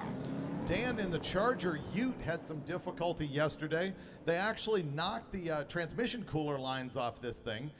But then Red Horse Performance was there with their rig to get that thing up in the air and get that solved for him as he goes 14:53 at 96 miles an hour. And the GS 455 in the left-hand lane, 14:03 at 96. You're looking at this 55 Pontiac. Brian, have you ever heard those trim on the hood called suspenders? Okay. And that was one of the first things Bucky Knudsen had them remove from those cars when he was in charge with revitalizing the brand. But you look at the 1955 model year cars, and obviously the Chevrolets get all the attention because they sold the majority of them. But 55 Oldsmobiles and Pontiacs are beautiful cars. They have the same roof line as the Chevy, but mysteriously, I mean, this was GM back in the day. The chassis and where they put the brake cylinder, all that stuff is different. It's like, come on, save money. Put them all on the same chassis. No one cares. The Chieftain went 1277 with a basically stock 6-liter LS under the hood, and Guy in the Camaro on the right-hand side went 1426 at 95 miles an hour. We are looking underneath this red 75 or 6-ish Camaro on the live feed as if parts are falling out of it. Funny, I got some odd engines back then too in the 1950s. They had that like 321-inch engine you could get with dual quads on it that they obligated for NASCAR actually. And I know a guy at home who has a street rod with one of those engines in it. Obviously it doesn't make a lot of horsepower, but it's pretty unique. Just something you don't see at all unless it's in some sort of like a Concours restoration. I had this factoid the other day about 3 2-barrel carburetors were available. Oh yeah. On the Cadillac. Yep. The Pontiac. Yep. I don't think the Buick or the Chevy. Maybe, yeah, the Buick, yes, but not the Chevy. In the 50s? Yeah.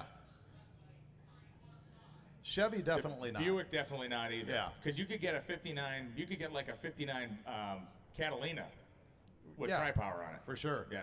And the one that blew me away when I was sort of looking it up was the Cadillac. Cadillac, yeah. And you know the weirdo Cadillac Studebaker intake manifold crossover, right? Yep. How a 390 Cadillac intake manifold bolts directly to a Studebaker. Well, Studebaker led to AMC, which is, any manufacturer's crap. They just threw on the cars. We're too close to Kenosha to make jokes like that. Oh, sorry. Man. Yeah, they're on their way for me once again. We're in the green zone. Yeah. It's interesting how hot rodding always trickles up into OE stuff. And the reason they were putting tri-powers on that stuff is because Vic Edelbrock was doing multiple carburetors back in the 30s on flathead Fords. And the hot rodders all had dual carbs, triple carbs. And so the OEs were eventually like, hey, whether this works or not, it's great marketing. Let's go to town with that. Who was the last manufacturer to go with the 3 2-barrel? It's got to be Chrysler with the 6-packs. That's a fact. Yeah. Speaking of Chrysler, the 71 Dart on the left-hand side is a 344 speed car. Michael Higgins on the right-hand side has the 78 LeBaron. And the LeBaron goes 1482 at 93. Picked up almost a full second on the 340 from yesterday, maybe more than that. 1410 at 100 miles an hour. I'm not picking on Dan Stortz. Maybe a little bit. But he told us, missed a gear yesterday, car ran in the 15 somewhere. He said he missed second. First checkpoint, people are leaving, everybody's doing their burnouts and stuff like that. He comes out of the hole hot, and he missed second again. Yeah, exactly. This time in front of a live studio audience. That's better than the bank shift into fourth. Jeff Sixth and Lowell Rust coming up right now. Lonnie Grimm has contacted us. All run groups. Free skate. Lanes are open to all groups. Free skate, free skate, free skate. Lanes are open for all groups. Staging lanes open for all groups.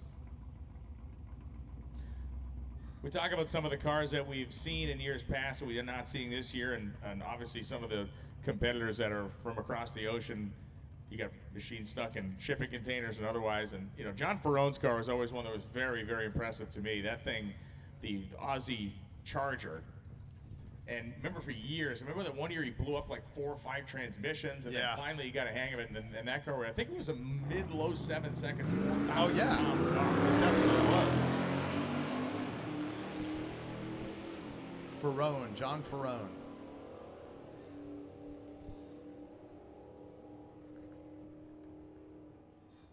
$12,508 for 6 as Lowell Rust joins the invisible men who have left before the tree was activated.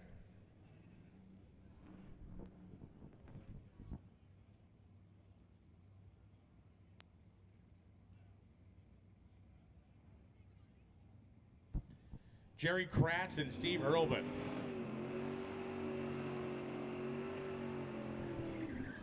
Some good old-fashioned A-body love out there. Good looking with the steel wheels on the back. Tires warmed up.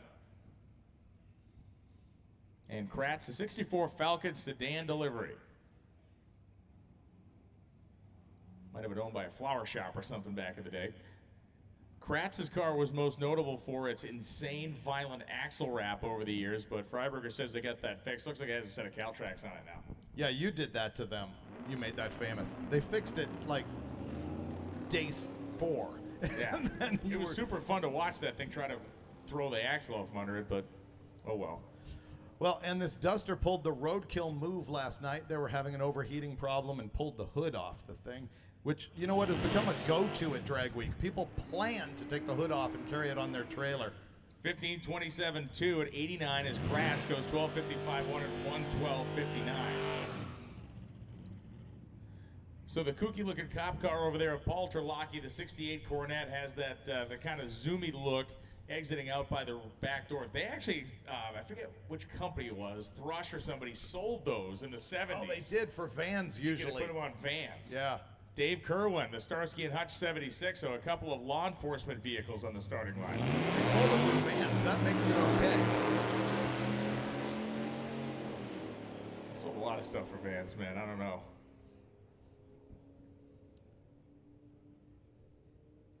$12.31.1 at 110 for Kerwin in the 514 power at a 76 Torino.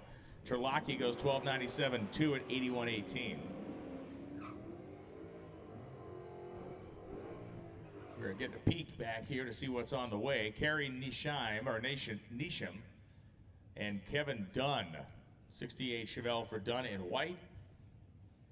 For Nisham, Grabber Blue, 2013 Mustang.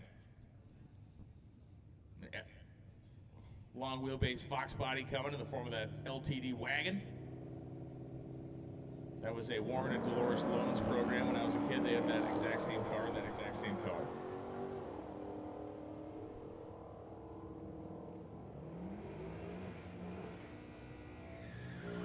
Pretty good side-by-side race here. 12:45.4, 110 for Dunn as Gary goes 12.608 at 109.21 in the Mustang. Did you barf in the back seat of the wagon? I don't know if I ever barfed in my grandparents' car. My parents' car, I definitely blew chunks a couple of times over the course of overeating childhood, but I think my grandparents were spared that indignity. I was not. I remember that rental car moment.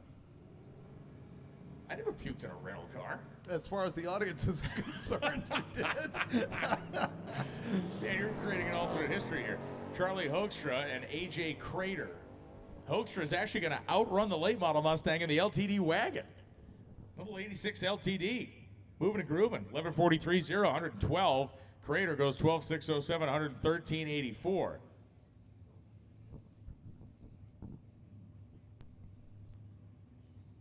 It is a Caprice known as clapped out. Not my words, theirs. Logan Tarrant. Well, remember the other side of it. Yeah, it looks like it had a run-in with a D8 Caterpillar. Right. Mike Manchik, the 68 Torino. We talked about this car and how neat and fun and cool it is. It's a 4-speed. It's beautiful. And I believe he has the old-school Tasca Ford style. If you look at the right rear of the sail panel, I think he's got the Tasca Ford dealer badge. And why would that matter, Brian? Because Tasca Ford rules, man. Yeah. Talk about Ford performance. They created the concept for the Thunderbolt, the KR8 Mustang, which becomes the Cobra Jet, all kinds of great stuff. Bill Lawton, the Mystery series of funny cars. BT3 needs to bring that back. Yeah, you know, we actually talked about that, and a lot of the racers and all of us want to have like a throwback style race like NASCAR does, and if you rolled out like the old school Crimson Tasca paint job with Mystery 3 in the back, that'd be rad. Bob Tasca III, current funny car racer, doing really well actually. He is. Had a bit of a tough weekend at Maple Grove, but he'll be there in the end. Logan Tarrant goes 12.50.11, 122 in that bus. 12.87.4, 108 for Manchik. The only Caprice that's been cooler at this racetrack in the last few weeks, there's a guy that runs V-Stock Eliminator. It is at the U.S. Nationals with a V6 powered Caprice of that era, has a taxi logo on the roof, and actually won class in V-Stock automatic. You remind me, we haven't seen the Beretta. No, I know he's here, though, because me and KJ saw it this morning coming down the road. So. Okay, we're good then. You can be whole. Rod Kloos and Robert Schmidt coming up. Schmidt. McNeil Freeman, by the way, is the guy who owns the V-Stock automatic crusher of a Caprice. Rod Kloos. Off and gone, but it is Schmidt in the 1996 Impala.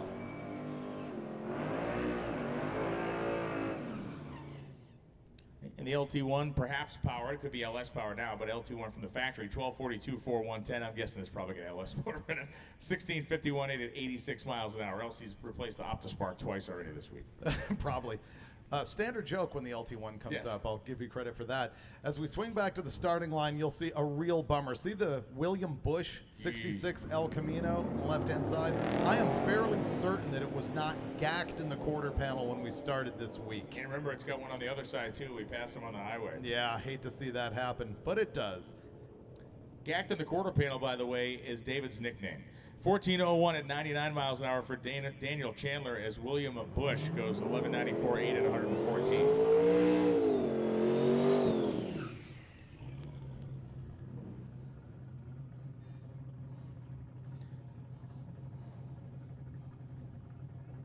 John Coaster and Brett Sinclair. Sinclair with the hoodless turbocharged modified power adder base machine, looks like an LS plant. And John Coaster, 1963 wagon of the Chevy 2 family. Sinclair in the F body is number 2 in modified power adder. And check this, Brian. The Volvo went 762.4. This car here, 764.2. So they're a couple hun off from each other. KJ Jones with breaking news. The Beretta is about to cross under the archway. Fantastic. The orphanage is saved.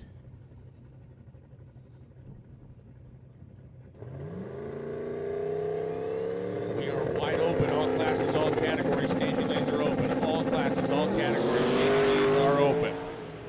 And the parachute deploys for Sinclair very early in that run. He is still on the throttle. You can see the heat waves coming out of the bullhorns. 812 with a 2 at 159 with the parachute out. That thing was going way into the 7-second zone. That hurts. Jonathan Coaster, 1444.1, 102.35. The only thing you can really compare that to is like what the Gremlin feels like when David is in the driver's seat. That drag, that additional heft that it needs to be pulled through the air and moved to accelerate. Your drag and heft was part of the reason I wasn't sure I was going to do this week. Adam Green and Scott Sublett coming up right now. Like to sublet the other announcing position at this event. Green, the 79 Camaro, the 80 Z28 for Scott. 1235 for 113 as Green goes 1303.9 at 105.98. Hot Rod Magazine editor-in-chief John McGann has informed me that they are fixing the door on Goldstone's Javelin with a piece of like aluminum chimney that they must have gotten at like Home Depot or Lowe's or something like that. So it's good to see that they're trying to put that back together. Flashing, likely. Yeah. Kevin Jackson, Justin Swanson. Not to be confused with Justin Swanstrom of the No Prep Kings and small tire drag racing world.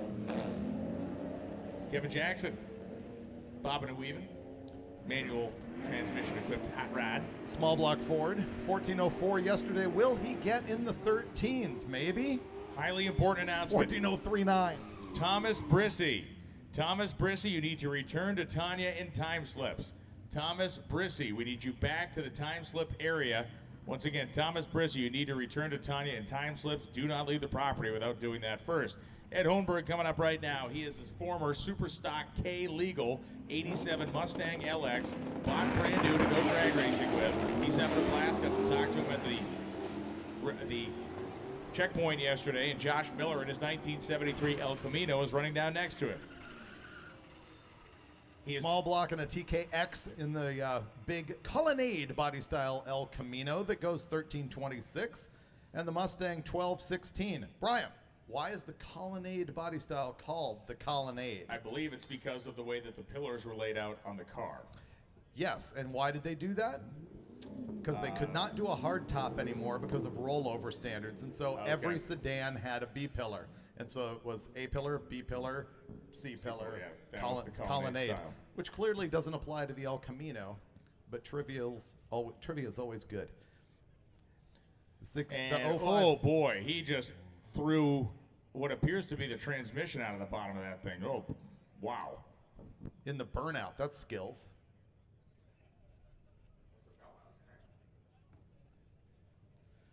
Maybe if I could see past the end of my nose, I could advise you. That's at minimum the drive shaft lying on the ground. Yeah.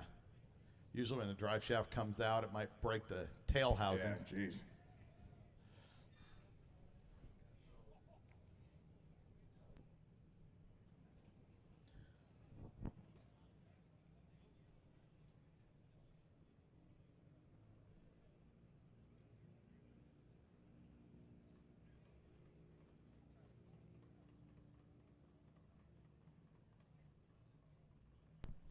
Those of you on the live feed, we're going to have a little video for you here from the road, from the checkpoint in Putnamville, which was a little racetrack where I actually went to sprint car school. So let's check this out.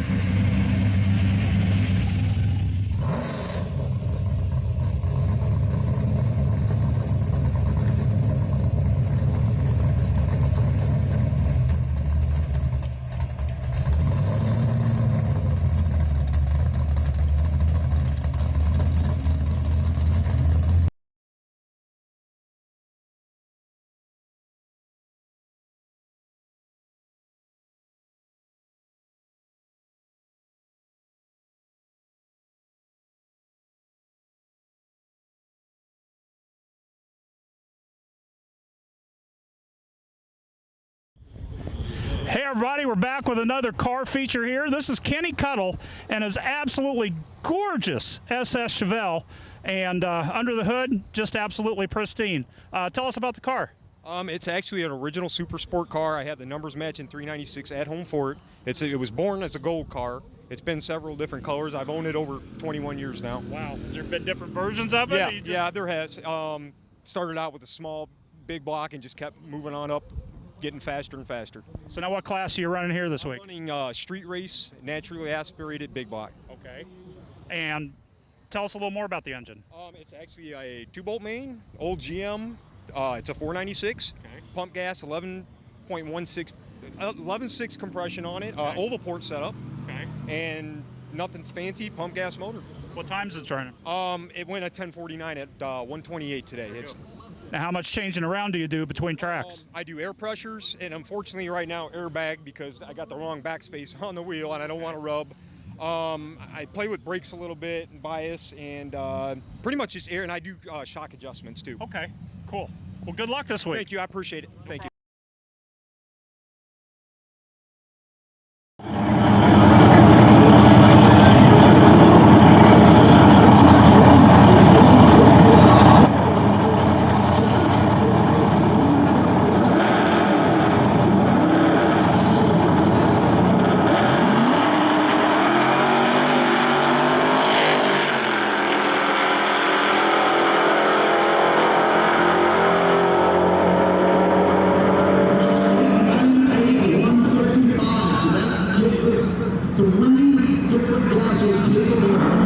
Monday Morning Racer here in the pits at Hot Rod Drag Week 2022. You all know I love my gassers on my Monday Morning Racer YouTube channel covering Southeast Gassers Association. I'm going to give the gassers some love this week at Drag Week, and Herschel Cronin here has got a beautiful shoebox Chevrolet powered by a Ford nonetheless, known as the Twisted 55. Herschel, the story on this car real quick. Why a Ford power plant in a bow tie? Well, basically because everybody puts Chevrolets in Fords, so I figured I'd just put me a Ford motor in Chevrolet. I'm tired of LS swaps. So I went Ford swap. Did the Ford swap, what is it? It's a 540 big block Ford. It's a 429 stroke to a 540. So one lap already in the books here at Worldwide Technologies Raceway. Your thoughts on that pass? We got a little vibration in the transmission, was something we got to look at. I guess my legs got a little short. I went full throttle, so we're going to make another pass here in a little bit. So, man, why a gasser at Drag Week? It seems like that's a difficult way to do it. Why gas it up? Oh, I guess I'm just old school, man. I just like doing gassers, so that's what I've been doing. It's definitely old school, and it's definitely cool. Where do you think you'll rank at the end of the week? What's your goals? What do you think I'm going to run at the end of the week? Yes, sir. I'm hoping to do better now. I'm hoping to run about a 860 average, 870. Well, keep an eye on Herschel as he is here at Drag Week 2022, and I'm going to keep you updated on the gassers in the field.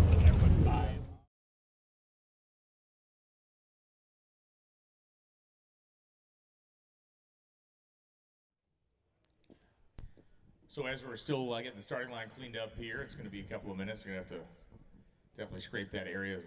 Massive amount of transmission fluid come out of the race car, and they'll get that cleaned up. We'll be ready to rock and roll again here as we got a lot of cars in the staging lanes. There's actually a fair amount of cars that have not made runs yet. As I look back there, I'm not seeing any of our super heavy hitter 6-second runners, but a lot of very quick cars that have not yet gone down the racetrack. So yeah, it's got to the point where there's so many 8-second cars, you go, not hitters.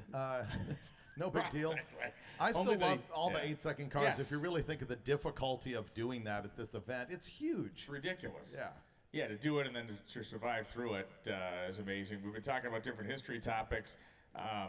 Drag slicks. We should actually talk about drag racing tires. So that's kind of an interesting, kind of historical thing. Going back to the Bruce? Yeah, we can go back to they used to make these tires out of butyl rubber, recap tires, and they would recap. They would take the casing of a normal tire and recap it with like soft butyl rubber, and that was like kind of the first drag slick. They had these weird.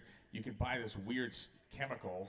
To soften the tires you basically paint the tires and this stuff for days before you went anywhere, let it soak in, and you would try to use that to enhance traction as well. But the Bruce was not typically a dragster tire. No, it was just a very soft. It was a soft compound rubber tire. What were they running on the dragsters? Here's something that amazes me. You go back to the very beginning of drag racing, let's say early 50s, there were already dragsters, or at least rail jobs. That's where the dragster came from. People figured out immediately to tear the entire body off their car. That came from land speed racing. The bug. Yeah. Yeah. So they had dragsters really early, but back then they were running street tires, old like Indy or Circle Track tires and things like that. Occasionally aircraft tires I've seen on those things. Remember the Bustle Bomb? They would try anything. Yeah, the Bustle Bomb car had 2 different engines. Had a Cadillac engine and a Chevrolet engine. And 4 rear tires. Yeah. Eddie Hill actually, people like you see Eddie Hill had a twin engine. Double Dragon. The Double Dragon, which the most famous photos are that thing here with the 4 rear slicks on it. Yeah. Which is amazing because that happened for exactly 1 run. Right. Because the car tore the starting line asphalt to pieces, and they told him no more. Of that. Yeah. So and it became famed for that. Yeah. I mean, the Double Dragon was a successful car. Yeah. Bright purple, little small dragster, 2 engines in it. But the look with the 4 slicks across the back was great. What really kind of put it over the top. Back to the slick story. Really, the big moment for Top Fuel was when they stopped burning the tires all the way down the track. Was it tires or clutch that led to the end of that? Well, so first you had Schaefer really kind of led the way with that slipper style clutch. So you had that innovation began, and then it became kind of switched back to the tires. So the real, there were drag slicks, the hard pie crust style slicks that existed, and a little Massachusetts company called M&H Tire. Or Kasler before that, I think. Yeah, Kasler, but Kasler was definitely first, but M&H had Marv Rifkin, who had a friendship with Don Garlitz, and in 1958, Garlitz was like, hey, man, I'd really love for somebody to try some of these ideas. And Marv and his father, M&H stands for Marvin, and his father was Howard, so that's what the M&H and M&H Tire comes from. But eventually, Marv gets very obsessed with drag racing, and it is M&H that really leads the way with this wrinkle wall slick. And Goodyear comes in at like 64, and Little Marv out of Watertown, Massachusetts, ran head-to-head with Goodyear and Firestone through the 1960s, really in through the 70s. Guys like Prudhomme, you can look all real fast cars in the 70s. Most of them had M&H tires on them. So with like no budget and just really, really smart brains, Marv Rifkin was able to take on the biggest names, and he really drove their innovation. Obviously, they ended up buying his product and basically dissecting it and using his own kind of technology in their products. What's the Garlitz story if he was at a race somewhere and his tires weren't working and he walked over to, I think, Marv, and it's like, I need some tires, and another guy had some tires on hold, but Marv gave him his used tires, and he went out and set track record it was or like won. That guy got eliminated. Somebody got eliminated. Marv went over and was like, hey, loan Garlitz a set of tires because you're done anyway. And Garlitz went out there and set, low ET of the world and was like, you know what, we should probably do business together. Yeah. But these days, basically, you have Goodyear to thank for Funny Car and Top Fuel. Absolutely. Yeah, it is it's a spec tire. And one of the things that a lot of people, they're like, and this is great, we can dispel some rumors now, and I can yell at drag racing fans, which is my favorite thing in the world to do. One of the things people have talked about recently is that, NHRA is super afraid they're going to go 340 in the tire. Well, there have been at least 5 stories published this year with the Goodyear engineers being quoted saying, we don't care about 340. The tire is fine to go 340. I have seen that a bunch. People saying, they'd be going quicker if it weren't for Goodyear. It's like, no, they actually wouldn't be running at all if it weren't for Goodyear. And the same is true of alcohol. Yeah. Those tires are all handmade. Those are handmade tires. Yeah, alcohol runs a shorter tire, I believe. Yeah, it's a 34 instead of a 36. Right, is that but still a tire that's withstanding 270, 280 miles an hour on a repeated basis. So, yeah, but the whole 340 tire thing is garbage. Don't let anybody tell you that's why they're not gone 340 yet. The fact that Brittany Force has run 338 or 337 and change, almost 338 this year. This Phillips Connect Club that's been established for the first 300-mile-an-hour, 8th-mile speed clocking. The tinfoil hat conspiracy theorists on that are like, well, they're just doing this to get us ready for 8th-mile fuel cars next year. It's like, no, we're doing this because of the same reason they did the Krager 5-second club, for the same reason you had the Denso Sparkplug 200-miles-an-hour club.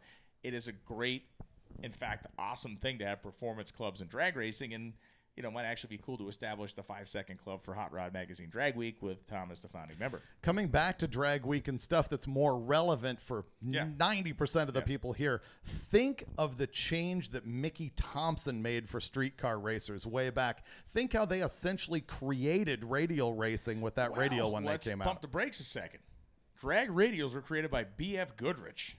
Okay, and I'm not, but they weren't competent, right? They were though. For their time they were great. B.F. Goodrich, for whatever reason, abandoned that program, and Mickey Thompson stepped right into that void. And to your point, they 100% took it to the absolute moon. Absolutely. But without BFG, there's nobody to even compete with in that segment, right? But yeah, even currently the Nitto and things like that, I think Mickey Thompson, I still feel changed that game. They did. And also with the DOT slick. Yeah. I mean, other manufacturers made them, but I think that was the go-to. Yeah, the cheater slicks have been around for 100 years, right? The famed cheater slick of the 60s is nothing but what we talk about today, with the slick with a couple of grooves cut into it. But yeah, B.F. Goodrich, creates this genre. Dwayne Guttridge, guys like that back in the day, like the real godfathers of radial racing. Back when it was like, oh man, some guy just went 8s on radials. Like 8s, you say? Yeah. Now it's like, oh, what's the matter with this car? But the reality is, they got the ball rolling. Mickey Thompson 100% shot it to the moon, and that's why we have Radial versus the World, which is kind of peaked and is on the backside of its lifespan. But 350s, and that class is unlimited in its technology, right? So you have the ability to do things on those cars that other classes don't allow you to. But to see a 3,000 horsepower car on a 315 width rear tire, run the 8th mile in really about 3.5 seconds or less, it's mind-boggling. The innovation of Mickey Thompson, the human, as far as tires go, I think goes all the way back to the Indy 500. He campaigned a car there, and he had a big deal about, this isn't the tire I want. He wanted to make his own tire, and they basically outlawed it. They said that they wouldn't let him run it, and he left. So his next tire was going to be in the off-road racing genre. Yep. Yeah, he did a lot of that. He Which ran, the company of course, is still massive in truck tires. Yeah, exactly. Mickey Thompson's a huge force. Absolutely. So that is kind of the little bit of a tire history there. And, the majority of our cars here, and you made this rule, I don't know how many years ago, David, in terms of when you had to have a performance tire on the car. Because remember, we would have guys in rental cars here that would just be on their normal street tires. Then it became SUVs with mud tires, right? And then it became a thing that you had to have at least a slick or a radial. I'm not sure how long ago that was. That was 3 years ago. Drag Week locks in rule sets for 3 years so that the racers know that whatever they're investing in the car will at least stand for 3 years.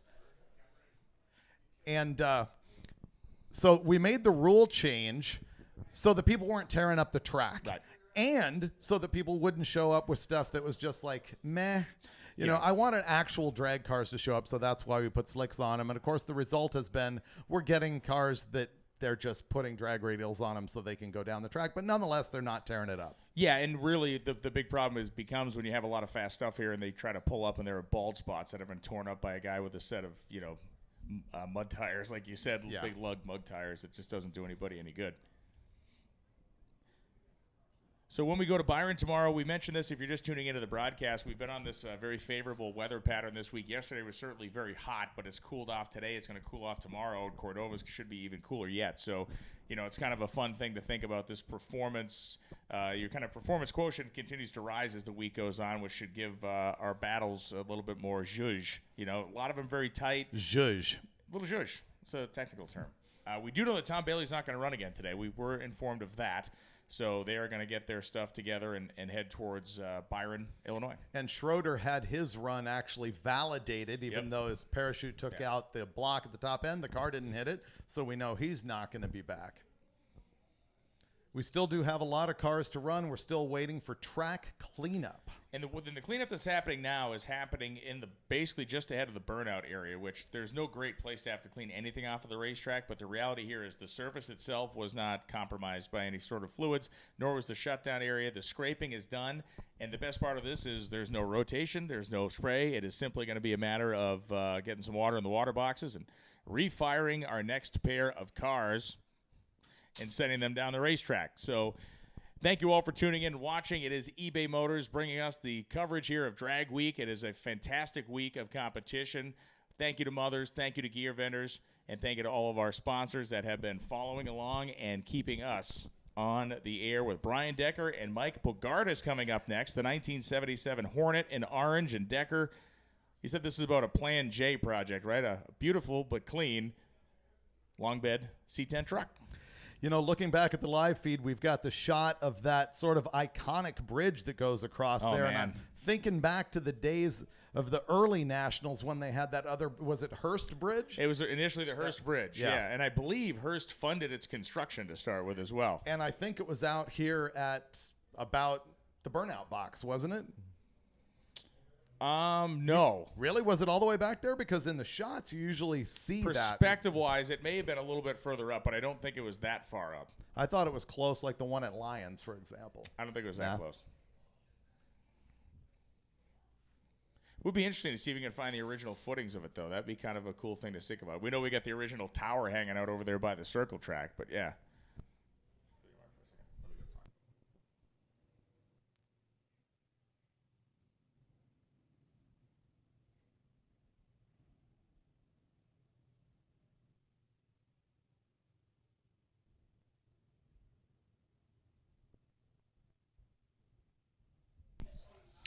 One of the things that I've done over the past 2 years is I finally compiled Drag Week records for each class. Tonight I will be going over the results because I know we've got at least 2 records that have been smashed here. We have records not only for the best average at the end of the week, but also for the single quickest pass that we've seen in those classes. Because thanks to Tanya, we do have data going all the way back to the beginning. As a matter of fact, if you Google search, you'll be able to find that old data on hotrod.com. If you raced in past years, you can actually pull that up and see what's what. Prove to other people that you were here, and there's what you did. Mike Bogardus is on the starting line with his small block Chevy 77 AMC Hornet. Brian Decker on, oops, I think I've got, yeah, it says Brian Decker intended to bring his 71 Nova. He's actually here with his backup plan, that square body pickup truck. A lot of people who register will fail to get their race car done and then decide to just come run something else anyway. 1286 out of the Hornet. And the pickup truck will eventually get there. 1811 at 76 miles an hour. If you're just tuning in or just sitting here in the grandstands, I will tell you we had 337 cars initially here at Drag Week this year. And we had a record number of cars that fell out. We had 400 registrations. We end up with 337 here. There was at least 124 that actually gave up before we even got here. Jody Ames on the right-hand side ran 12:27 at 113. Sean Lemieux, 12:66 at 110.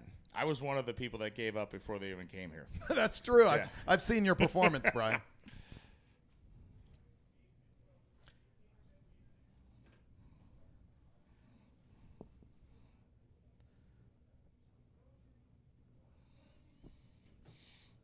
In goes Dave Arnold, Frank Porso. That is our Scat Pack Challenger. Goes down, little fight. What is the name of the logo? The bee, the angry bee on the car. Right, Angry Bee. Came out of the Dodge Scat Pack Super Bee of 1970 and 71. Actually, they pulled that back to 1969 as the Scat Pack runs 1295 at 108 and the Mustang 1241 at 110. That 1295 indicating to me that that Scat Pack car's virtually bone stock. They will run that right out of the hole. Nate Mahoy, 1980 Monza, running street race small block NA, and Byron Sprang, a Sprang and another backup program here, rolling in comfort, luxury, and smoothness in a Lincoln Town car. They might have stolen from a limo company or something. 16071, 86 miles an hour. Mahoy goes 13052 at 108. You know what the move is? To get a Grand Marquis. They're grandma cars, and they're great, and all the cop car stuff aftermarket goes on them. What is this thing, Brian? This thing is a Factory 5 GTM.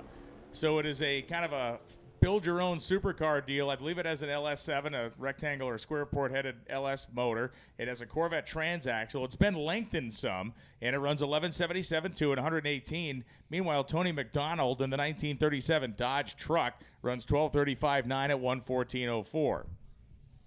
Spent some time cruising behind Chris Hosner in this giant Olds Vista Cruiser wagon yesterday, running in Street Machine Eliminator. Is Hosner, or trying to anyway. Mark Zadigian, the 1988 S10 truck, also an SME, as we like to call it. Survey says $14.90 for the truck, and Hosner goes $17.68. Of the fun, sleepery surprises yesterday, this one got both Freiberg and I flat-footed. It's John Chimura in his Chevy Beretta. And he says on the back window, it's NOS as he purges it for you. With a smiley face. That's a cool that's a cool rear window message. That Not is like super it's good. NOS, you idiots. Yeah, it's very friendly. Less critique, more informative. James Jekyll, the 67 Buick Skylark's like, I got this kid in the front-wheel drive Beretta covered. Uh-oh. Maybe he doesn't. Chimura ran 1260 yesterday. Goes 12-12. He's going to go in the 11s this week. 112.07. I'd love every second of that. Pill it till you kill it, man. Throw it all. NOS, of course, the official nitrous oxide of Drag Week, and they are on site filling nitrous bottles for people. And Jekyll goes 1279.4 in the Buford. Cullen Duncan and Kevin Adams. Adams in a 1994 Mustang.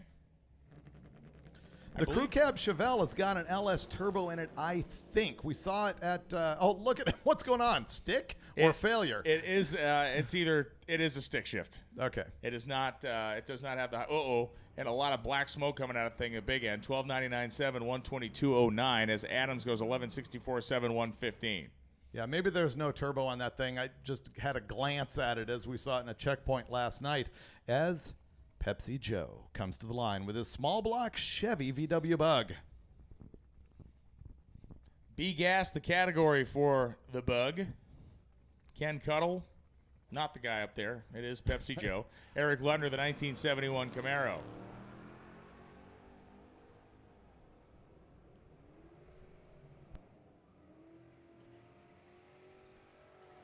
And so Ken Cuttle on the gas goes 1174.5 at 114 as Lutner goes 1188.0 at 114.21. And that wasn't Cuttle, that was Pepsi Joe. Bruce Fleming and Rick Cruz. We have a preponderance of the GMT 900 body style Tahoes and Yukons. A couple of them are actually pretty quick. We'll see one of those next. Bruce Fleming, though, driving that 67 Olds 442. Really clean, nice car. We've talked about the fact that the 65, 66, 67 442s don't get as much love as the 68 to 72 cars. Fleming goes 1183.4 at 120. Cruz goes 1293.1, 109. Ryan Begum and Arden Plotcher coming up right now. Plotcher, the 72 Nova. And Begum, 95 Chevy Tahoe, two-door, two-wheel drive. Fairly rare thing to find these days.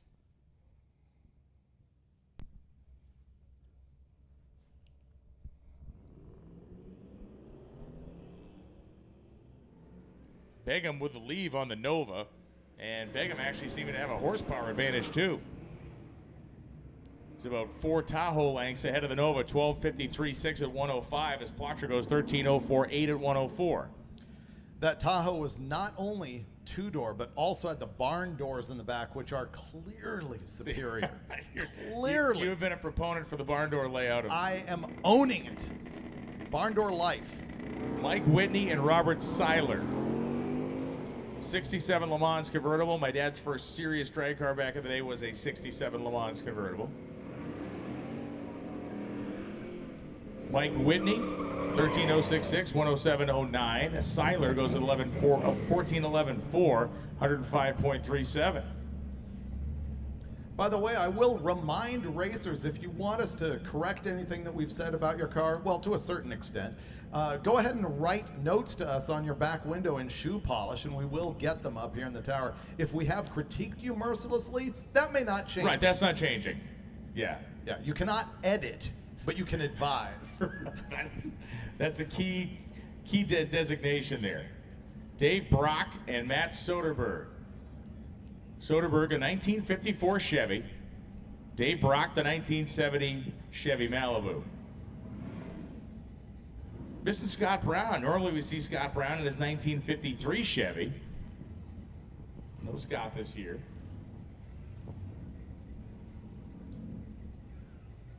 Man, this Buick Electra, deuce and a quarter. This thing coming into the water box, just unbelievably huge. We were seeing it from the north-south perspective yesterday from our vantage point in St. Louis, but when you actually see it from the east-west look, you realize just how monstrous these things are. I think he's spraying that junk too. Soderberg and Brock. A little haze of smoke out of the back of Brock's car that's getting a whole lot worse down there. 12,705 at 109 miles an hour through the lights with smoke. Soderberg goes 12,708 at 105.55 in the 1954 Chevy. We are about an hour and a half away from that 2 p.m. proposed lane closure. I've not heard any adjustments from Lonnie Grimm to this point. It is Kyle Wimmer in the Mondo Humongo Gigundo Buick, which is blowing a lot of carbon out of the pipes right now, as Ray Hageman in the 1969 Mustang Coupe goes 13.12.4.106. Wimmer goes 18.11 at 70. That thing had almost run in the 13s yesterday. No comprende. No comprende. Jeff Kurzak and Nick Kurzak. Nick, the 1980 Fairmont. Jeff rolls up in the Hellcat Charger. Off they go down the starting line, or off they go down the drag strip, Nick and Jeff. Both cars running in Street Machine Eliminator this weekend, with Nick stopping the clock 12:45.7, 105.18. Kurzak goes 14.303 at 99.51. Dave Huff coming up, the 1939 Hudson 112. I call it a Terraplane. This is a 112 Coupe. He still has the twin H-power lettering on there. If you're unfamiliar with what that is, the Hudson twin H engines were 308 cubic inch, inline six, flathead, but had multiple carburation. They were upgraded from the factory. Believe it or not, they were pretty powerful engines for their day. They could actually keep up and beat a lot of the V8 stuff. In fact, Hudson's with inline six flatheads won a lot of early NASCAR races. A lot of that was because they were indestructible. And they also weirdly became highly successful in NHRA stock eliminator during the 60s and 70s. They would run in the lower stock classes, and a lot of Hudsons actually won national events back then. 12:45.5, 110. Huff with the V8 powered Hudson goes 14.44.5 at 85. What's the Hudson inline six with 3 carburetors? Well, you had the twin H, which was twin H power. Twin H power was the dual carburetor. Right. And then there was an even one. There was they actually offered a Super Duty package on that was like the race motor with high compression and stuff. So how many manufacturers have used the word Super Duty? Oh, a ton. Jeff Watt goes 11.71.3, 118. Zarin goes 11.87.4 at 119. I mean, at minimum, Hudson, Ford, and Pontiac. Brian Wibbenmeyer and Frank Venenziano. The Cobra and the Malibu.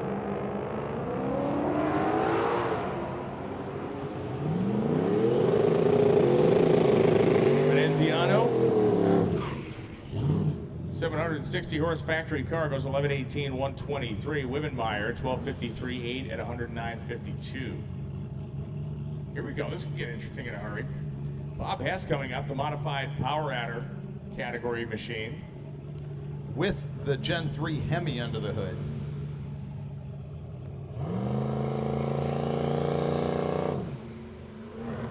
Bob Hess went 7.955 yesterday.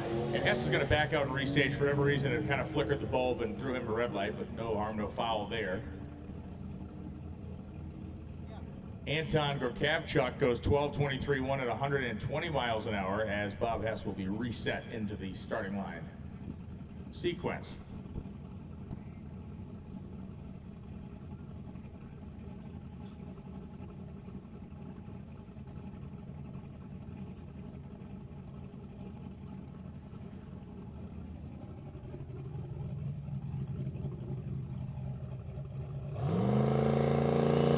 Bob Hess is going back in the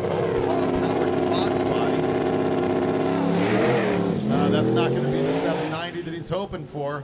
That was only a 1.6 60-foot time. He goes 136 miles an hour to the 8th and 882 at 175. He's currently 3rd in class. It'll be interesting to see if he comes back after that. Yeah, his average is not going to look too good if he sticks with that number. Trevor Hawkins has got the 69 Valiant on the left-hand side.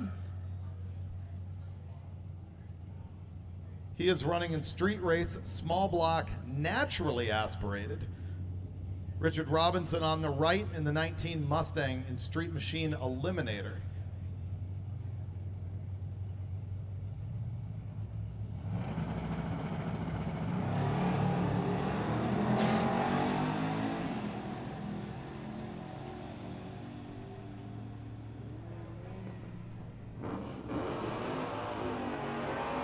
The naturally aspirated Valiant goes down at 1229, and the Mustang 1191 at 118.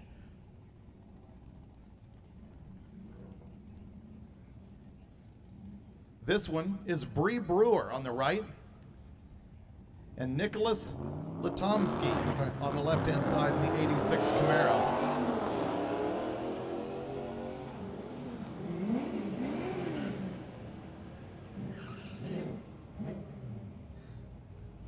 They nearly had a side-by-side race going there, but the left-hand lane went 1394, and the Mustang 1513.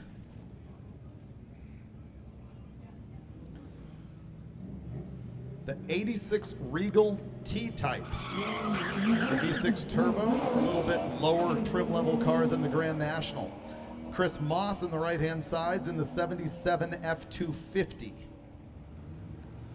We're going to see the V6 run 1291 at 113, and the pickup truck 1385 at 98. 13-second-old pickup truck's actually not that bad. That's a fun daily driver to have. Here comes another Tahoe. Brian can't stop pointing out that this is like Tahoe land. I think the only body style that's outrunning the Tahoe here is the Fox Mustang. Terry Burkhead's on the right in the Jeep SRT that's been making laps. Why wouldn't you if you had that thing? 1189 for the Jeep, 116. Eventually the Tahoe gets there at 1646 at 92. People sometimes use the word irony, or a lot of times they use it inappropriately. But it is at this moment ironic that the two fattest guys in this tower are the only two people who have not received lunch. It's incredible. How could that happen? I don't know. Maybe it's a cause and effect, actually. Maybe it is. Maybe it is. Maybe they're afraid. Ben Brown here in the wagons, a longtime Roadkill supporter. Seen him around quite a bit in the 81 Grand Le Mans wagon. And some smoke coming from the back of Asa Mathias's truck as it left the starting line. And it got smoke coming out of Brown's car as well. Yeah, it's a twofer. It is a 15, 17, 6, and 75. You always like to see the 15-second cars actually hurt the engine. Ooh, we're gonna have to wait a little bit for the VW shootout. This went down yesterday and was great. I guess we're just gonna send it. It was a great shootout. Now watch the one on the left-hand lane. There he goes! Look at the wheels up on that thing! Chuck Fryer making it happen, a 1.60 short time. 1.80 for the black car. Clearly Chuck's gonna get there before Prescott. 12.04, 109. And the black car goes 12.68 at 105. And yes, both of those are air-cooled Volkswagens. They had to take a little bit of compression out of Prescott's car. He said he was overheating last year, so they put some different slugs in it and came back. So due to the downtime, Lonnie has adjusted lane closing time, 2:30 p.m. Lanes will close at 2:30 p.m. Paxton Welsh and Joa Welsh going down the racetrack. Joe on the left, Paxton on the right. And Joa 14:23, 98 miles an hour. Paxton 15:61.3 at 92.72.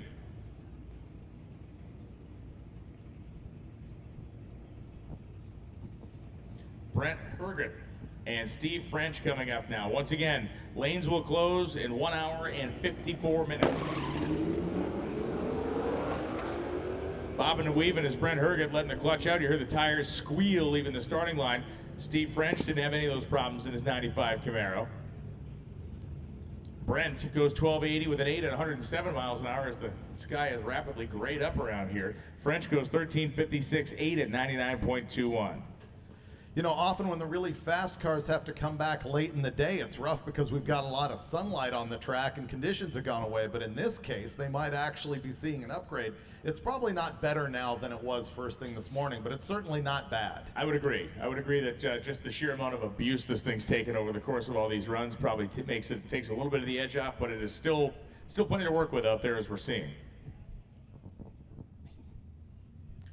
On the live feed, we're looking at the Escape, which is like porn to loans.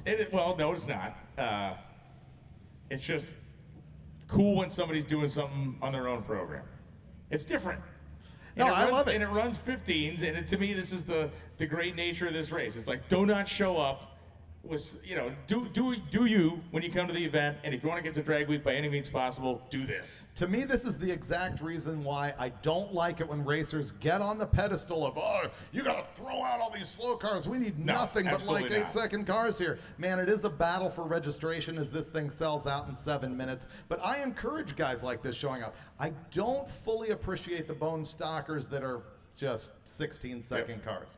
But Ty Cobb's got some effort. Listen, the thing's running 15, so he's got some effort in there. Right, and he's obviously made something happen with it, and he's probably hitting personal goals. I mean, I'm glad everybody shows up because it's inspirational to them. They get a feel for the event. They'll come back later with a good car. They're probably on their B plan. This guy, I'm guessing, is his A plan. That's another one that we need to catch up with on the road. Absolutely. What did you do here? And perhaps why? Diary of a Madman. Trevor Slusser will be next to him in a 1969 C10 truck. It's been lowered down, short bed pickup, the Hoosier slicks on the back. Those of you with the keen eye for the rolling stock can identify the wheels on Cobb's car from the 1994-95 era Mustang, and, well, drag lights on the back.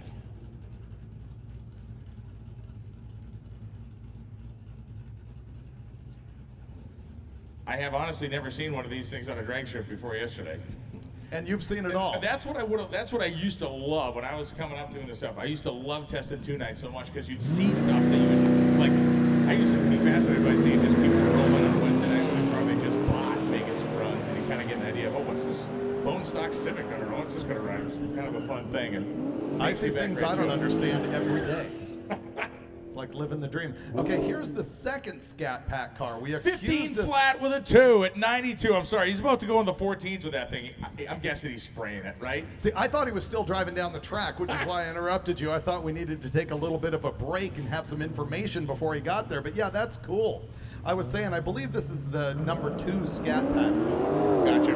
And Steve Felker, the 85 El Camino, with the Eero nose on it, the roll pan in the back.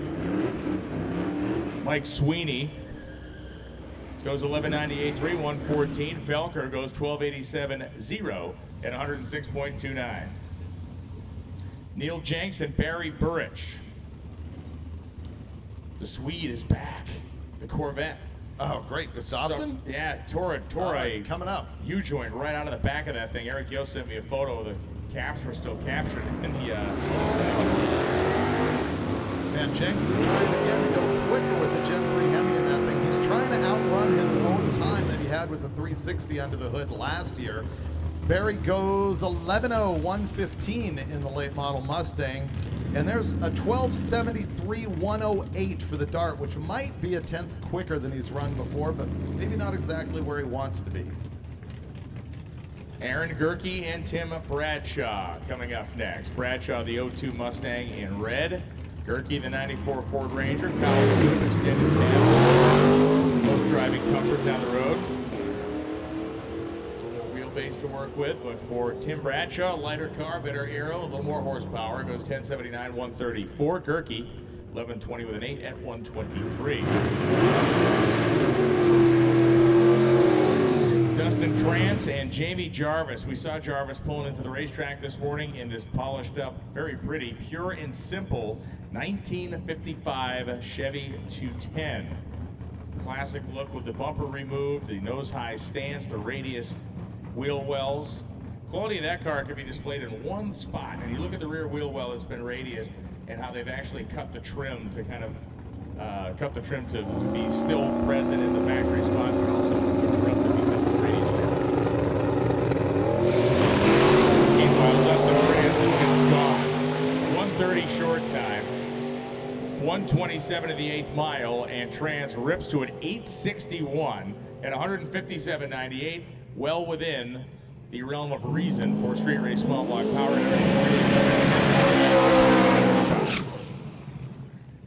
All right, well, if you like things that are fast, you've come to the right place.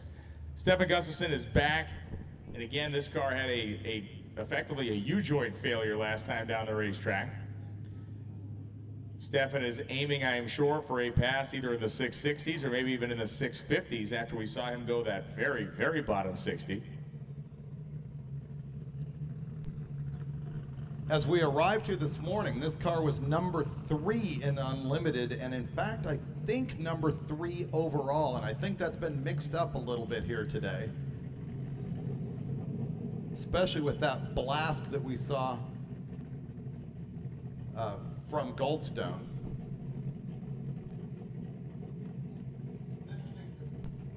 It's interesting, the top 3 cars don't always end up all being from Unlimited. As a matter of fact, I think it's traditional that they're not lately. We've seen some out of Modified. Sometimes we see them out of Pro Street.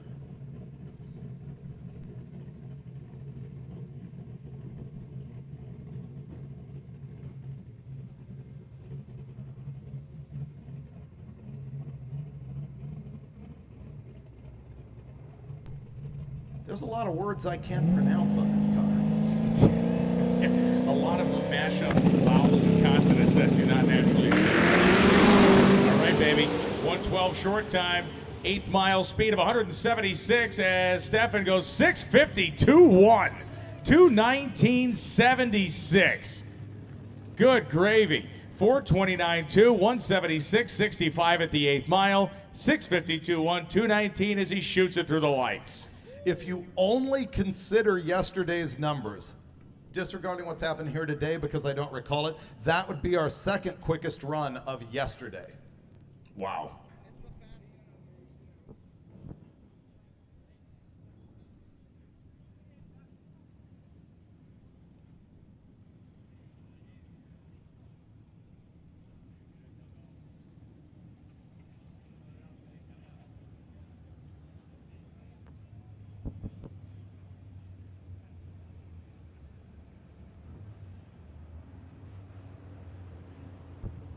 And it looks like going to make a couple of passes here with the flat track just to touch the racetrack up. Got the broom out as well.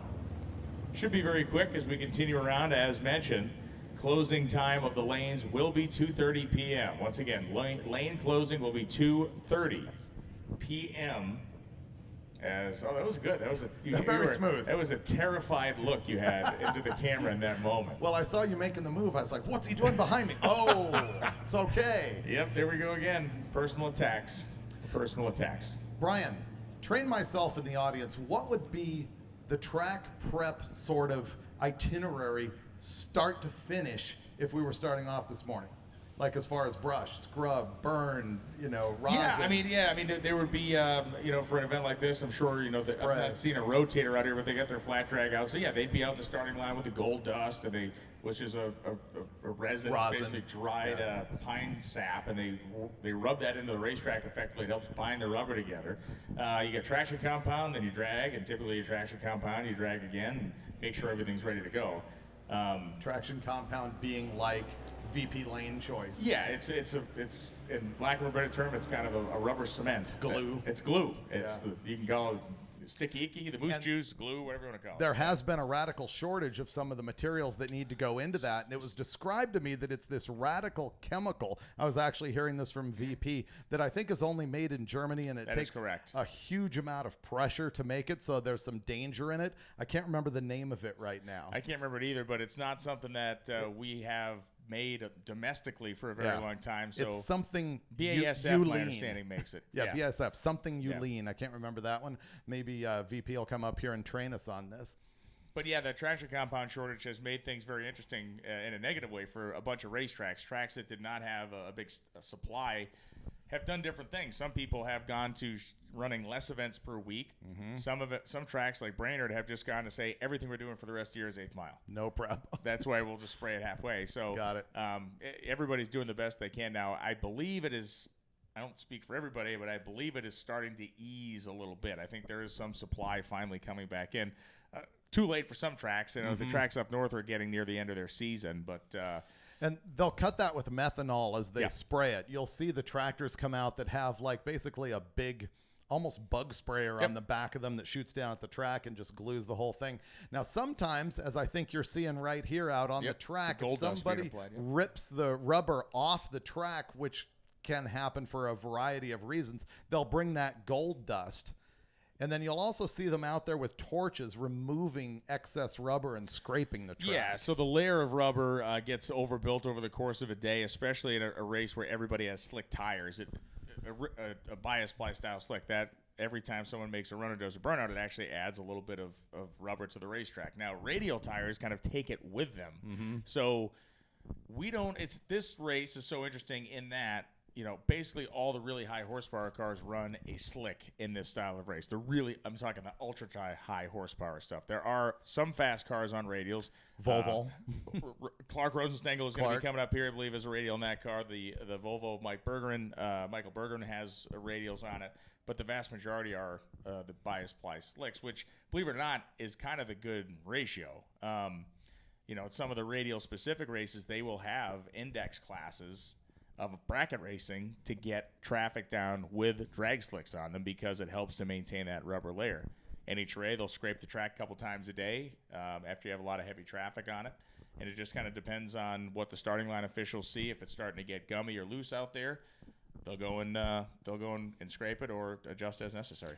Which, for those of you out here watching and might not be as familiar, there's actually different prep procedures based on what class is running or what tires running. A radial track is radically different than a slick track depending on an event that's running. A radial track uses the glue liberally, basically straight out of the barrel. Oh too. yeah, it's don't basically even cut it. Uncut, and you'll see the sprayer moving at a much slower rate, applying a much higher volume. You need that chemical grip to make those tires work. It's just how it goes. One of the things that amazes me about NHRA, and actually probably some of the other classes of stuff, is track specialists who really, really know what's going on with the rubber on the ground. They can just look at it, nail it, know where to stage, know how to affect the clutch on the car, all those things. I think it's an incredible skill. Yeah, so the monitor, the way that the track specialists for some of the pro teams monitor the track is pretty incredible. So they're not only just taking a temperature, they have durometers because they're looking at the composition of what's actually happening on the... And a lot of them do that differently. Everybody's got a method. Or the stick or the skid. Well, the durometer is like they'll jab it. Right. That's a little thing they'll jab into the track, and then they'll use. That's a measure of hardness or softness. Yeah, and then they'll use the measuring, like an actual automated traction measuring device. Which, hey, look, Jason Ruckert's here. Pooch, get in here. Come on in. We're having the VP. We're having the VP answer is chat, coming. The here fireside chats. It's funny. Yeah. McGann texts me. He goes, we're live. Oh, hey, how y'all doing? It looks like I'm upside down. Yeah, we are. But we're right here. So there we are. We look good. So don't believe your screen. That's actually not David Freiberger. No. All right. So I got my Brian Lone starter kit going on. So this is Pooch from VP. He's our guy out here, and you've been in this industry and business for a long time. But about 24 years. Let's talk a little bit about what's the current situation with traction compound and what's been the missing ingredient, kind of what's going on. Well, like I said, there is an adhesive that was primarily made in Germany that the company just quit shipping, and it kind of put everybody in a bit of a pickle. And so this chemical, now some of our competitors use a whole lot more of it in their traction compound than we do. Gotcha. So it started, affecting, like the NHRA stuff, sure, a lot quicker than it did, some of the local stuff that, the guys use like our Lane Choice 7 and stuff.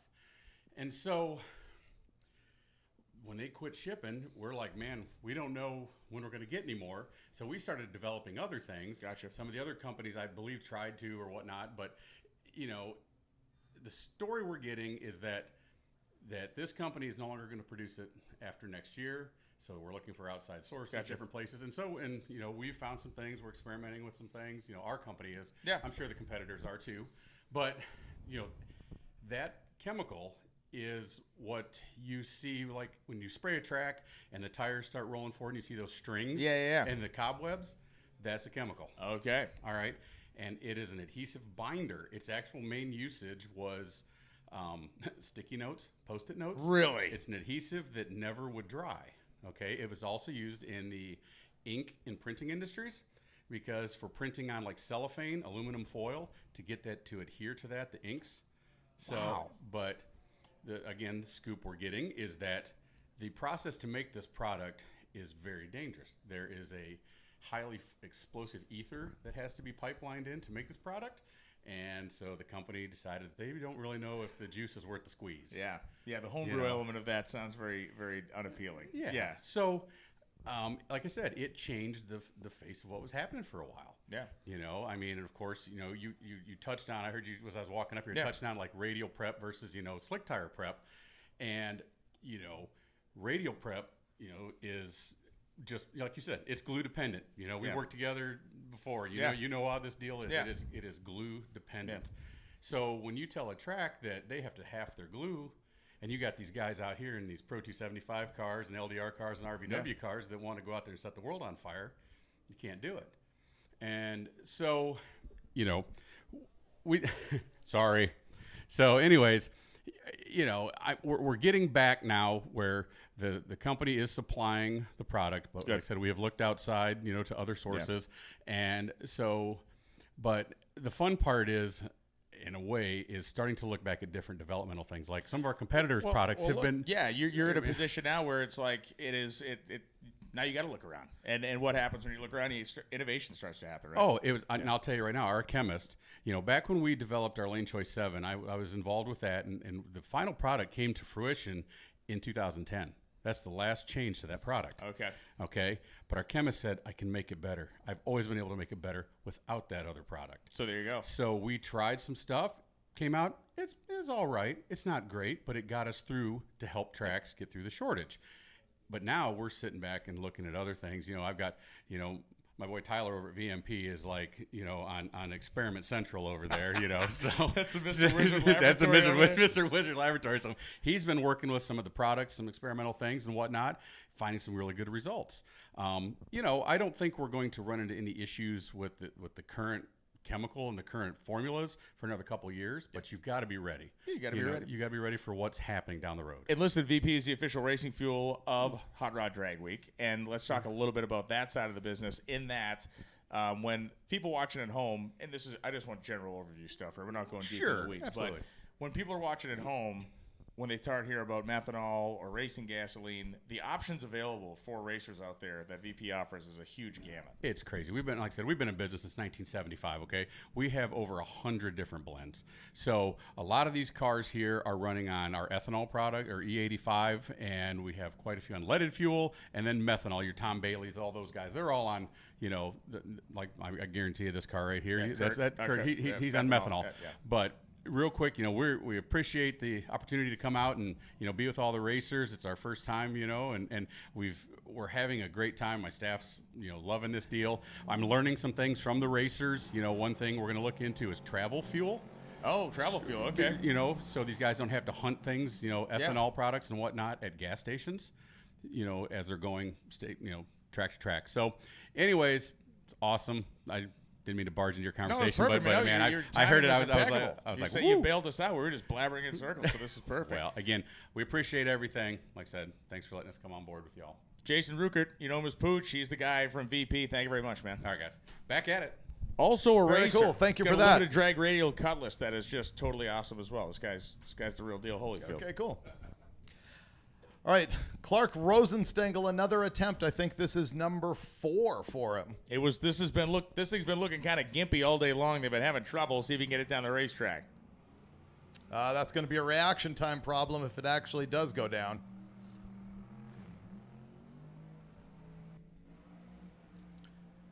He will. 1991 Dodge D350 with a Cummins diesel.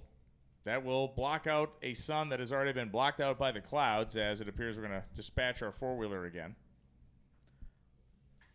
we have roughly an hour and a half until staging lanes are locked down.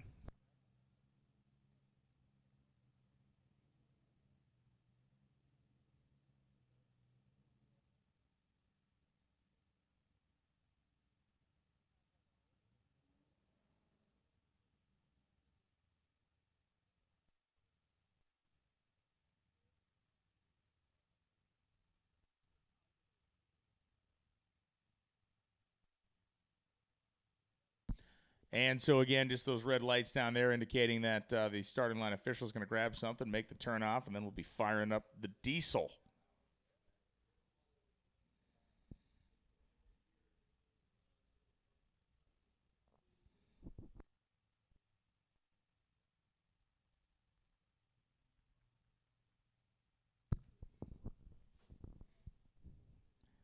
John Powell, the standard cab S10 truck.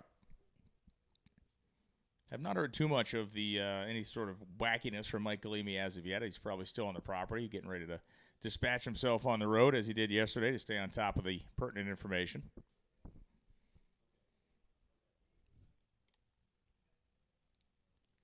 I was going to make mention to people that were interested when you're leaving, because the route is kind of taking us in that general direction. If you wanted to ever see, say, John Force Racing or Don Schumacher Racing's facilities, they're on Northfield Drive, only a couple miles from the racetrack, but I do understand there's some construction that may make it difficult to get up that road. Yeah. It's one of those things, if you don't think you're going to get back to this Indy area and you love drag racing and you just like to see it, you're so close, it would be a tough thing to miss, but if you're just looking to get out of town. I don't think the average guy realizes how many shops are right next door to each other. Yeah. And basically, the employees walk back and forth as they change jobs every couple months. Yeah, who can set low ET of Toolbox Street Crossing? Yeah. So here comes Dominic. In the D350. Wouldn't it technically be a W, or did they get rid of that by 91? I think by 91 they had ditched the W. I think everything was a D. Remember, yesterday it ran a lot quicker than we saw it run earlier today, and he's got to stage it. There you go. He timed out. Why don't you explain? Don't go down the racetrack. No, don't do it. Oh. That is rookie move central. So that was auto start where the other guy had been staged for 7 seconds, so the tree came down. 12.707, 109 for Powell. Dominic will get no time. He's going to have to, if he had backed the truck up and restaged in the next pair, he would have gotten ET, and that was a good-looking run, much better than the one he made earlier. But because he did not do that, he gets no time.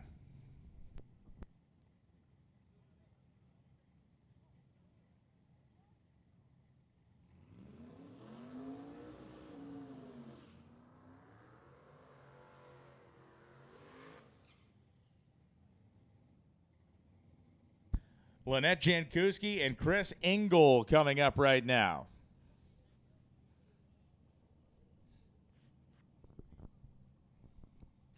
'78 Monte Carlo for Jankowski, the '65 Nova for Engel, and Engel has got it staged with the rear tires, which, as much fun as we like to have around here, we still don't allow that.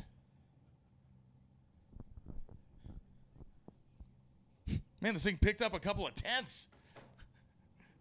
It's just typically the case when you stage with the back tires instead of the fronts.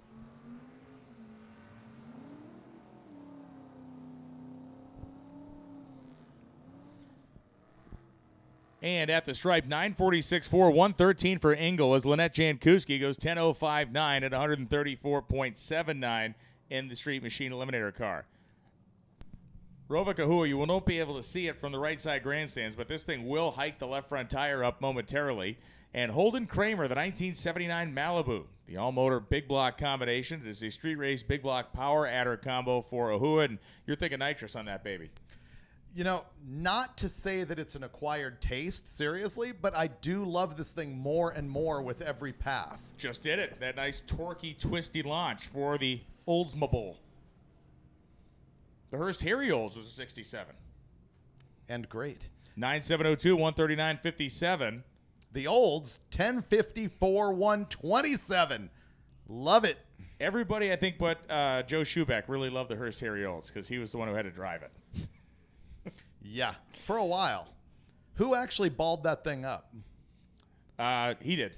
Really? New York International was the last crash it had, and they finally said enough was enough. Yeah.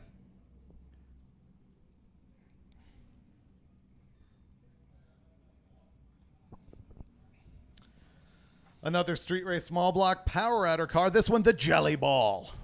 Kelly Lundqvist. Also flying the Swedish flag. And Kell goes 9:58.5 at 145.78. That's why I went with Jelly Ball. Yeah.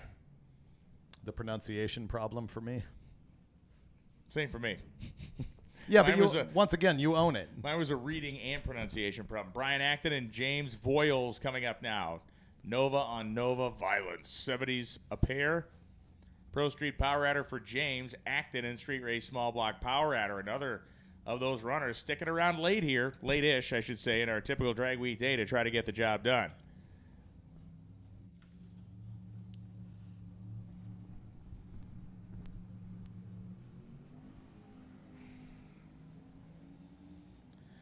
Brian Acton left with a 64 light, and James Voiles, 0.6 of a second later, left the starting line 8:49.3, missed it by 7 thou. Voiles goes 9:96.2, 155. We say miss it. The quickest you can go in that class is 8:5.00. Jesse Harris and Fenton Bariza coming up now. Jesse Harris is way, way quick to get up on the torque converter and get that thing spooled. I know he's, man, that transmission's going to be the temperature of the sun by the time he leaves.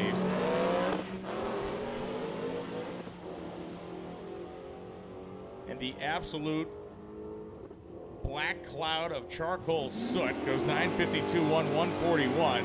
Bariza goes 10:78.7 at 131.81.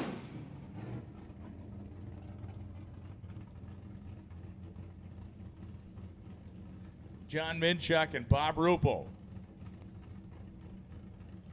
Minchuk and Ruppel sounds like a defense attorney's office.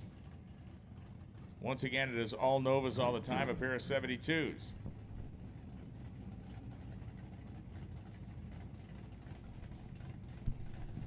The Wintermit Nova, number 3, Street Race Big Block Power Adder. It's been 964.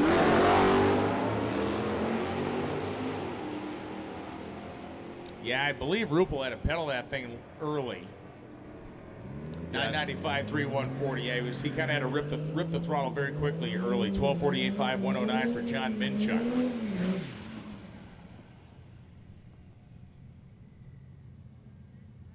Here comes that 67.442 around the bend. Cranking that thing down into the 10s now. Great, great car. Brian Clark and Robert Berry.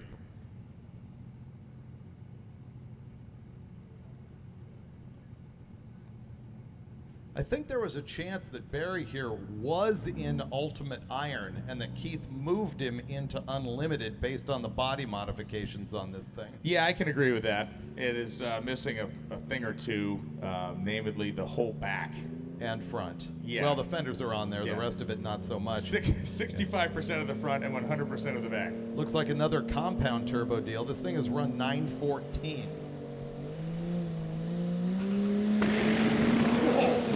I don't think it pulled the front wheels that big yesterday. 9:04 the reaction time, so he's under the 1 second rule. 127.60 foot. Yes! 61. Yes! Wow. 156.32 miles an hour. It went 127 in the 8th. Loving it. Lordy. 861.3, 156.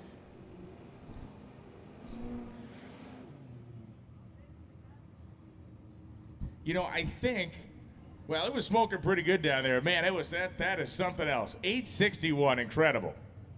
13:59 on the other side of the racetrack.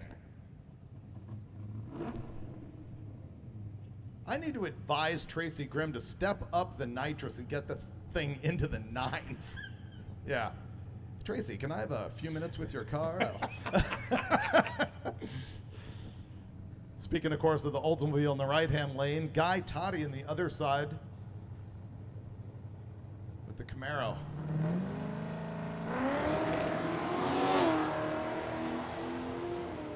And Toddy left before the tree was activated. I don't even comment on it anymore. It's just literally normal. never seen more people do that than we have. There you go, 997, 128 out of the Oldsmobile. Perfect. That was your encouragement. That was your encouragement. Matt Bunel, left-hand side in the Camaro. The unassuming Fox Mustang, right side. The LX, dark blue color. Turbocharged, bumping in.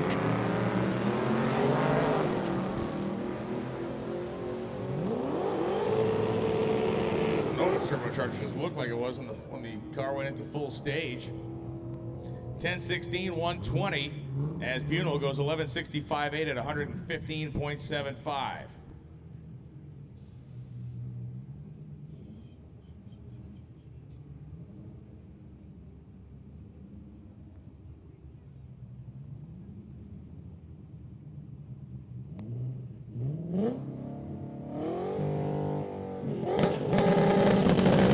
Jeremy Howell and Chris Hayes.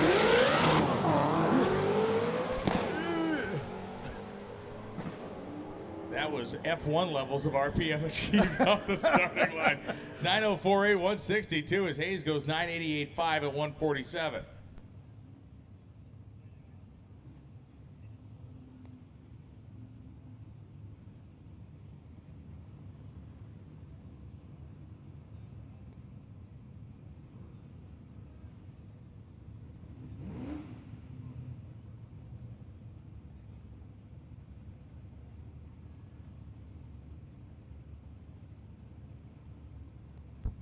Jeremy Hammer and Lowell Rust.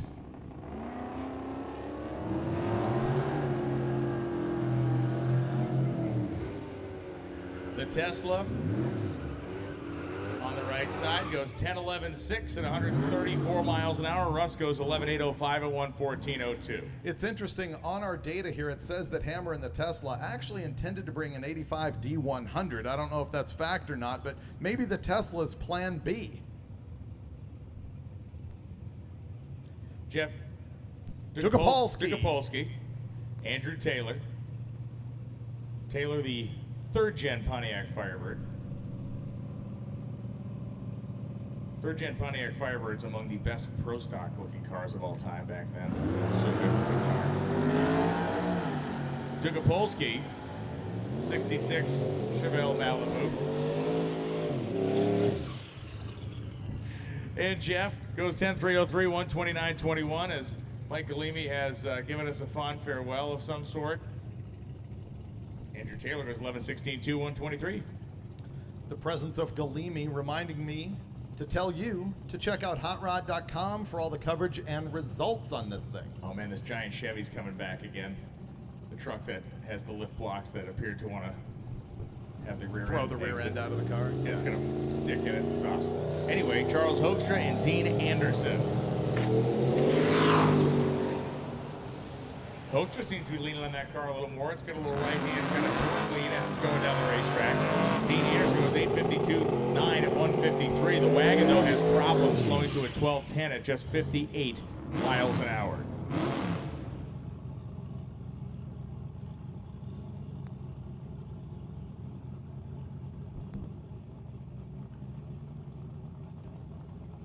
Here we go again with Bob Hess. I love the Mopar Gen 3 Hemi powered Fox.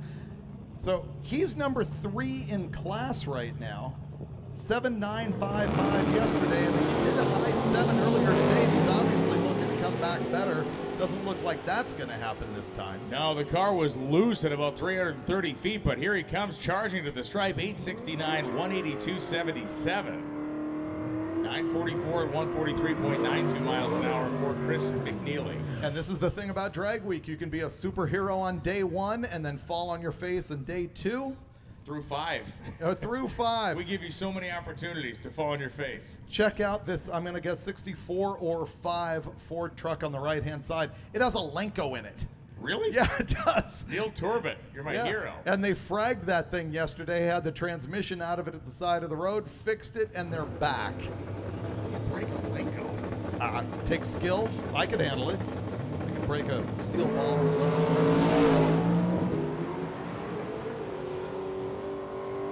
Things pounding along pretty good now. 123 in the 8th mile. 9:05.7, 154.26 for Torbett as Jason Moore goes 10:83.9 at 113.57.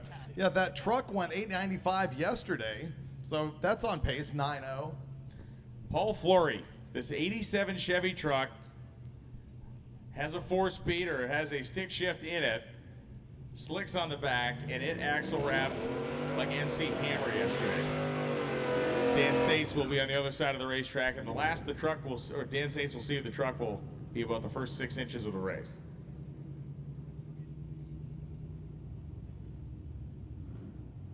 Axle tramp, axle wrap, wheel hop. I like, well, in a situation like this, you're taking the leaf spring and wrapping it up, so I'm calling it axle wrap. Wouldn't it be leaf wrap? It's axle wrap. Usually it happens from having lift blocks on something like this. There's more leverage moment on the poor spring that suffers. There it goes again. Oh, he's still doing the boogie. And meandering down the track. Yeah, Sate's having problems as well. Yep. The truck, I don't think, is having any problems, actually. He's going to pass Dan. 16:61 at 87 miles an hour for Paul Flory's big Chevrolet truck. But it was an elegant 1661. It was good. I still bet it has like an SM465 in it. Probably. Billy Skinner and Dan Dinan.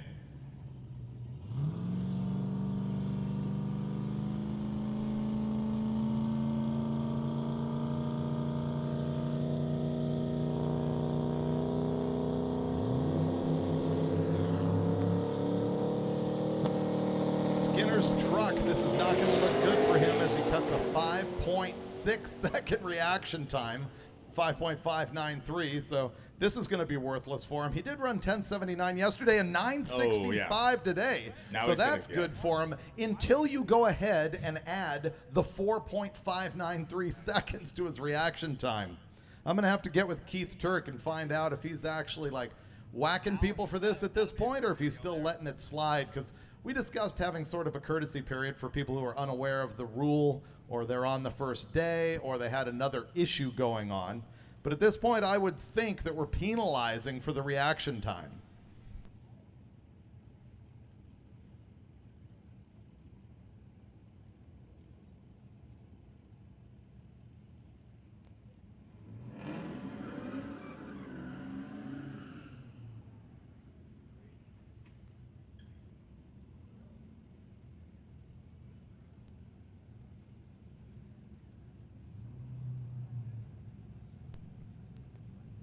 Not too much word coming in of more cars that have fallen out of competition. We'll have plenty of that for you tomorrow morning as we get the official word and also see what happens on the road. Now, a deep stage is a bad move here at Drag Week. You want to go as shallow as you can because you need ET. Your point is 100% correct, but having watched now 8,426 runs where people leave before the tree's activated, does it really matter anymore? No, you're happy to see it, whatever it takes. Swanson goes 14:16 with a 4 at 98 miles an hour.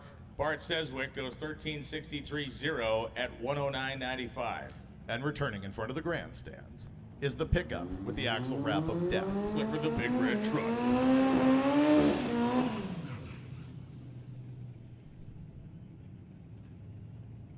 Scott Glassbrook coming up. Now, this is interesting in the fact that it is a rear-wheel drive Talon.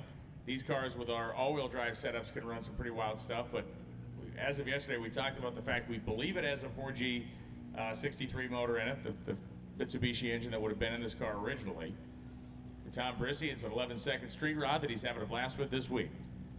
The Eagle Talon, one of many dead brands out of the whole, Chrysler Corporation situation. TSM.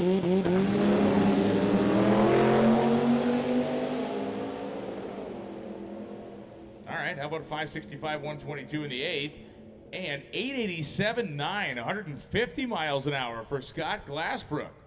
Sweet. Moving on down the line, very well done. 895 yesterday, so that's an improvement. He's in modified power adder where there is no breakdown for cubic inch displacement. Big block, small block, and clearly 4-cylinder all run together. Mike Bogardus, the 77 Hornet, coming up now, as Nathan Thompson coming up on the opposite side. Dodge has announced the return of the Hornet name. That's right, they did. See, because the Dodge Dart works. Alfa Romeo-based SUV. Nate Thompson, 1089.9, 128.40 as Bogardus goes 13.18.6 in that orange 77 model year Hornet 103. Have you noticed that we haven't eaten yet? I was informed it was just too gruesome. It was like a feeding frenzy at the zoo. They didn't want the pizza on the ceiling, you know? I can tell you what we're going to be doing when we leave here. It's going to be worse than what they would have got if they had just given us food in the first place. Brian, cast your mind back as far as yesterday, when McNulty went down in his 69 International Harvester. Yes. It was a weird flex. It was ponderous. It was the ponderous, baby. Was the strangest, slowest, weirdest run I think I've ever seen at a drag strip. We'll see if he can top himself today next to Byron Spring. Don't send me a downbeat number right after the fast cars. How can you send me a downbeat number after the fast cars? Drag Week broadcast will be at 2 a.m. on 2 a.m. Ponderous, man. It is just ponderous. Oh, man. If anybody has any clue what we're talking about, you're in tears right now. 1614 at 80 miles an hour for the Harvester. Not bad. 1597 at 87 on the other side. Thanks for joining us for America's Top 40. Chris Hosner and Nate Mahoy, or Nathaniel Mahoy, what we are referencing is the greatest rant of all time. I don't know. Christian Bale's ahead of him. No. Yeah. No, because Christian Bale is a known wackadoo irate guy, yeah. Casey Kasem, his image was so well curated. Shaggy. He's like America's fun radio guy, and to listen to him lose his mind is fantastic. Nate Mahoy might be losing his mind out there. Who knows? He's going down the racetrack in his 1980 Monza. Hosner's going to have a lot of time to think about it as he goes down with the Oldsmobile. 13-17-0, 107.02. 17-13 for the wagon. Speaking of rants, Hosner just said, we'll do it live. Yeah. James Jekyll and Chris Vanderwalker coming up. Some repeat customers making their way back into the lanes here as we're about an hour and 10 minutes from lane closure. I could be wrong on this, but if I recall from Tech Day, I think this Buick has an actual Buick motor in it, 455 with a tunnel ram on it. Cool. Yeah.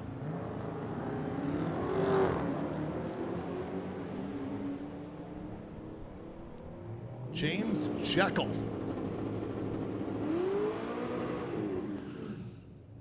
The 21 Charger went 11:23. The Buick 12:91 at 107.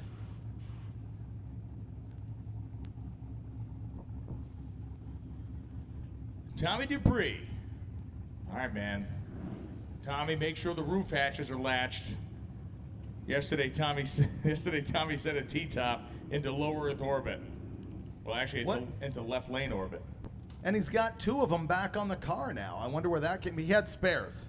That's probably That's it. You want to carry a spare. That is a level of preparedness I would not achieve. But Maybe yeah. he watched too much Knight Rider and he saw the whole ejection seat thing. And he was like, He's hit the rocket boost button. Bree Brewer.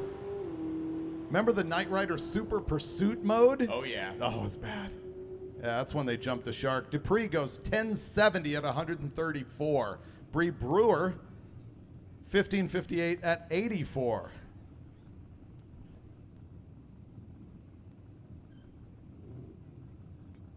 Paxton Welsh, as unfortunately the Paxton's running mate has been pushed off the short chute here at the starting line.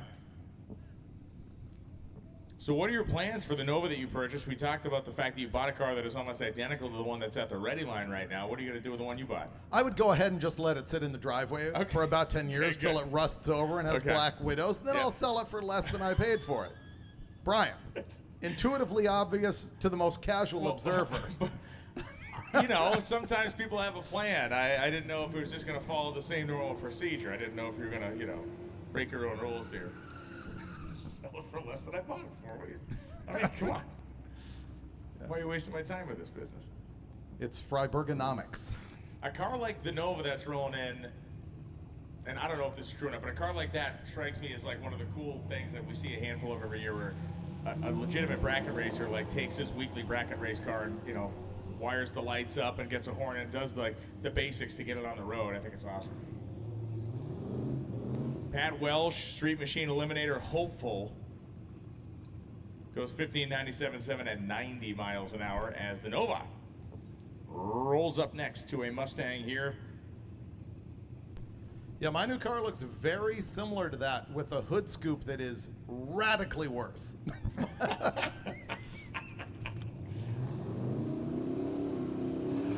Marcus Clark, the 1968 model year Nova. Clark is shooting for a spot in Street Machine Eliminator, and it would stand to reason, and we'll get the numbers at the end of the day, but it'll stand to reason that our record bump spot in Street Machine Eliminator will be, we should be on it and past it today with that 1076 moving below the 1075 current record. Tim Bradshaw in his Mustang, also an SME racer. Bradshaw Look at the goes hood lifting up out of the 1045. Nova. As Clark goes 1042 and 146. Was it peaking up in the middle? It was about to depart. Yeah. The wagon on the starting line right now live is looking at the Mustang. The wagon's a little flashier with the 871 atop the 555 big block Chevy. We're looking at David Deal's Mustang on the live feed as we pull out, and there's the wagon, a very deep black Uber-charged station wagon. Travis Fothy driving the wagon. You know what makes these not work for me? The rear windows don't roll down. Wait a second. In the Pontiacs and in the Chevrolets did. It was the Pontiac Le Mans, the four-door Le Mans, because I had a friend, dad had one of those that had no rear, and only you could open like the quarter glass in the back. Yeah. But I'm pretty sure the Chevrolets, because I had a friend who had an Oldsmobile Cruiser wagon that did have functional rear windows. Let's take a poll on the live feed. I thought it was just Do the the rear BOPs. windows roll down on that A-body wagon? 877 from the Mustang, 1033 out of the blown big block wagon at 131. But yes, I know that the rear windows were fixed. I just don't know if it was in all of them. We've gone to the internet for answers. Oh yeah, never do that. This is a knowledge battle, they say. Oh man, that's a losing battle. No, it's, yeah, the good news is it's a race to the bottom. This guy says yes, the windows Thank go you. down. I Neil know Smith, I've thank been you. in them. G-body rear windows on all brands do not roll down. They have a vent window. Chevy wagons did not roll down. I had one. Okay. Thank you, internet. Well, that's only 5 answers. We need something. It's the trusted source, Brian. It's the internet. Dustin Trans goes 852.2, 159.48 as Jeff Watt goes 1176.3, 118. Yeah, clearly they're fixed, so there we go. Yeah, had a bunch of people who actually owned them saying, your opinion is once again false. Stuart Hill and Brent Sinclair. I didn't totally disagree. I just thought there was a differentiation between a couple of the models. My friend Pete Smith's parents had a Le Mans that had the, and it was like, I remember even being a kid being like, what is wrong with this car? What the hell, who thinks of this? Yeah. And also, imagine being a salesman. Like, who would buy it in the first place? Like, if you're a car salesman and someone sits in the back seat in the car lot, they're like, "Where's the window switch?" Well, here's the good news: there isn't one. Right. Who wants to worry about putting windows? Yeah, in? who wants the inconvenience of all that? This is a 1980s General Motors product. It is going to work for many, many weeks before there's any sort of problem with a system like air conditioning. Sinclair and Hill.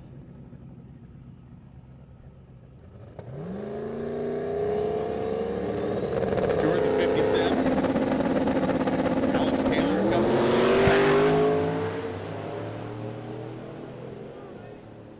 6,400 people watching. Brent Sinclair fly 763, 181. He ran 150 to the 8th. For real. Yeah. Great run by Sinclair and modified power adder. 763, 181. As the big diesel up back one more time. Remember last time he timed out in the starting line, got no elapsed time. So Jason Pratt. Okay, so now what Dominic's going to do is to avoid that, he is going to start spooling the turbos basically out of the water box. which I will be under the table avoiding the molten torque converter that's going to blow out of the transmission here in a minute. There's going to be a lot of heat getting built up in that thing. So to answer your question, I'm pretty sure there is no nitrous on this. It's a compound. So let's watch the big, see, it's starting to clear up a little bit. No! Yeah, when it's going to belch that thick smoke, there's definitely not being sprayed. Usually when a nitrous gets sprayed into a diesel engine like that, it clears the soot up. Jason Pratt is going to get down to the racetrack 11:06. 11:50 with a 2 at 118 miles an hour for Dominic.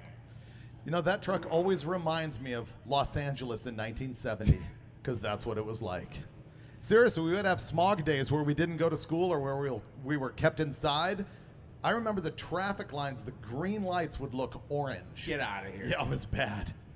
No, there's an actual reason why Reagan came up with the California Air Resources Board. It might have gone downhill a little bit since then. They might be working on the wrong side of the decimal, but it was definitely necessary.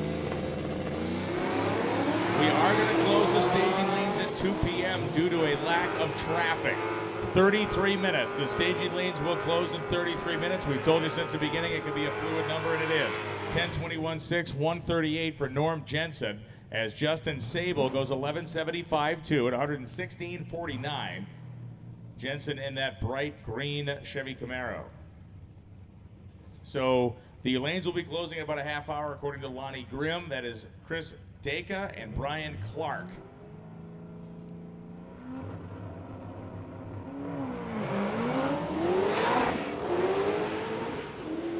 To David's earlier point, Dacre is a slick shifter in that thing. Got it off the starting line clean. 993.4. 993.4, just shy of 150 miles an hour in one of those things with a stick in it is awesome. That is really great. Yeah, the 150 is big. All right, Alex Taylor. You thinking they're shooting for a 6 and a 200 mile an hour time slip here? I would hope so for my own entertainment. I'm not sure that they don't want to hold the thing together a little bit before the end of the week comes. She ran 7:05.201 yesterday. Goldstone went that 660 It was today. a smasher. Whoops. We have half an hour to get that car back in lanes if it's got the parts to do so. It's still under its own power.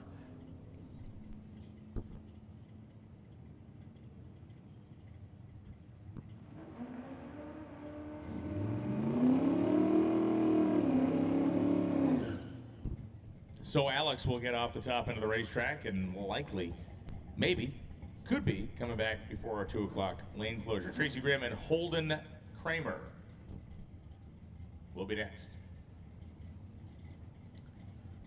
Hopefully Dennis down there got the word that there is half an hour before the staging lanes close. So hopefully you can bring that car back.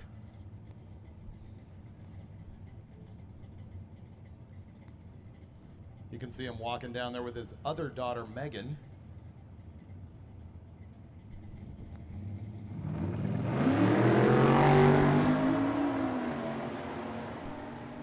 So Tracy Grimm a 997 last time or a 999.7. Either way, very top of the 9-second bracket. Now at 10:32 at 119. Put the Loans tune up on him. Kramer goes 10:07.6 at 134.28. Oh, you know what about Tracy Grimm's car? It's not a full roll cage. Okay, so the 10.0 is the unbreakable time slip barrier. Yep. Speaking of time slip, second floor of the timing tower. You're going to walk into the media center room, what is normally the media center here during large events, and that is where your time slip will be returned.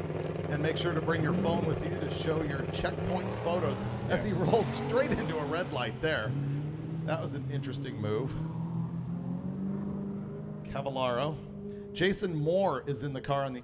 Oh, wait, sorry. Cavallaro. Wait, I'm confused. What's going on here? What's going on is Michael Cavallaro just ran down the racetrack in an 88 Mustang and went 10:17, and Jason Moore overstaged his car, got no time, and will receive no time, nor will he receive my admiration or friendship. I was confounded. You were cornfounded.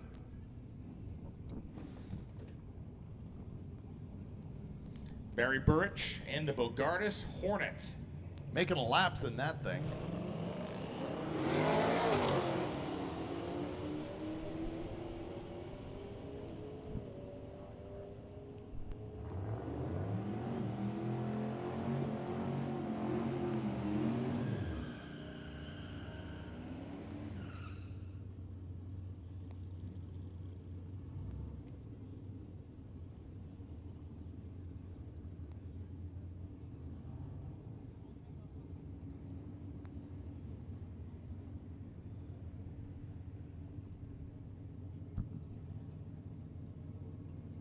So Acton, remember, just a run ago, missed his 850 target by a few thousandths of a second, a street race small block power adder.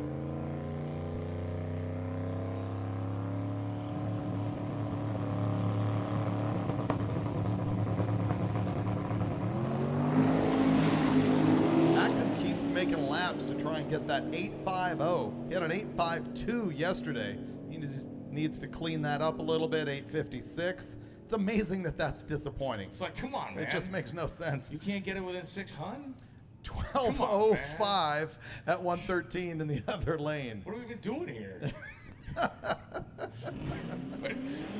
you bother showing up with that thing? Come on.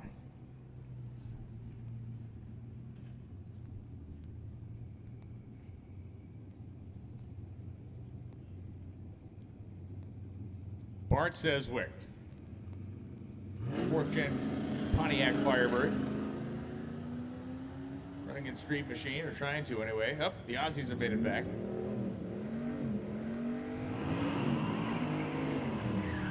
Seswick goes a 13.25.6 at 108.89. Now a car that Brian and I have been personally waiting for in the left-hand lane, running exhibition at this point, is our buddy KJ Jones. This is the G-Cat project vehicle for CarCraft Video and QA1 suspension. It has a Hellcat in it, and it's smoking the tires. This is the first pass this car has ever made. They've just been assembling it this week. They had some transmission and fuel injector issues with it yesterday. And valve train issues on the dyno. 16.13.8 at only 57 for KJ as Dominic Palazzolo goes 19.87.1 at just 60 miles an hour. Here comes Harry Haig, as we saw yesterday, a couple of attempts here with the Steve-O Chevelle. A couple dead cam lobes. They needed a new front tire from the drive yesterday. And that 3-second 60-foot's not going to do them any good. The car's just putting down. I think at this point they're just trying to complete the event. And Haig runs 16.57 at 82.4 to close it out. We're back with Tracy Grimm in this Oldsmobile. He's trying to run as close to 10.0 as he can, because I'm pretty certain, oh no, there is a full roll bar in this thing. I can see the bar right there. So I'm not exactly sure what he's doing. He's run in top 9s, then came back and ran a 1030 something. He is in Street Race Big Block Power Adder. We are 26 minutes away from closing the lanes. Lanes will close. Will close. Possibility it doesn't have a license. And maybe that's why you can't hand in a 9-second pass. Don't you need a license quicker than 10.0? Yeah. That might be the program. So 25 minutes from lane closure. Boys and girls, just let you know out there for those of you in mad thrash mode.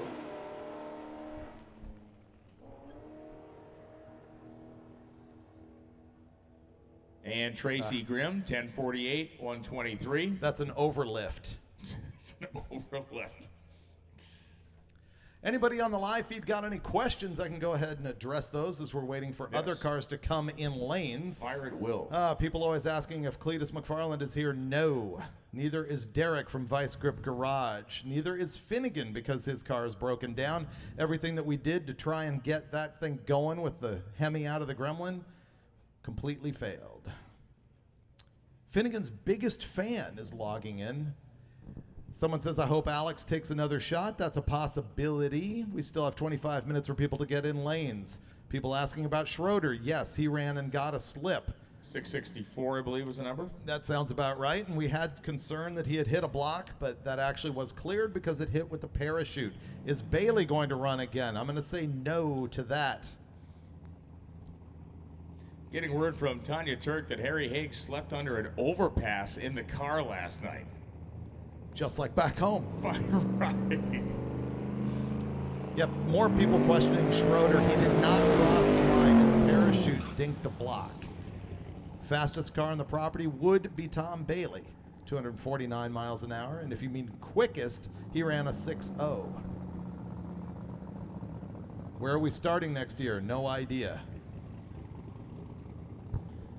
So Clark Rosenstengel is at the starting line. He ran 7:71 last time, but a reminder, he had a 5-second reaction time. So the penalty from the reaction time has brought them back up, but at least they know it'll run down in the 7s. They just need to get the boost program handled in such a way that he's not stuck there trying to get it to spool with the tree green.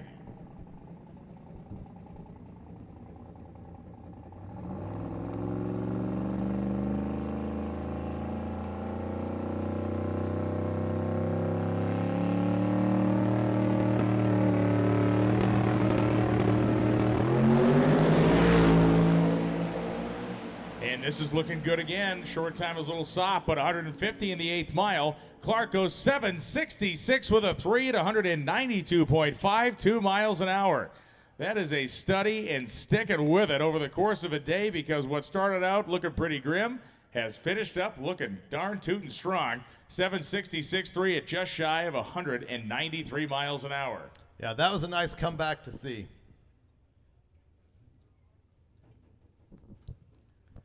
People are asking me, what is a Honda Miata? Well, here's the deal. I had called this poor car a Miata all last year, and it's in fact a Honda S2000. So I just advised the guy it was going to become a Honda Miata. That's all it is. And I probably cursed the guy with that for the rest of his known life with that vehicle. Are David Newbern or Mike Cotton racing? No, the co-hosts of Faster with Finnegan on MotorTrend are not running their own cars. I like the guys asking, why is Finnegan's prep always so last minute? I was going to leave that one alone, Brian. Ask the other 336 people here why their prep is so last minute as well. And this is not a unique scenario. The guy's got a life. He's got a family and kids, and he's running around doing all kinds of stuff. There's half the people, 3/4 of the people out here will tell you that they worked 23 hours a day for the last 6 weeks to get here. So this idea that everybody's lounging around for a month before the race with their car all tested and finished and the wheels polished up is insane. Yeah, that's not a thing.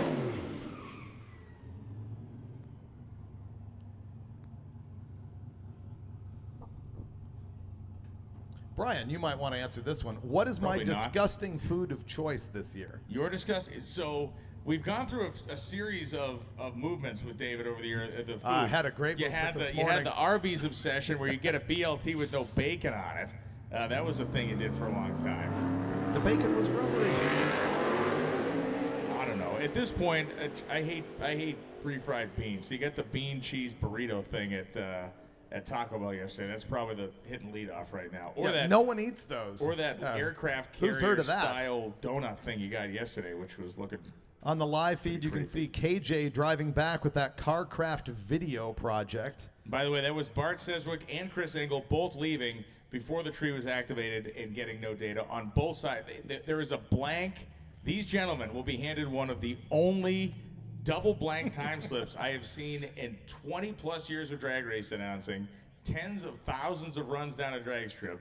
I have actually, I don't think ever, I'm going to take a photo of it because I've never flippin' seen this before. Both sides of the time slip have 3 zeros on the bottom because, I mean, listen, I strive for a very minimum level of competence in my life and job in doing anything that I do, and this is next level. There's got to be 20 cars that have done that today? At minimum. Yeah. Some of them multiple times. Which becomes an even more incredible thing to think about. Yeah, they're just in a hurry to get away from us, I think is what it is. Yeah. Looking for more questions on the live feed. Right now I'm getting gibberish. Yeah. Of course, so are the people on the live feed. They're receiving gibberish, so it's turnabout is fair play. This guy goes, my favorite roadkill moment. Roll into Alaska at 2:30 a.m. with the Ranchero, and the Border Patrol agent comes out and says, hey, you guys finally made it. That is a factual story. That was a great wild. Moment. The Border Patrol guy recognized us. People are asking about if Emily Reeves is here. No, she did register, but she and Aaron are out in California collecting an old Crew Cab Nova. Seems to be really clean. She's going to be driving over to see me right when I get back. When did Derek Bieri get hired for MotorTrend? He's not hired. He does have a new show that's coming that's called Roadworthy Restorations. You'll see that, I believe, next week or even sooner on MotorTrend Cable and on MotorTrend Plus. And it is basically his YouTube show with higher production value. He's rescuing vehicles. Another pair of cars coming up here as we are grinding to the inevitable end of the day. We are now inside of 20 minutes, a lot closer to a 15-minute closure period.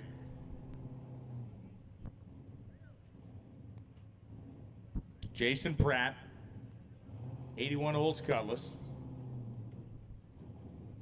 Dustin Trance, the 05 Mustang. Trance, the street race small block power adder category. He's made a bunch of sporting runs today. Does an Angel lose its wings every time there's an LS in a Mustang, or is it just standard operating procedure at this point? No, it chugs a beer. Okay. An Angel chugs a beer every time there's an LS in a Mustang, yeah. And they scream, hell yeah. America. No, they just scream hell yeah because you don't know where they may scream in other countries. It depends on where the Angel's from. But okay. The beer chugging universal. Thanks. Yep.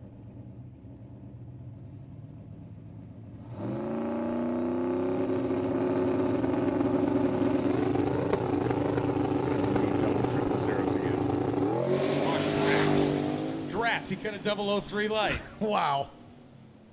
Dustin Trance, 128 in the 8th mile, is on a pretty good pace right now. 849.5, he missed brutal. it by 5 thou. 5 thou, he can't hand in that slip. 159.06 as Pratt goes 11.011, 124.88.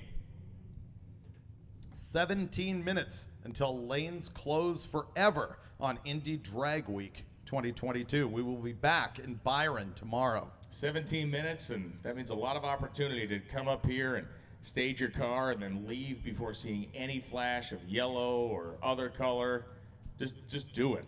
Apparently it feels good because that's the only way I could explain why it has happened so many times today.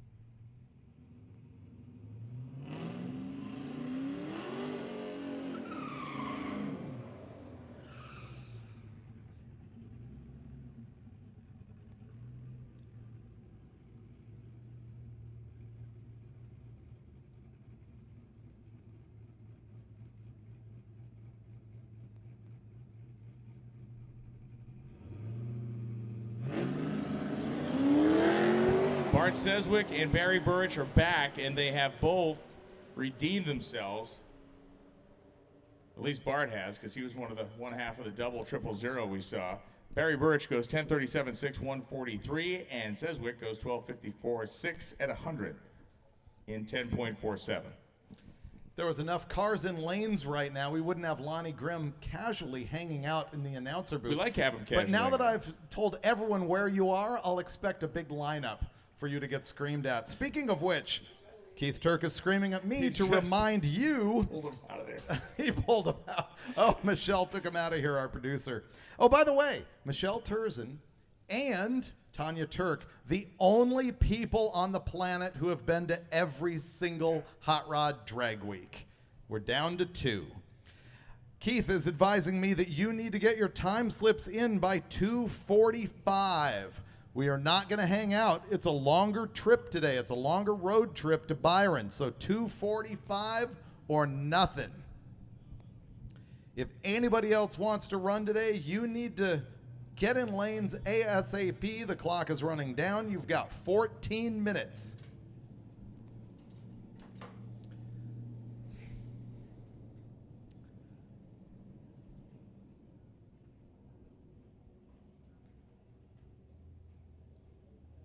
Going to look at more questions on the live feed here as we've got some downtime and as Brian is surfing Instagram.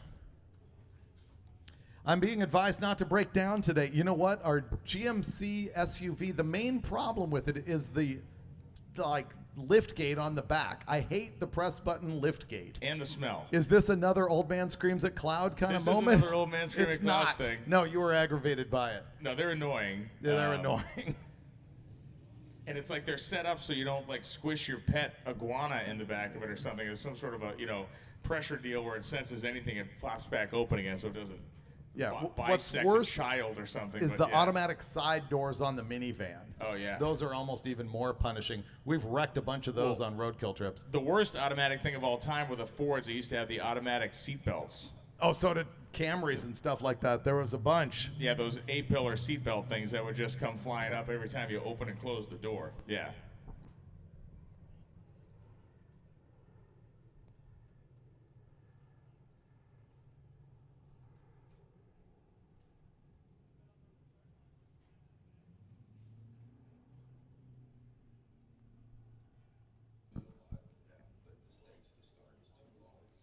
Buster's Repair Shop, bringing up the Dork Automotive podcast. Thank you. I promise I have more episodes of that thing coming.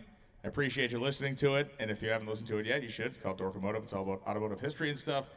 And more of that on the way. Yeah, you post with the consistency of Halley's Comet. Listen, and you post with the consistency of a 12-year-old girl on Instagram. There's a medium that both of us can find in life here. There is no tested tune on Friday at Worldwide Technology Raceway. It is the event only. Is Goldstone out? No, they are. Our understanding is they are repairing the door of his Javelin, and they will be back at it. A pursuit mode kit car from Hot Wheels. Did not know that. Why can't we get engine parts? Seems like everything I need for a big block Chevy is on back order. I live right next door to Summit, and they have very little. It's not the anti-gasoline crowd. It is a preponderance of things that have caused a giant backlog for every manufacturer out there. It's not schmucks holding an anti-gasoline sign on the corner that's preventing you from getting connecting rods. Come on, man. Where is Joe Barry? He's driving the Tom Bailey ice cream truck. Sick ice cream truck, yeah. Did Dixon run 10.0 today? I believe he did. He ran I thought he ran the 10s, right? Dixon ran 10, 20, or 30-ish. He didn't go down into a 999 like the Novus did. Brian Acton missed it by 5 thou before, going 10.49.5, trying to put a tweak on this thing to run a 10.50 something. 8.50 something? 8.50 something, yes. And he goes 8.56.6, so he needs to take a little more umbrage there and speed it up. He's got 11 minutes to get back to the lanes. Someone asking me, okay, people ask me all the time if I'm going to drag race the Hemi Gremmy. No, because that's a deadly deal. I would 60-foot the thing, but that's about all. 700 horsepower in a Gremlin that sits like a CJ5. Yes. Oh no, the Nooch brought us some baklava. Producer Michelle, do you remember Nooch? The Nooch with the baklava? That was good stuff. People are asking about our trailer rule. You know, the trailer rule is inevitably critiqued by everybody, no matter what you do. We've had 5 rules on it in the history of this deal. Well, the good news is it's mostly critiqued by people who will never come here nor own a trailer on a car at this event. Welcome to the internet. Yeah. Yeah, that's what it is. What's Project X up to these days? That's at 57 Chevy. That's been around Popular Hot Rodding Magazine and Hot Rod Magazine since time began. I think it's silently weeping with an Electrolux motor in it. It's about right. No, I haven't seen it in a while. I don't know what the company is doing with that. Is Blasphemy still running? No.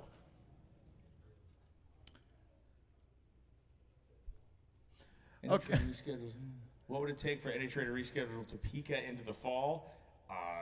An act of God, I'm not sure. I'm thankfully not involved in the scheduling talks. That guy's apparently not able to attend, so I'm going to need you to just go ahead and move this national event. Why was the reaction time rule changed? We wanted side-by-side drag racing. We wanted to avoid turbo cars spooling for 5 or 6 seconds and then blowing past slower cars at 200 miles an hour, which is not safe. And also, it's just stupid. Come on. Nick Turner asked for the quickest ET overall. That is still Tom Bailey's 603 at 249 miles an hour. What's the deal with Larry Dixon being done Friday. Family obligations. A lot of people just come out here and have fun, even if they can't finish the event. He's one of them. I think it's cool, actually, that he decided to come. I think it's great, and he's come out, I believe, at least 4 times now. He's made it, it's kind of part of his deal now, which is great. Has anybody run an Arius Hemi at Drag Week, or is it not practical? A lot of people ask about certain engine combinations. One of the cool things here is there's no engine combination rules. There are some, I guess, gasser classes where they're not allowed to run like billet blocks or, radical cylinder heads. I don't think that you can run like a canted valve head in the street race category. I'd need to check that. But essentially, it's as wide open as Bonneville is. I've never seen an Arius Hemi here. Arius does make, they make Hemi heads for LS motors and stuff too, but an actual old school Arius, 10 liter or whatever, I've never seen one here. And it doesn't really have an advantage over anything else you'd run. A conventionally headed twin turbo big locks are running 660s out here.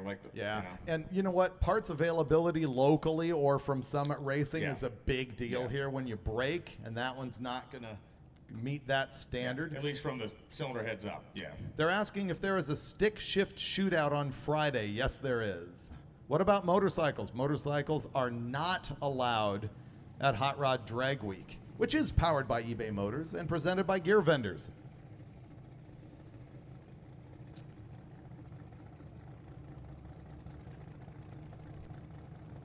And this will bring up the SAC Nova.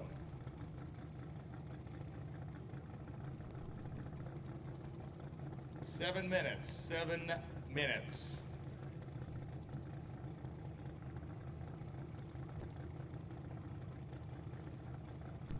Getting their question, what happened to the guys with the Ascona? Unfortunately, they're out. What did they break? Valve train. Unfortunate valve train issues that they're unable to recover from.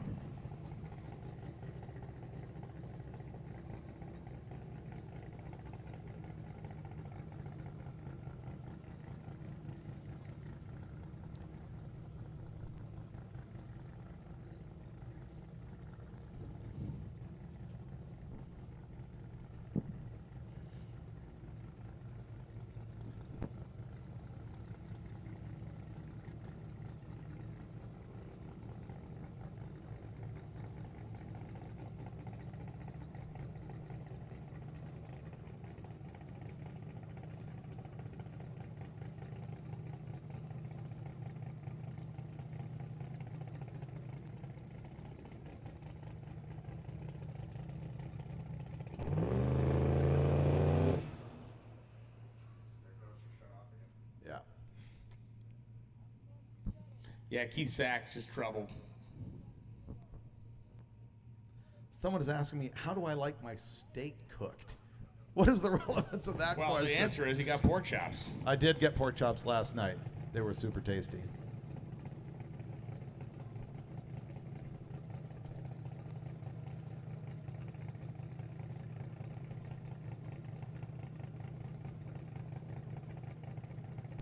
Are any guys from the UK running this year? Not as far as I know, except for the convertible Volkswagen.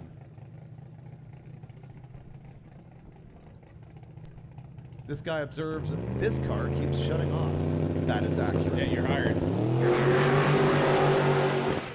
Oh, man, just tough. You feel bad for guys. They're trying. Brian, this guy says that we are two of the greatest commentators ever. That's half true. Is that Bob Lones? Yeah, it might be. No, I don't think he would give me any credit like that. How far is the drive to Byron? I think it's our longest drive of the week. I don't have a mileage number.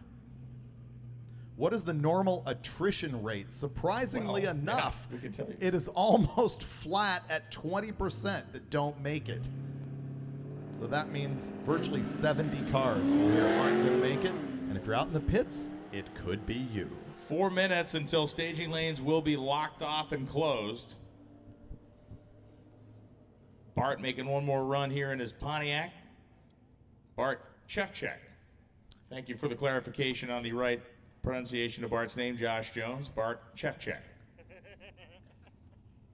Yeah, the CZEWCZYK is silent, and you just go with Chef Check. Clearly, it's pronounced Smith. Oh, okay. There you go. We're as good as Ren and Stimpy. Oh, you idiots.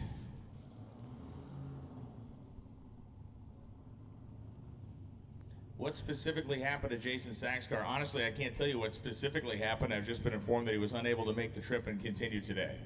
Guys asking, what is your all-time favorite wheelie? Krusty Nova is a solid player, and I think that happened here, didn't it? It did. Yeah, there have been some brutal ones. Remember Dennis Taylor and his 55 Chevy? That was a big one. Yeah, I mean, there's been some huge ones. The Malibu, can't I remember his name? Big dude that rides with Doc McIntyre. Jeff McConnell. Jeff McConnell's Malibu wheelie. That's a top fiver.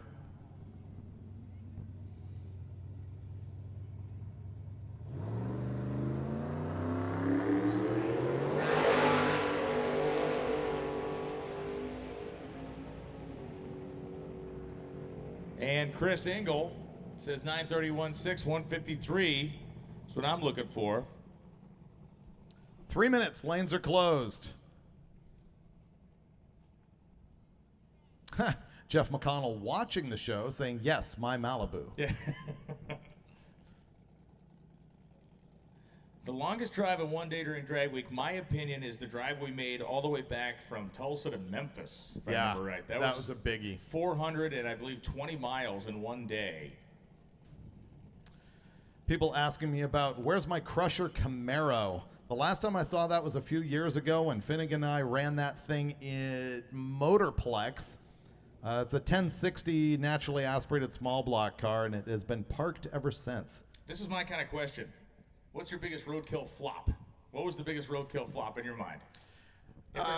When did I hire you? I mean, that was... Or something, yeah, exactly. Or no, I'm interested in this because you guys have made so many episodes now, and I think anybody that does anything creative every once in a while you think you got gold, and maybe it's not quite as gold as you There's been a bunch of flop episodes because we don't script anything. It just, whatever happens, happens. There was one where we pulled an old Buick out of a guy's yard and tried to put it on a Corvette chassis or something. C3 Corvette chassis. That just failed. There's a bunch more. There are. But it's interesting because you guys, again, how many episodes in are you now? 140 plus. That is insane. Yeah, it is. I can't believe we've done that. Finnegan's done more than I have. I think I've not been in like 8 episodes, and he's not been in like 5. And just think, if you were on traditional, like terrestrial television, you'd be in syndication now and living in the Bahamas. I know. Yeah, none of that happened. People always think we're just loaded. You know? None of that happened. Yeah, that's not the case. Sometimes Brian is loaded, which is what's going to happen later on tonight, because I think Hot Rod Drag Week is officially over after this one car that you don't really need to see. Bar Chef Check. What do you mean we don't need to see? Chef Check coming back. No. Yeah, unless there's somebody that has made a valiant entrance. It is 2 o'clock by my watch. Lonnie Grimm will send us the official word. Chef Lonnie Check says staging lanes are officially closed.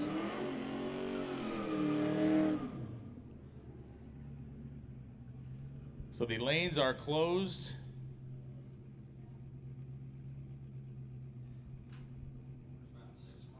Okay, we've got word there's 5 or 6 cars in lanes, which is totally fine. Once you're in, we close the lanes behind you and run them out. Historically, it runs quicker when we run them as pairs, but we can just run 6 singles. I mean, hey, why not? Why not maximize the risk of something happening? Exactly. Yeah, I mean, at any given moment.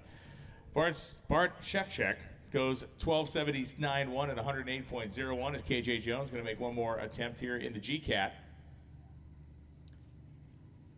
Carcraft build. KJ, a buddy of ours who's been on Roadkill, Holiday Hoopty Challenge, a couple of other shows. And he will very likely be in the booth with me here on Friday as Brian abandons me. Man, much more aggressive burnout this time. And KJ has owned some wicked fast cars. And listen, he's got a Wally. That's right. Yeah, so KJ's got a good drag racing program, good pedigree. He used to have a really cool Maverick. Most of his really big cars were Fox Mustangs. Yeah. Oh, the Maverick was a cool car. Yeah, Maverick was neat. This is a project supported by QA1 on CarCraft Video, which you can see on hotrod.com. Man, for a short sidewall tire, that thing works pretty good. 159 short time. KJ on the gas through the 8th mile at 93 miles an hour. This is going to put a pretty decent number here for a car that was not running well. It now goes 1160 at 117.9.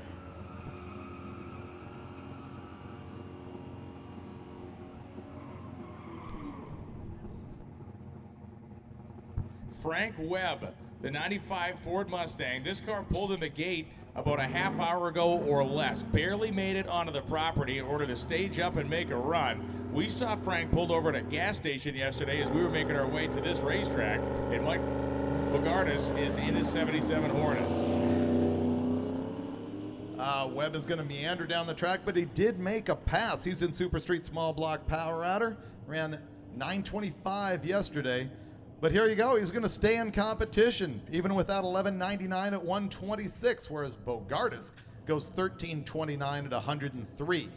Dustin Trance making laps as well. Once again, he's been going too quick, too slow. This thing needs to be right on that 8500 if he can possibly manage it. It is the Goldilocks porridge program. You got to get it just right. All these racers have been trying all day long.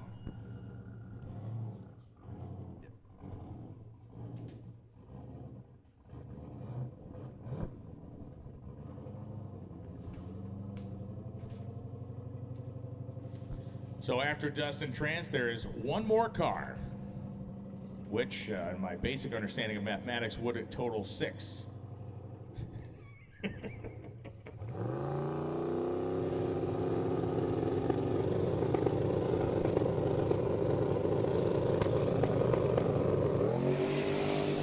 Trance, he was so shallow stage, it was actually flickering the bottom bulb. He did take another quick bite.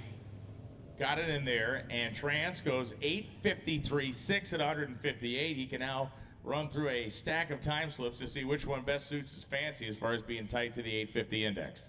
He might not gotten that 850, but you know what? It's not over till it's over. This is a bloodbath. And one of the higher ranked cars could drop right out. So you know what? You still want to get as tight of a number as you can for this class because it could end up good. Still 6,000 people watching. Brian. And somebody was asked about Clayton's Mustang. We had that sports roof Mustang yesterday, really wild kind of Pro Street Unlimited style car, twin turbo engine. 73 grabber blue. Had several problems at the racetrack yesterday. He was looking for parts for his converter drive, and I think that probably fell him. I'm not sure what actually took him out, but I know that there were already some issues trying to get the car on the racetrack yesterday. We'll know more tomorrow as we hear the rumors, watch the social media, and find out from Tanya who actually dropped out. So look for all of that tomorrow. Aha! And the last car is Brian Acton. Also, you can also get results at hotrod.com, so make sure to check that out.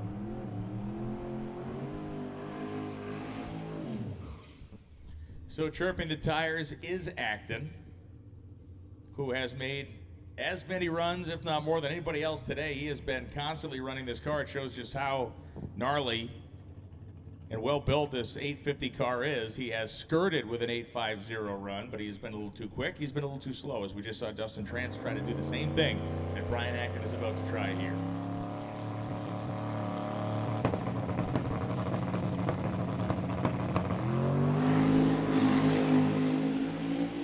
Perfect reaction time. Survey says 8:48.5. Just a hair too quick. Maybe a breeze came up after he left the starting line. Well, that is the last car of the day, and it's time for us to take you home, so to speak. And we want to thank eBay Motors. We want to thank Gear Vendors, Amsoil, Molly, the official Pistons of the event, Holly NOS, the official nitrous supplier, Mickey Thompson Tires, Summit Racing Equipment, who's had a trailer here all week, VP Racing Fuels, the official fuel sponsor, and of course Red Horse Performance, who is here as well, supporting the racers on the grounds and on the travel roads. Yeah, they did save some guys last night, as I anticipate they will again tonight. Brian and I are going to drive the route or route. You take your pick on the pronunciation on that, and we'll see what kind of cars are broken down and who's a superhero and who's a super fail. Give me your two big takeaways from today. Ooh, 2 big takeaways from today. You know, I always have to do the math before I look at that.